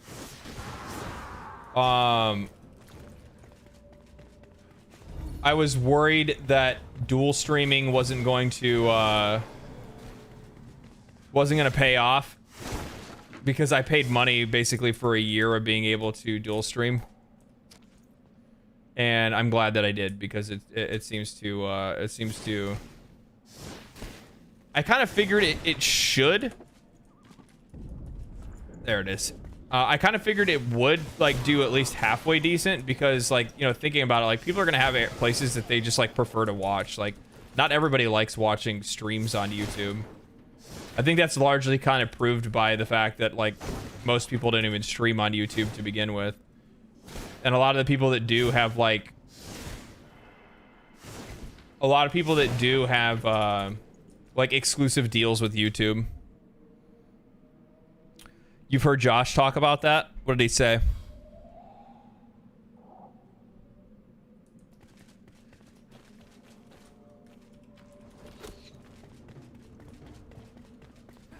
That's somebody that I definitely want to become like there's certain creators that I look at in the space and really would like to become friends with because I think that we have like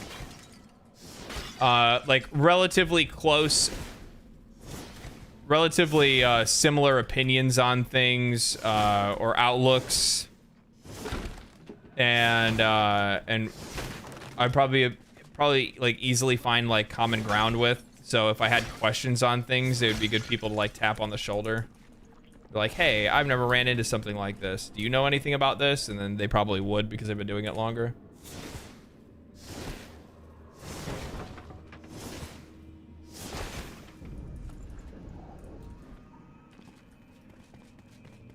But widely speaking, I think most people don't want to have to deal with that shit. I mean, even I don't really want to deal with it. Like, I don't mind giving advice to people and stuff like that, but at the same time, the thing is that, like,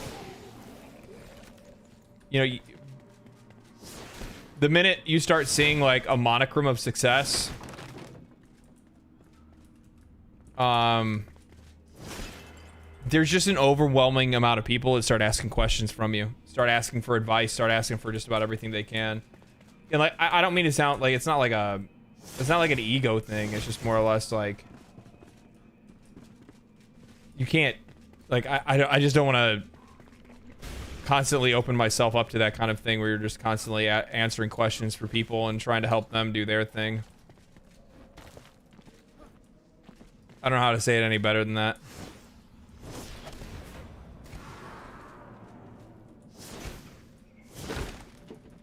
I often give advice because I like to talk about like YouTube and Twitch and content creation and stuff like that, just because it's interesting. I enjoy doing it. But yeah, largely it can kind of get a little bit out of control.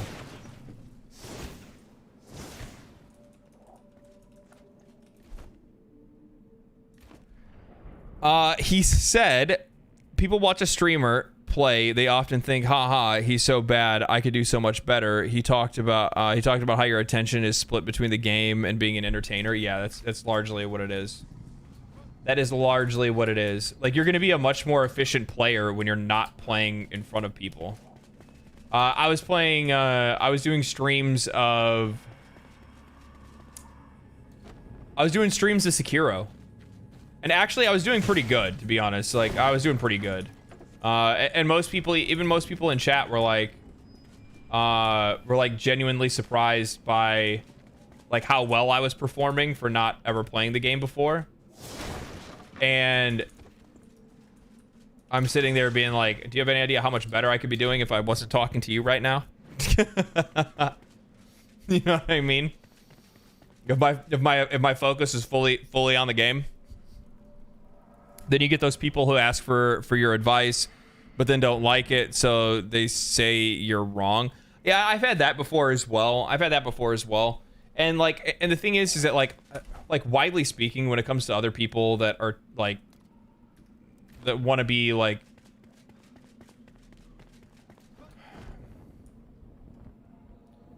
there's a lot of folks that'll come to me for advice on YouTube specifically, like, you know, hey, how do I get more views and stuff like that? Or instead of asking for those kind of, actually, I'll tell you something better. More of what I see than anything else is I get people that ask me if I want to make content with them.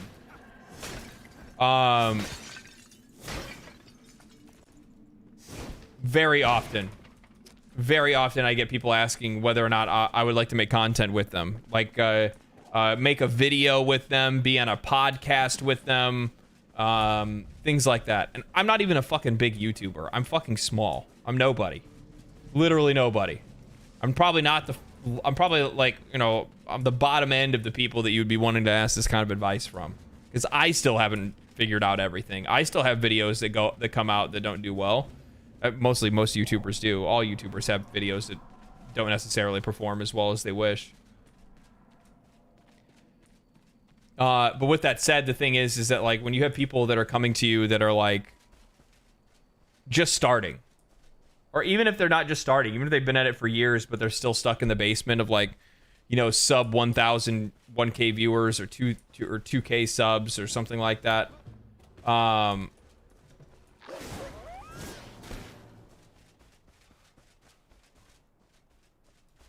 There's not a lot to gain from the person that has more. There's everything to gain from the person that has nothing. You know what I mean? Like, they have nothing to lose and everything to gain, and I have everything to lose and nothing to gain. So it's like the complete opposite. There's no power balance in that. You know what I mean? There's no equality. And largely when people ask me for that kind of advice, or not that advice, but they ask to like collaborate with me or something, I usually just give them advice about YouTube and then just kind of just walk away from it from there. Because if you have 1,000 or 2,000 subscribers or 500 subscribers or 300 subscribers, whatever, you don't have like a large channel and you're trying to like knock on the door of people that are like way bigger than you, then you have no idea like what it is to actually like what you actually need to do to actually succeed, because that's not it. Even if that person that you're asking did accept, and they're like, yeah, sure, I'll come on your YouTube channel. I'll do a podcast with you.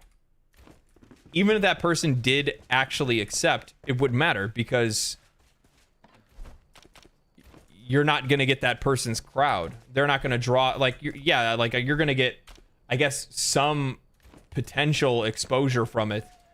But for the most part, you know, that person's audience goes to watch them. You know what I mean?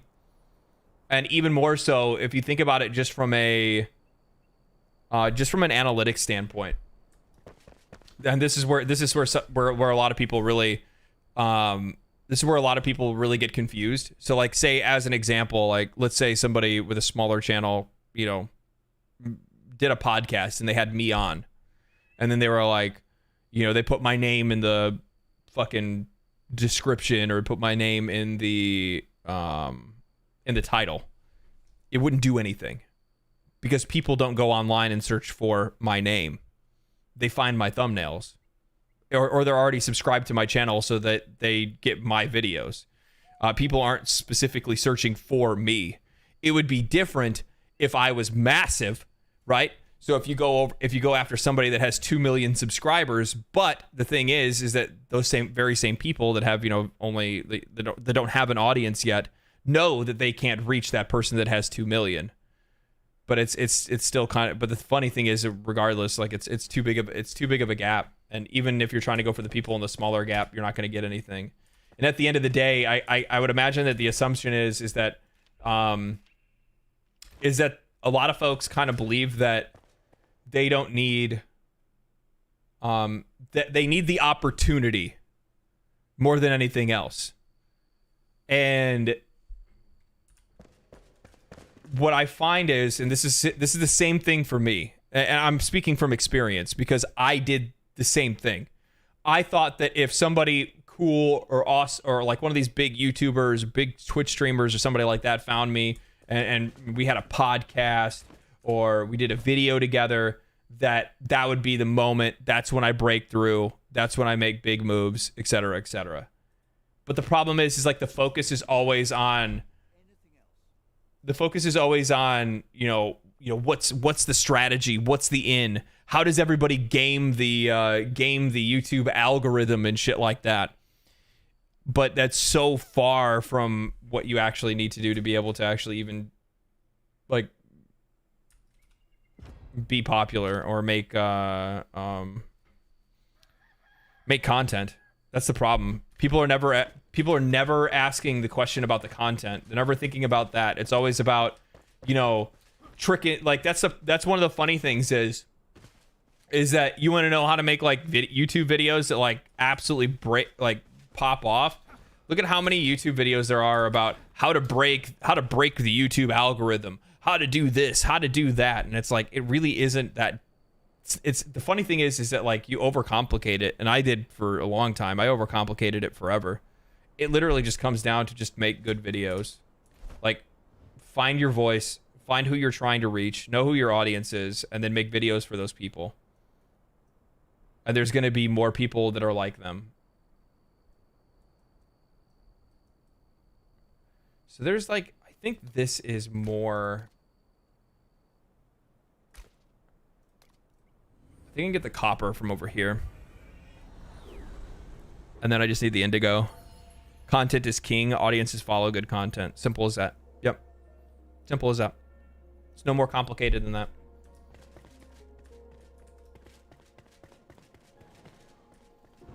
The idea is that there is somebody that's out there that wants that thinks the same or thinks similarly to me, and maybe has difficulty like removing. Oh my god. Maybe has difficulty like really voicing or understanding their own opinions on something. And then like the way that I write, the way that I voice, the way that I talk about things that I'm interested in, like resonates with that person. So you're going to find people that just want to watch videos about a person like you. You know what I mean? But that also widely depends on the person, whether you're entertaining, whether you're actually creating something of value or having a valuable conversation. Honestly, I got here due to Baldur's Gate, stayed for the quality content, but I'm usually in different audiences outside of Asmongold. Yeah. Yeah.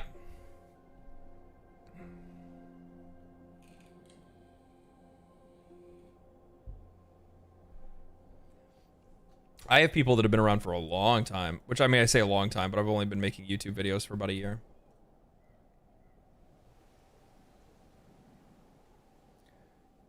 Speaking of Asmongold, he didn't stream today, did he? What's the dick? Oh my god.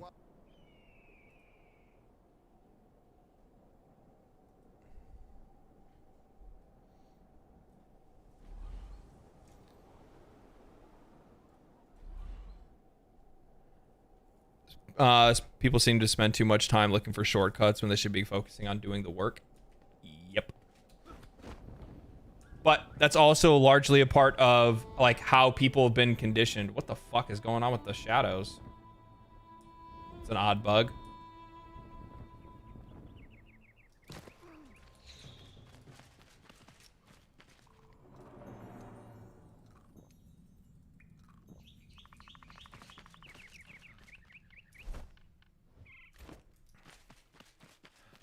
No, there are no shortcuts. There are no shortcuts. I think one of the funny ones that a lot of people fall in, like one of the easiest traps that people fall into when it comes to trying to take shortcuts. There are so many people that try to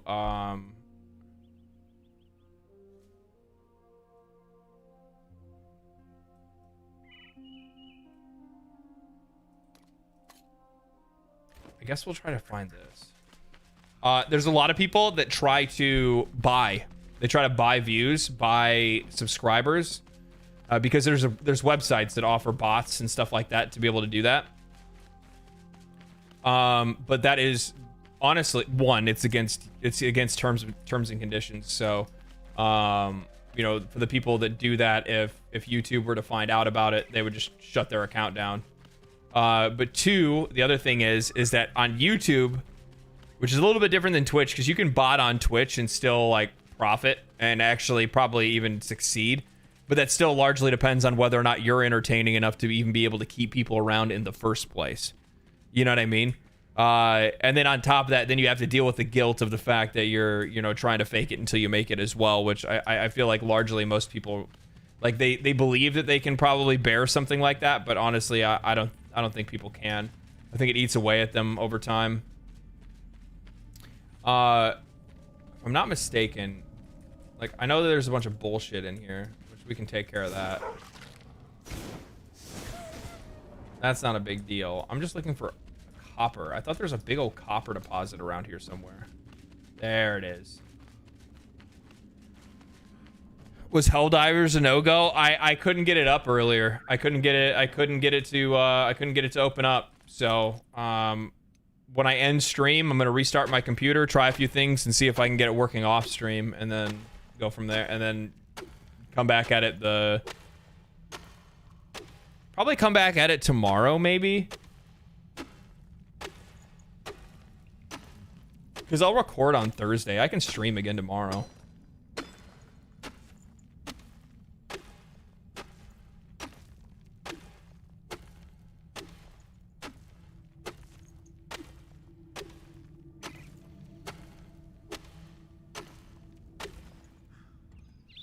Finding people who have takes about video games that aren't loons is challenging. Yeah, that's mostly because people think it's, like I often get comments about, like, fence sitting or like people call me, like, a centrist or something. Like, I really don't understand why I'm talking about fucking video games and people want to make everything so fucking political. It's like the cringiest thing. That's been something that's been like so apparent for years now, and it's so boring. It's so fucking boring. It's so boring trying to pretend like people are fucking one-dimensional. It's so boring. Good lord. Come on, man.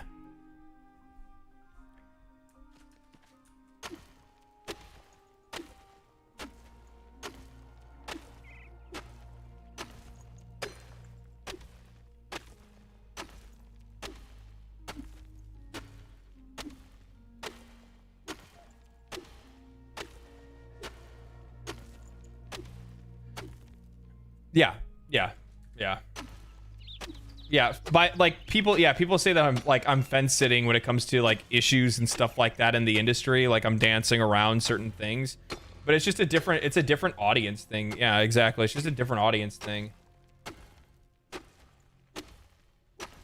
That's really all it comes down to. Like you have people that want you to be like I have people that want me to like. There's people that are even in my own audience that want me to be like fucking Endymion. And then the other half want me to be like Jimquisition or something like that. And it's just like, no, I'm not either one of those people. And I largely, and while there are things that like, and while there are things that we may agree on individually, I don't agree on everything that either one of them have as a whole. You know what I mean? So it's just, yeah. And I think that that's largely true for most people in most situations in the real fucking world. There's no way you're ever going to find somebody that agrees with you on all things that you believe. I'm sorry. There's no group of people that's going to believe you, there's no group of people that is going to agree with you and have the same mindset as you and want the same things as you on either things. At least nobody wants you to be young, yeah? Do you have any idea? Do you have any idea how many comments people leave that are like, oh, they're like, oh, finally, another video from the better Young, yeah. I'm like, dude, you guys are giving Young a little bit too much shit. Jello, I see what you did there with your recent Palworld video. Cheeky background music vibes felt only on the 7 digital C's.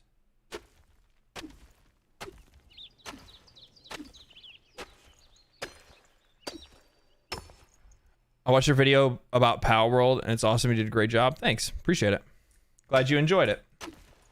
That's exactly what it was there for.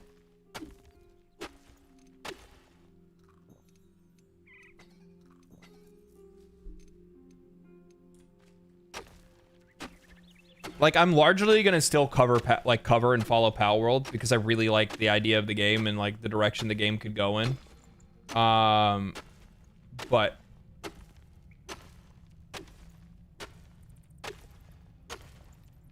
there's other games I gotta talk about. I need to hammer into some other stuff. Some other games that are gonna be coming out real soon.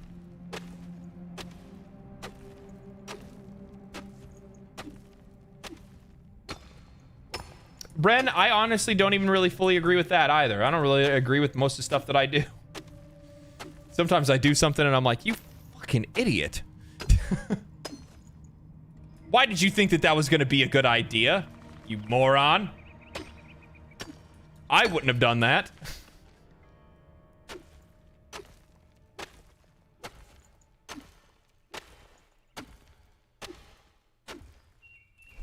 Maybe have I gotten? I've gotten enough. Okay. We're gonna break it anyway, because that's what we do. There we go.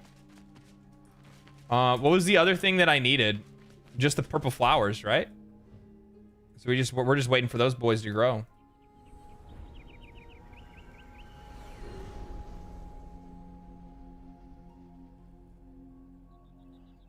So what the heck happened to Dragon's Dogma advertising? It's been out for 2 console generations and nobody told me. Everyone I know is so selfish. Isn't it like that? Isn't it like that? You know, the funny thing is, like, I remember when that game came out, but I was so deep in so many other games at the time because it came out in like a really heavy schedule. And like I had a couple of my friends say that like the game was really good, but I was just, yeah, I think that, and I was like, wow, I think I was widely like over RPG'd. Like I just been playing, you know, so much Skyrim, I think at the time or something like that, that I was like, I'm good. You know, I'm good. And then after that, I just never remembered to go back and play it. I think the only other thing I needed is the,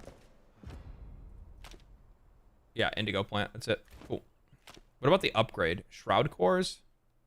This just increases the area that I can build. I don't really care about that right now. Do I have any skill points? No. Yeah, there's just like so many games that were dropping at the time, and it felt like a stealth drop. Yeah, more than anything else. Yeah, I fully agree with it feeling like a stealth drop. Over RPGs is how I feel right now, but I'm looking forward to... But the things I'm looking forward to more are RPGs. I don't really think... At that time, I felt like over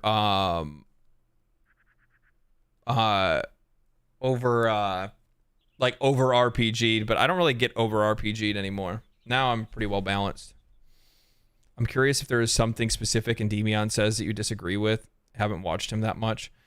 No, I don't really have anything that I necessarily disagree with the guy. It's just like I'm just not down like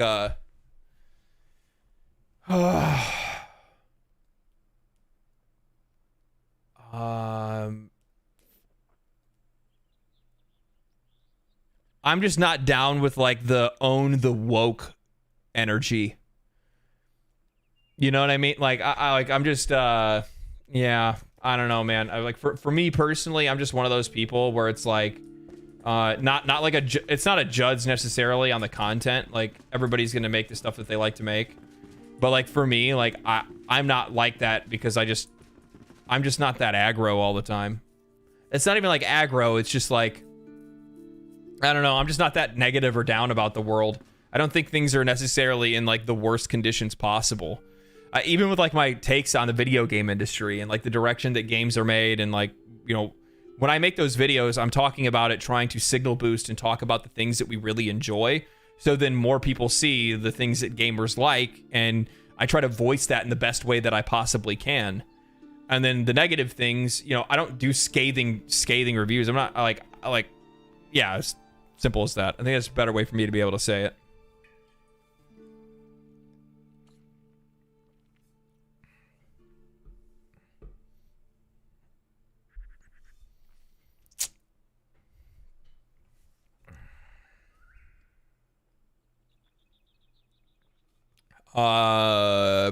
Anybody think Dragon's Dogma feels a bit Elden Ringy?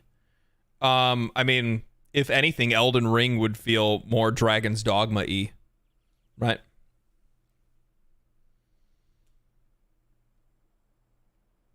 Yeah, but the thing is, like, some people want rage bait. Like, I'm not like a big rage baiter. You know what I mean? Like, I usually try to make videos where even if there's something that I want to talk about in the industry that I don't like, I always try to make sure that that video is also balanced out with enough positivity and talking about the games that we like and the reasons why we like things. So then that way there's this really cool balance between the two, right? Otherwise, you know, you're just screaming at a wall, boxing shadows more than anything else.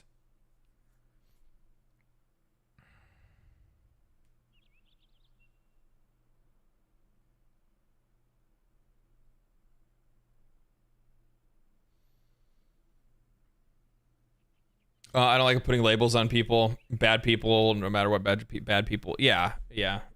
I don't know. Yeah, I wouldn't necessarily say that I'm like, I fully disagree with points and stuff that they make, but I think, you know what it is? I think that when it comes to people that are on more of like the extreme, on the like extreme ends of like belief systems, what ends up happening is that like, they take things to an unrealistic proportion, like unrealistic level of like possibilities. I think the best way to say it is that like, I'll often get people that'll come in and like, I'll say that like, you know, hey, you know, I don't really like, you know, when people write characters like this, or when they're trying to be, you know, super inclusive for no reason. Like, it doesn't have any effect on the actual game. It doesn't make sense in the context of the universe or of the situation or anything like that. You can see that they were just doing it to try to check a box, and they're trying to make sure that they're not experiencing any backlash online, right? Like, that's one of the things, like, I don't really like that. But with that said, I can say something like that and say that I don't like that, but then you're going to have another group of people that are going to take that and they're going to go, sweet baby writers are, you know, paid by George Soros and BlackRock to put in ESG level investments into these games. They're not losing money. The New World Order is paying for these games to brainwash. It's like, what the fuck? It's like, what? What are you doing? Where are you going?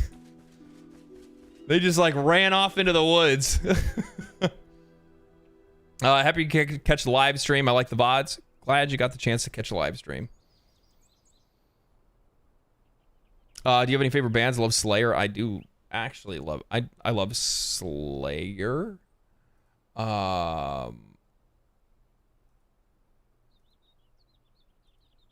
Favorite bands, a lot of bands.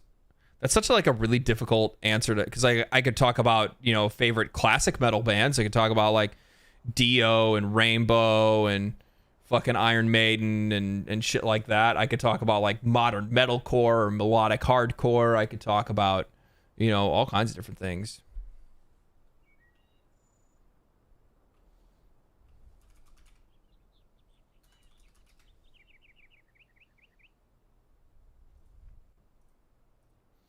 I like Trivium. I like Metallica, depending on the album. Widely, depending on the album. I actually like, because like, I'm trying to think. Because I really didn't like Metallica past the Black Album, except for like King Nothing. I kind of liked, I like that song. And then actually, I liked one of their more recent ones. One of the more recent albums they had come out. The one that had for Unforgiven 3 on it. That was really good, actually. That was like a really like unique flavor of. It felt like them going kind of back to the Black Album a little bit. I don't know. It was really interesting.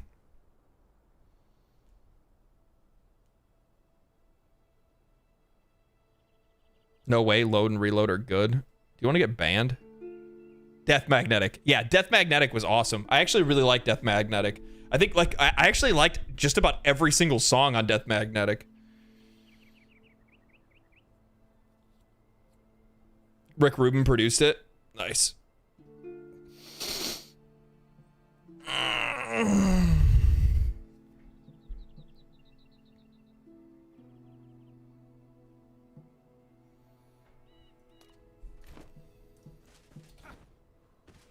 I'm really just waiting for these dumbass flowers to grow. I guess they still got a ways to go. And do like one more quest. Maybe. Depending on how far it is from spawn. It's too bad. We can go here.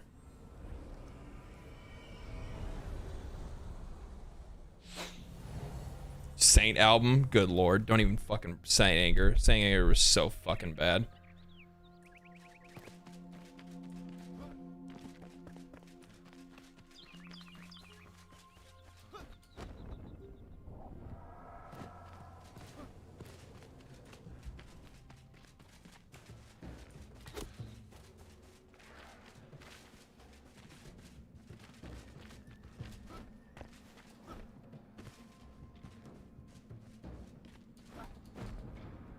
The worst. It really is. I don't know what the fuck was going on there. Don't let Lars write the music, lesson learned. Don't let Lars play in the fucking band. How about that? You can find fucking 8-year-olds that are better drummers than Lars.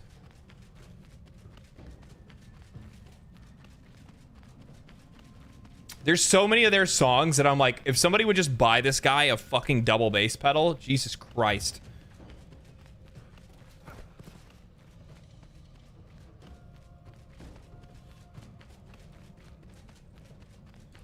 Yeah, I mean, I'd widely say that they're, like, their title songs, like their album title songs, are actually usually pretty good, to be honest. Like, Saint Anger itself as a song wasn't, like, horrible.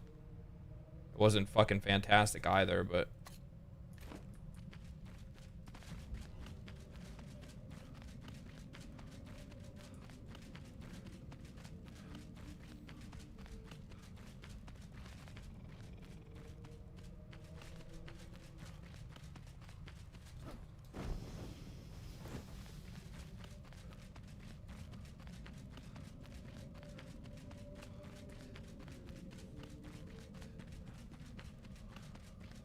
The music video was good. Going to San Quentin, yeah.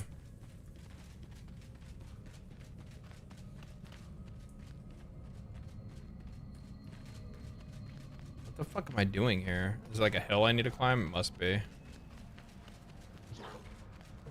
What was that? What? Holy shit, I didn't drink a fuck. I didn't eat any food. I'm dead. I'm dead. I fucking hate the red shit. It's so, like, it's so stupid. It's so stupid. Especially because, like, the red stuff is like where the red shit's located. It makes it where if you're in it, you usually have a really hard time getting out because there's no mantling in this game, so you're just stuck there, so you just die. It's like, oh, you fell on the red, you fell on the hot lava. It's like, so boring. So boring. It's just gonna be my insult for everything now.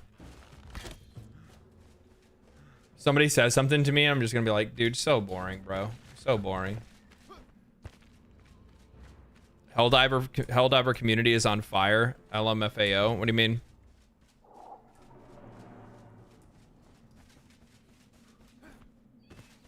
Why is the Helldiver community on fire? Are they mad? Is the entire Helldiver community mad that I'm not streaming it? One day. One day, guys. One day we'll be there. Don't worry, I'll be the king of controversy.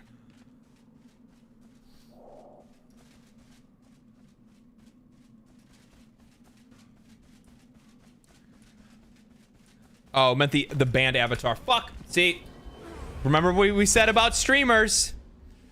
I go over to read a fucking message and I walk into hot lava. Damn it. The band avatar. You might not know them. I don't think maybe I've heard of them before, but no, I don't know who that is.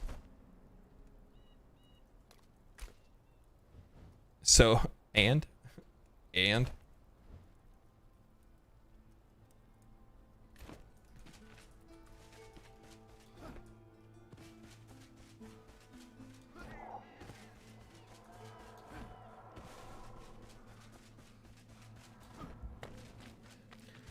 Yeah, but the problem is like just saying and isn't enough, man. Because like you really need to let them know like what your ego thinks about them. You know what I mean? So if you tell them that they're boring and they come back and they're like, "What do you mean I'm boring?" Like, yeah, you're not entertaining me. This conversation isn't entertaining me. I'm over this conversation. I'm over you.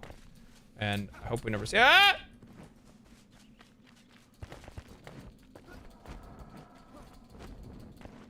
See? Can you guys tell I played Skyrim before?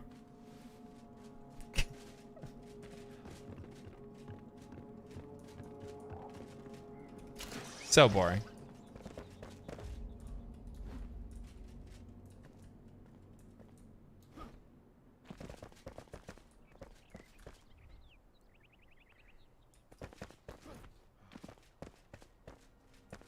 Oh no, we use proper English for things like that. We say, "Excuse me?" Excuse me?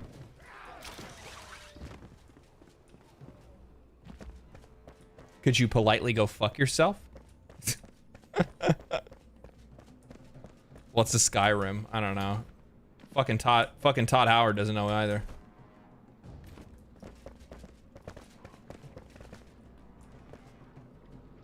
Wait a minute, what the fuck? Where's my shit? Where's my shit, Todd Howard?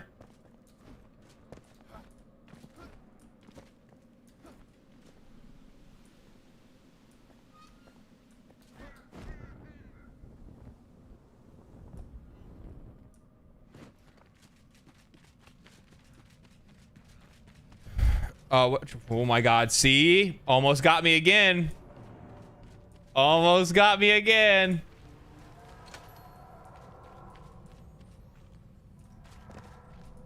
Where's my shit? Oh, it's over here. Bro, that's trolly as fuck.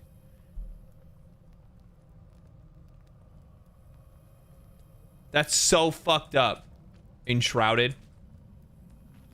That's so fucked up. I can't believe they do me like that.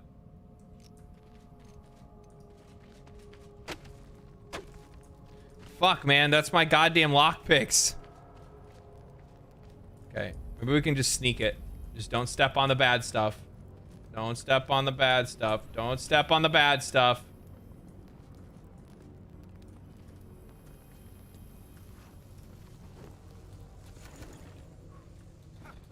Woo!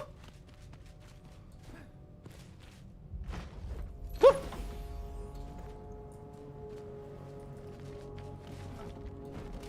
Just for some goofy ass wizard gloves.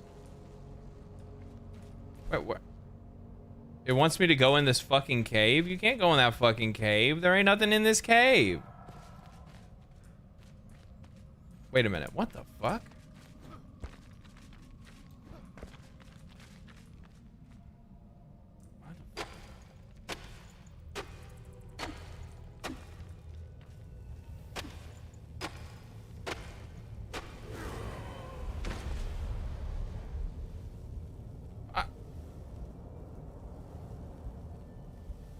The fuck?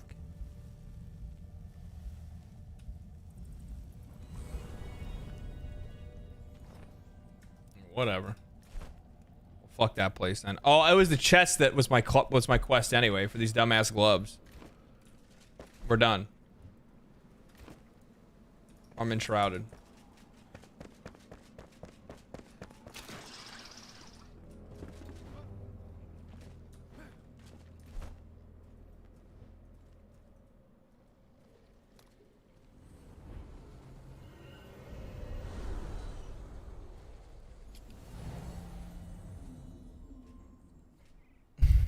It was Todd the whole time. It was Todd the whole time. Are my flowers? My flowers aren't ready. Well, son of a bitch. Well, son of a bitch. Oh.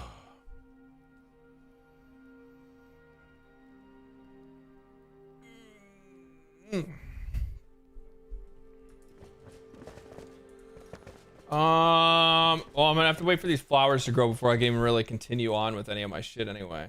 There's like this, but that's probably something goofy as shit. This is something goofy as shit. The real shit's going on over here, but I can't go out this way until I get, until I can clear out the red fog.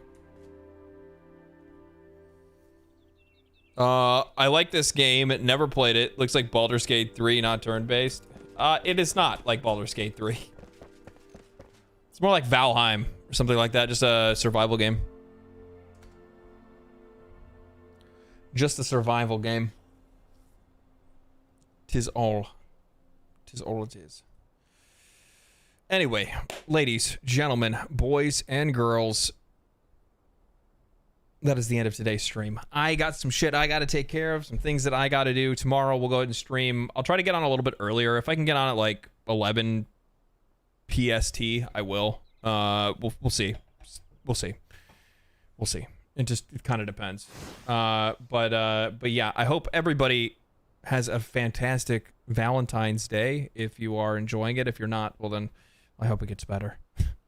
Thank you guys for hanging out. Thank you guys for all the subs. Thank you guys for all of the memberships, the bits, the donos, and everything like that. Thank you guys. Thank you for everything. Hope you guys have a fantastic evening, and I will see you guys tomorrow on stream. So come check me out tomorrow. We'll play, hopefully, some Helldivers 2 tomorrow.